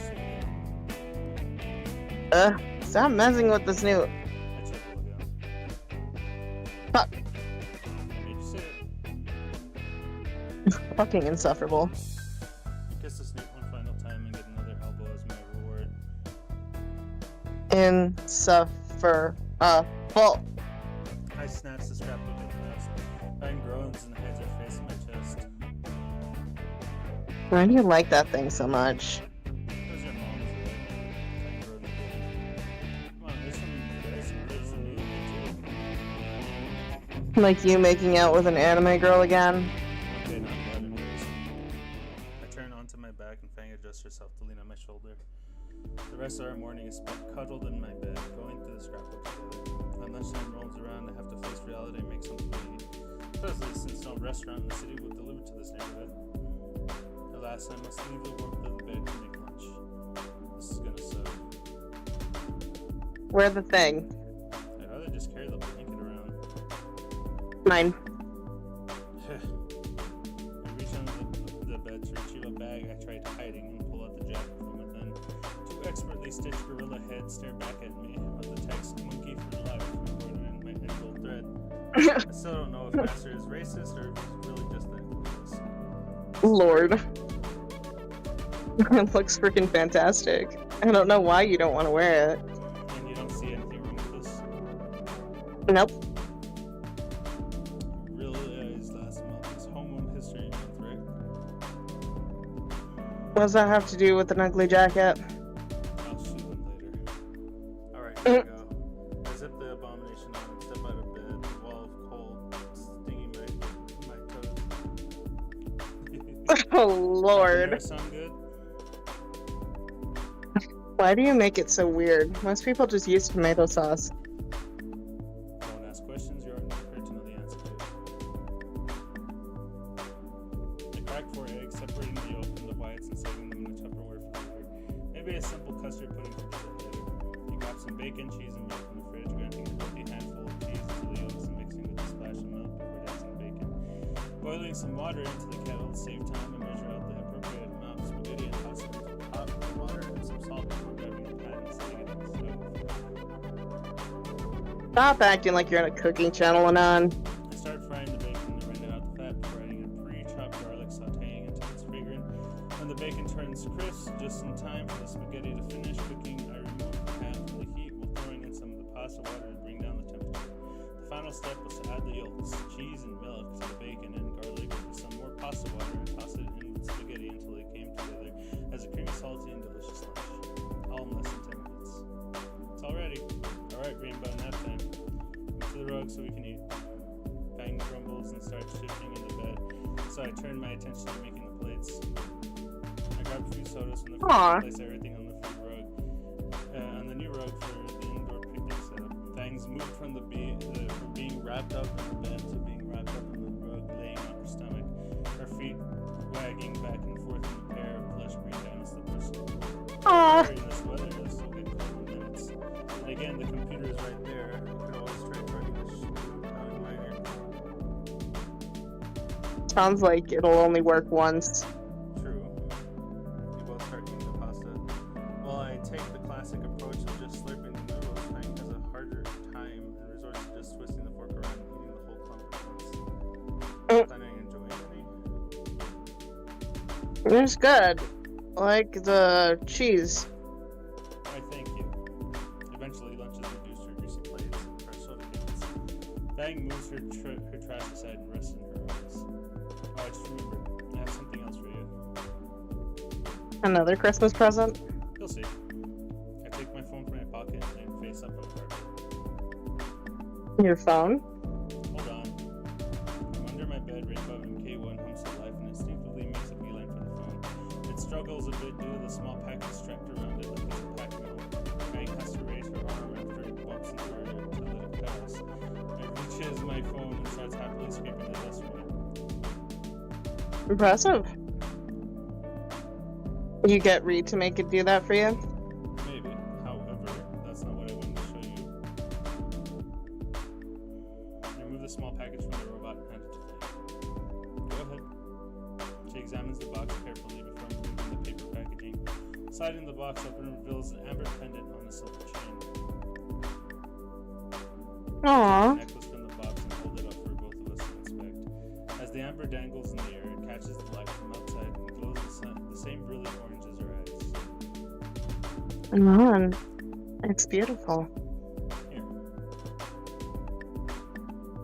I take the pendant from her hand and hold it open and put it around Fang's neck.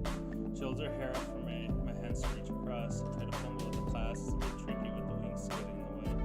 Tip of her beak is mere centimeters from your face. There. Aww. Fang lets her hair down again and holds up the pendant. This is... Thank you, Anon. The moment I saw it, I knew it would have been the perfect present. Speaking of presents, She gestures her snout to the ukulele resting against the corner of the room. you gonna try playing that? I could, yeah. Do that song I taught you. Happily obliged, her about the bow still wrapped around the small instrument. I'm not singing for you, you know that, right? Fang giggles as I began plucking away at the tiny little string, producing a very familiar melody. She starts thumbing her new pendant absentmindedly. A shrill rendition more resembles that first time Fang played it on the rooftop than her energetic performance at prom. Despite my occasional fumbling, it still possesses that same nostalgic tone it always had. When Fang begins humming along, I soon find myself joining in to make the song sound complete. I wish moments like these could last forever.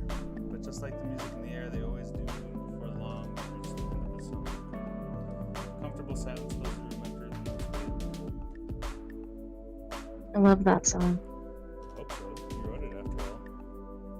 Yeah, but you know, when Her thought is interrupted by a knock at the door. you expecting company? I give her a puzzled look in return before getting up and heading to the door. My momentary fear of it being a potential addict or murderer I quelled upon opening the door, revealing Principal Spears. What are you doing here? Help? Our ex-principal is squeezed into the narrow hallway holding a delicately wrapped gift in his hands. Anon, I trust that you had a good Christmas. Normally, I wouldn't visit a former student like this, but I intend on making light of my offer during the school year. He extends the gift towards me and I cautiously accept, beginning to open and wrapping the paper. Inside is a box set of some anime I've never heard of before. Rurouni Catch? As I said, I'm always open to giving some quality anime some I think you'll find this quite enjoyable. Yeah. Thank you, Mr. Spears.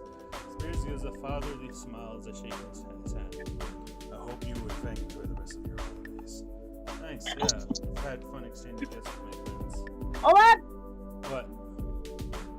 I dropped my phone. You were under the bed. Oh, okay.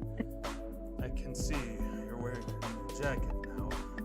He stares with a certain thinly description on his face.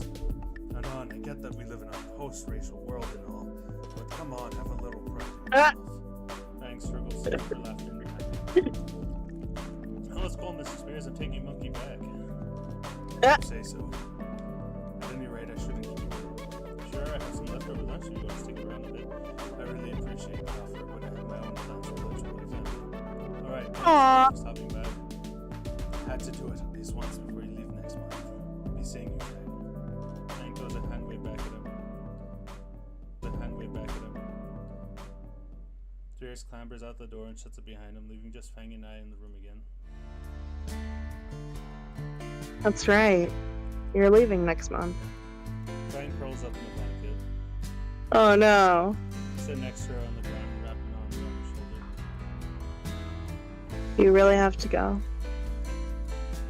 Can't you just go to community college here in the city?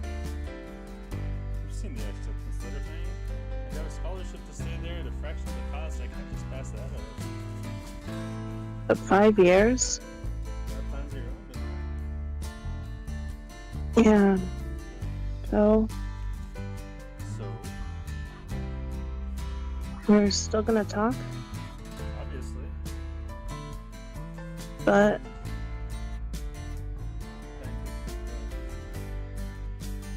I'm not doing a distance relationship.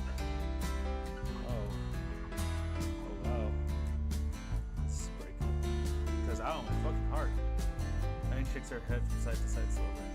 Oh, thank fuck. I don't want to break up, Anon. But I was thinking, you've been helping me ever since you got here. Yeah, and you've helped me too. I know. But you're leaving for college. So, you want to do some thinking. More thinking. Oh, that's good for you. A plastic plate bounces off my head harmlessly. Ass. Thank you, this is a fake leg on a softer pitch. Do more thinking. Self-reflecting. This entire year has been one of the best in my life. And I want more of them like this. But with you gone, I gotta make them good on my own, you know? I get you. Pull Fang closer, make sure they're seeing it properly. So not breaking up. No. Just, A break? He giggles. yeah. A break sounds right. Not breaking up, just taking a break. Let's not for a few weeks. Fang puts up. True. A few weeks to cram in all the cuddles I'll be missing. Cuddles or cuddles? Fang's grin is just shy of mischievous. On the bed, now. I'm collecting on those cuddles right now. Yes, ma'am.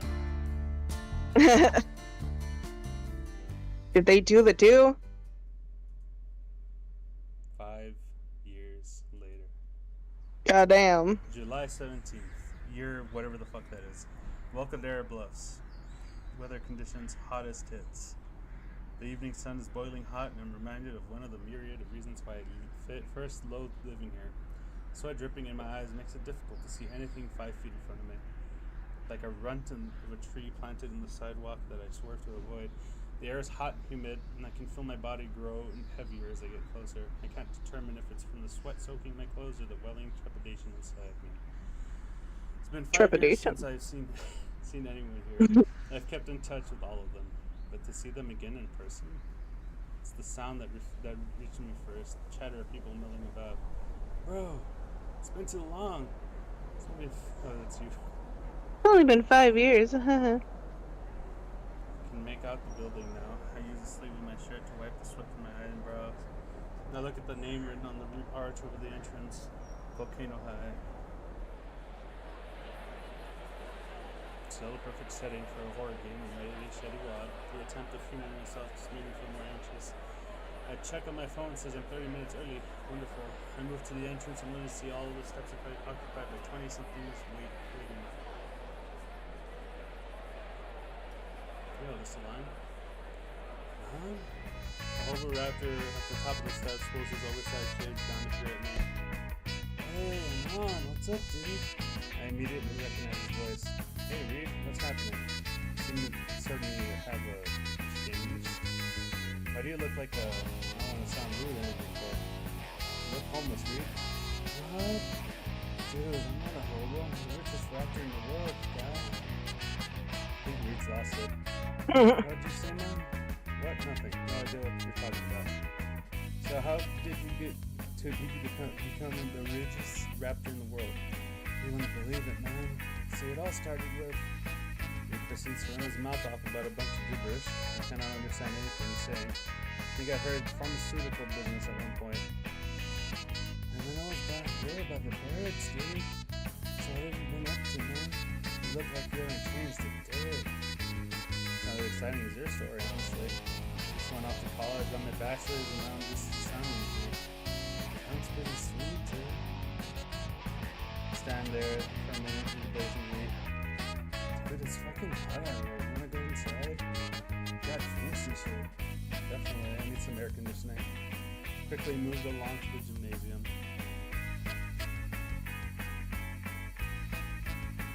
Man, it really hasn't changed. Takes me back. Yeah, it takes me back too, man.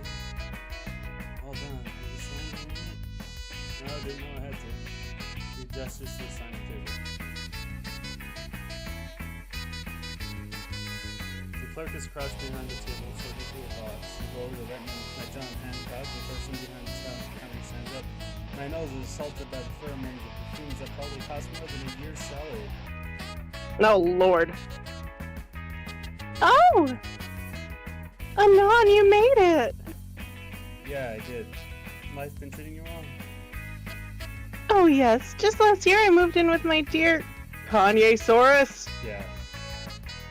What the fuck is this world anymore? Real shame about that last presidential run. Oh, he got over it. There's always 2028. Presidential literacy. Presidential he shall rise again. I don't like this. What the fuck? That reminds me. Have you seen NASA's college posts? He's got top marks in the rest exam. No, I lost touch with him about 3 years ago. Oh, sorry. How about working? I haven't been working, mostly staying back at home and looking after the kids. Sounds like you got a pretty good deal going on. Turn around and see a short line forming behind me. Sorry to keep you so long. Get out of here. Thanks for catching up, Anon. When I'm done here, we can chat more. I go over to Jordan Reed and we entered the gymnasium together.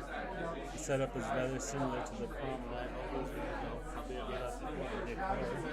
Young men and women mingle with small drinks and party foods across the floor. Man, those look good. Come over here, I'll get you a drink on me. Follow him over to the mini bar. Trish is sitting in one of the seats, huddled over an empty glass. Rosa is pouring drinks to a few other drunkards when she spots us approaching. Oh! Fun! It's great to see you after all this time. Please, sit and talk a while. Trish, glad we found you here. She looks up from her sulking and her face lights up at the sight of us. Anon, it's been years. Trish, Russell, glad we found you. Come on, man, I've been testing this all the time. He flashes two fingers at the barkeeper who sets out a few glasses. Yeah, good to see you too. Why are you looking so gloomy over here? Oh, she's been telling me about how it is the end of her world. It's nothing that serious, just workplace drama. What? Your employers raising another beef with the concept of horse piercings again? I know you said horn piercings, but I heard horse piercings. Gotta pierce the horses. No, this time it's with the engraving tools. They're telling me people would rather go to the dentist with all the drills we use. And mostly with my designs for hollowed out horns. Less sense you can leave those for a hollow? Of course. I even got in contact with a sculptor and figured out how we can make them whistle in the wind. Reed leans into whisper in my ear. One of the designs sounds like road. I shudder at the image. Don't knock it. My satisfaction rate is a clean 100%. The only problem is getting people to be willing to try it. Sounds like there's a lot of risk there, yeah. It's not even that bloody. I only hire the best. Buddy? What? Never had a piercing before? Same thing. Reed shakes his head. Anything more than a regular piercing is an abomination before our Lord. I finish my drink and Reed dances and stop tossing a few dollars in the counter. I look up to see the one person I'm most anxious and excited to talk with again approaching. Fang, you're here.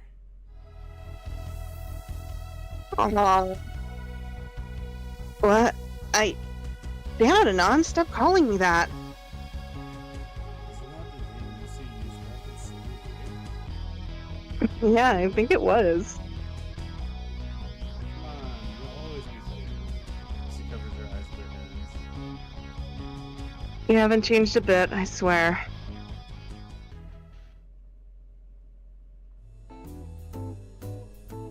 Come on, get over here. I'll order us all another whatchamacallit of drinks. It's on me, they were just wrapped in the world. Reed cheerfully throws his arms up as he shouts at a prolonged world. Sure, thanks. I can't have too much, though. I'm the event organizer, after all. Sounds like a tough break. Wait, I thought you were the music teacher here. I'm getting there. Still working with Mr. Django until he retires next year. Until then, I'm a teacher's assistant. Oh, right. I see. Take a quick glimpse around the room and failed to see any large people. I feel like we're missing someone. We're Spears. I could have sworn he would be there. Oh, you noticed that they're missing someone else other than Spears too, right? Stella? Yeah, apparently, according to the people who wrote it, whoever wrote this ending specifically forgot Stella existed, so she's not in this ending.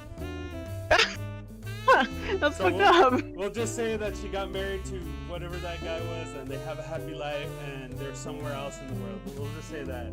They're in Japan. Yeah. No, he's gone. I saw him on TV. Is he giving a speech or something? Sort of. He does commercials for car dealerships now.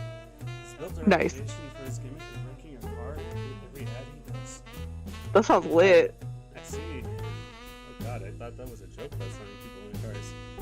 Hours reconnecting with my old friends pass surprisingly quickly, and the time eventually comes for everyone to go home. Lucy excuses herself from the group to go give the closing speech. She goes up on stage to test the microphone, getting everyone's attention. Alright, everyone. It's been a wonderful night. You don't have to go home, but you can't stay here.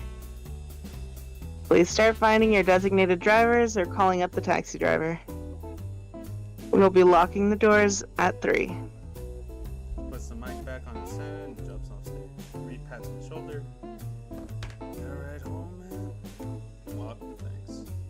She returns to the minibar where Rosa is waiting with a glass of the alcohol. There it is. Alright, great seeing you guys. How about... Should all meet again for lunch sometime.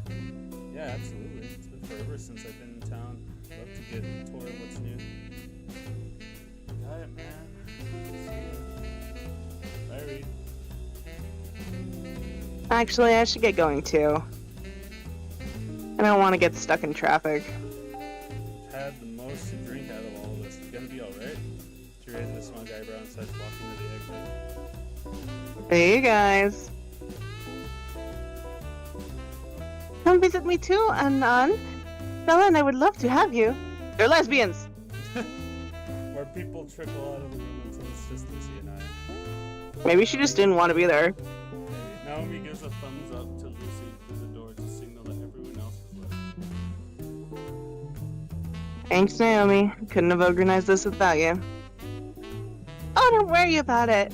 It was nice getting to act like a class representative again. The plastic persimmon waves and lets the door swing closed with nightly clang. So, it's the two of us. Damn you, Non, and damn you, Bill Withers. I still got it. Yeah. Lucy holds up a plastic bag that clings with each shake. I was gonna offer you the last of these, but Hey, no, let's not let those go to waste. The smug grin and that smell is hidden up. Stop. rooftop now. She leads the way through the darkened school hallways and stairwell. I can picture all the old posters from my time here all along the walls. Oh hey, they finally replaced the door. And the fence, it's fixed. And they fixed the fence. Nice. The door is booted open. The night air has finally cooled down to something breathable now. Turn to the ladder on the side of the stair enclosure and climb up. She hands me the bag and makes her own ascent. From our new vantage point, we can see all of the town lit up. With the stars above, no moon, I could say the view's picturesque. Alright, you gonna hog the drinks? Take out a pair of bottles, using one to pop the cap off the other. Show off. They're twist offs, you know. To prove her point, she takes the cap on and simply twists the top off. Ow. My ego. Anyways, A toast. to adulthood. Stable employment. We tap our bottles together and chug the sweet ambrosia down. I needed this. Oh, I'm already handling her a second bottle, knowing that she'll finish her first for the next chug. I guess you've been busy. Dealing with teens is a fucking nightmare. There's this one brat, Kenny. Little shit has broken 2 trumpets already. Can't be that bad. Well, you see, it happened during band camp. Oh god, not band camp. Lucy's rant went on for what felt like an hour. Though, judging by the pile of beer bottles, it couldn't have been more than 20 minutes. At the fucking dance of all places. What? Sounds like us, honestly. Bullshit. For real, you were just as bad. Lucy's elbow finds its familiar spot on my side. No. Yeah, Fang. She groans and hides her face in her knees. Why the fuck was I so edgy? Trish. Okay, so maybe we were that bad. It's life for you. She sighs and relaxes her legs, stretch forward, and she leans back on her arms. Yeah. That's life. I mimic her pose and find myself staring at the small dots spreading across the night sky. Teacher at your alma mater, wasn't really expecting that, you know? And you, a sound engineer? I figured we'd be making a sex spot or something. Self-cleaning subroutine never worked right. We chuckled together.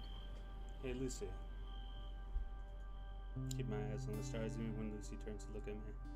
I can feel heat creep across my face. Got a contract with the studio here. I'm thinking, since I'll be here for a good while, how about we get some dinner sometime? Together. I look at Lucy at last. Her face is turned back to the sky, but there's a dusting of pink across her cheeks. I totally would have not. But I've got work like you wouldn't believe. Oh, well, if it's too much... However... Something covers my hand. A quick glimpse down and I see that Lucy's atop mine. I've got time in the morning. So, how about breakfast? A smile. Is that a date then? I don't know. Is it? Lucy turns back to me and smiles. It is then. You're such a dweeb. I know. I didn't stop Lucy from shuffling closer until our legs were pressed together. I didn't stop Lucy from leaning her head on my shoulder. I grinned and wrapped my arm around her shoulder. It was just like old times, honestly. Like no time has passed since I left Volcadero Bluff. I guess I never did say goodbye to Volcano High. Thanks. Now my face is forever stuck in cringe and on. Way to ruin the moment, Bang. You ruined it first with your mumbling. Fix it then. You ruined it. You fix it. Fine, I will. A hand cups her cheek gently. Lucy smiles and leans in. I miss this feeling. Our lips smelled together as we embraced just like we were teens again.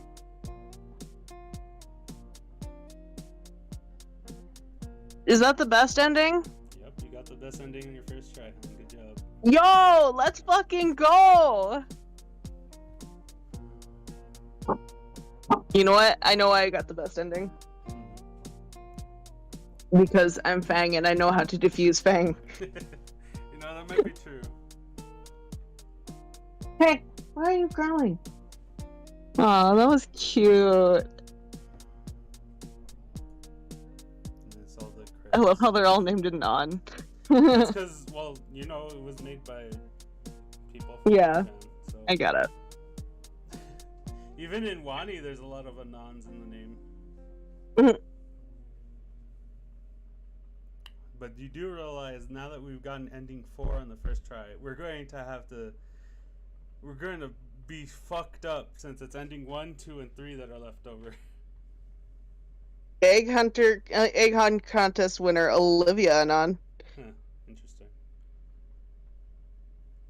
Maybe that's why they named her Olivia in the second one, right? I think it was already in the art that they drew. God, that was fucking hard. This was 4 years ago? Yeah, and it still came out before Goodbye Volcano High came out. God damn. Yep. Yay. Aww.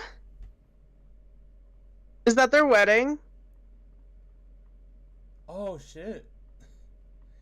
It's Hey, their look. wedding. Yeah, but also look over here. This is the driver and Uh. this is the nurse. This is a reference to, well, I mean, I guess that is. We'll get to it later. Anyways, Okay. so there's bonus That's chapters. cute. We're not gonna deal with that What the fuck are bonus chapters? yet. All right. Well, that was a good stream. I'm glad that we got to finish that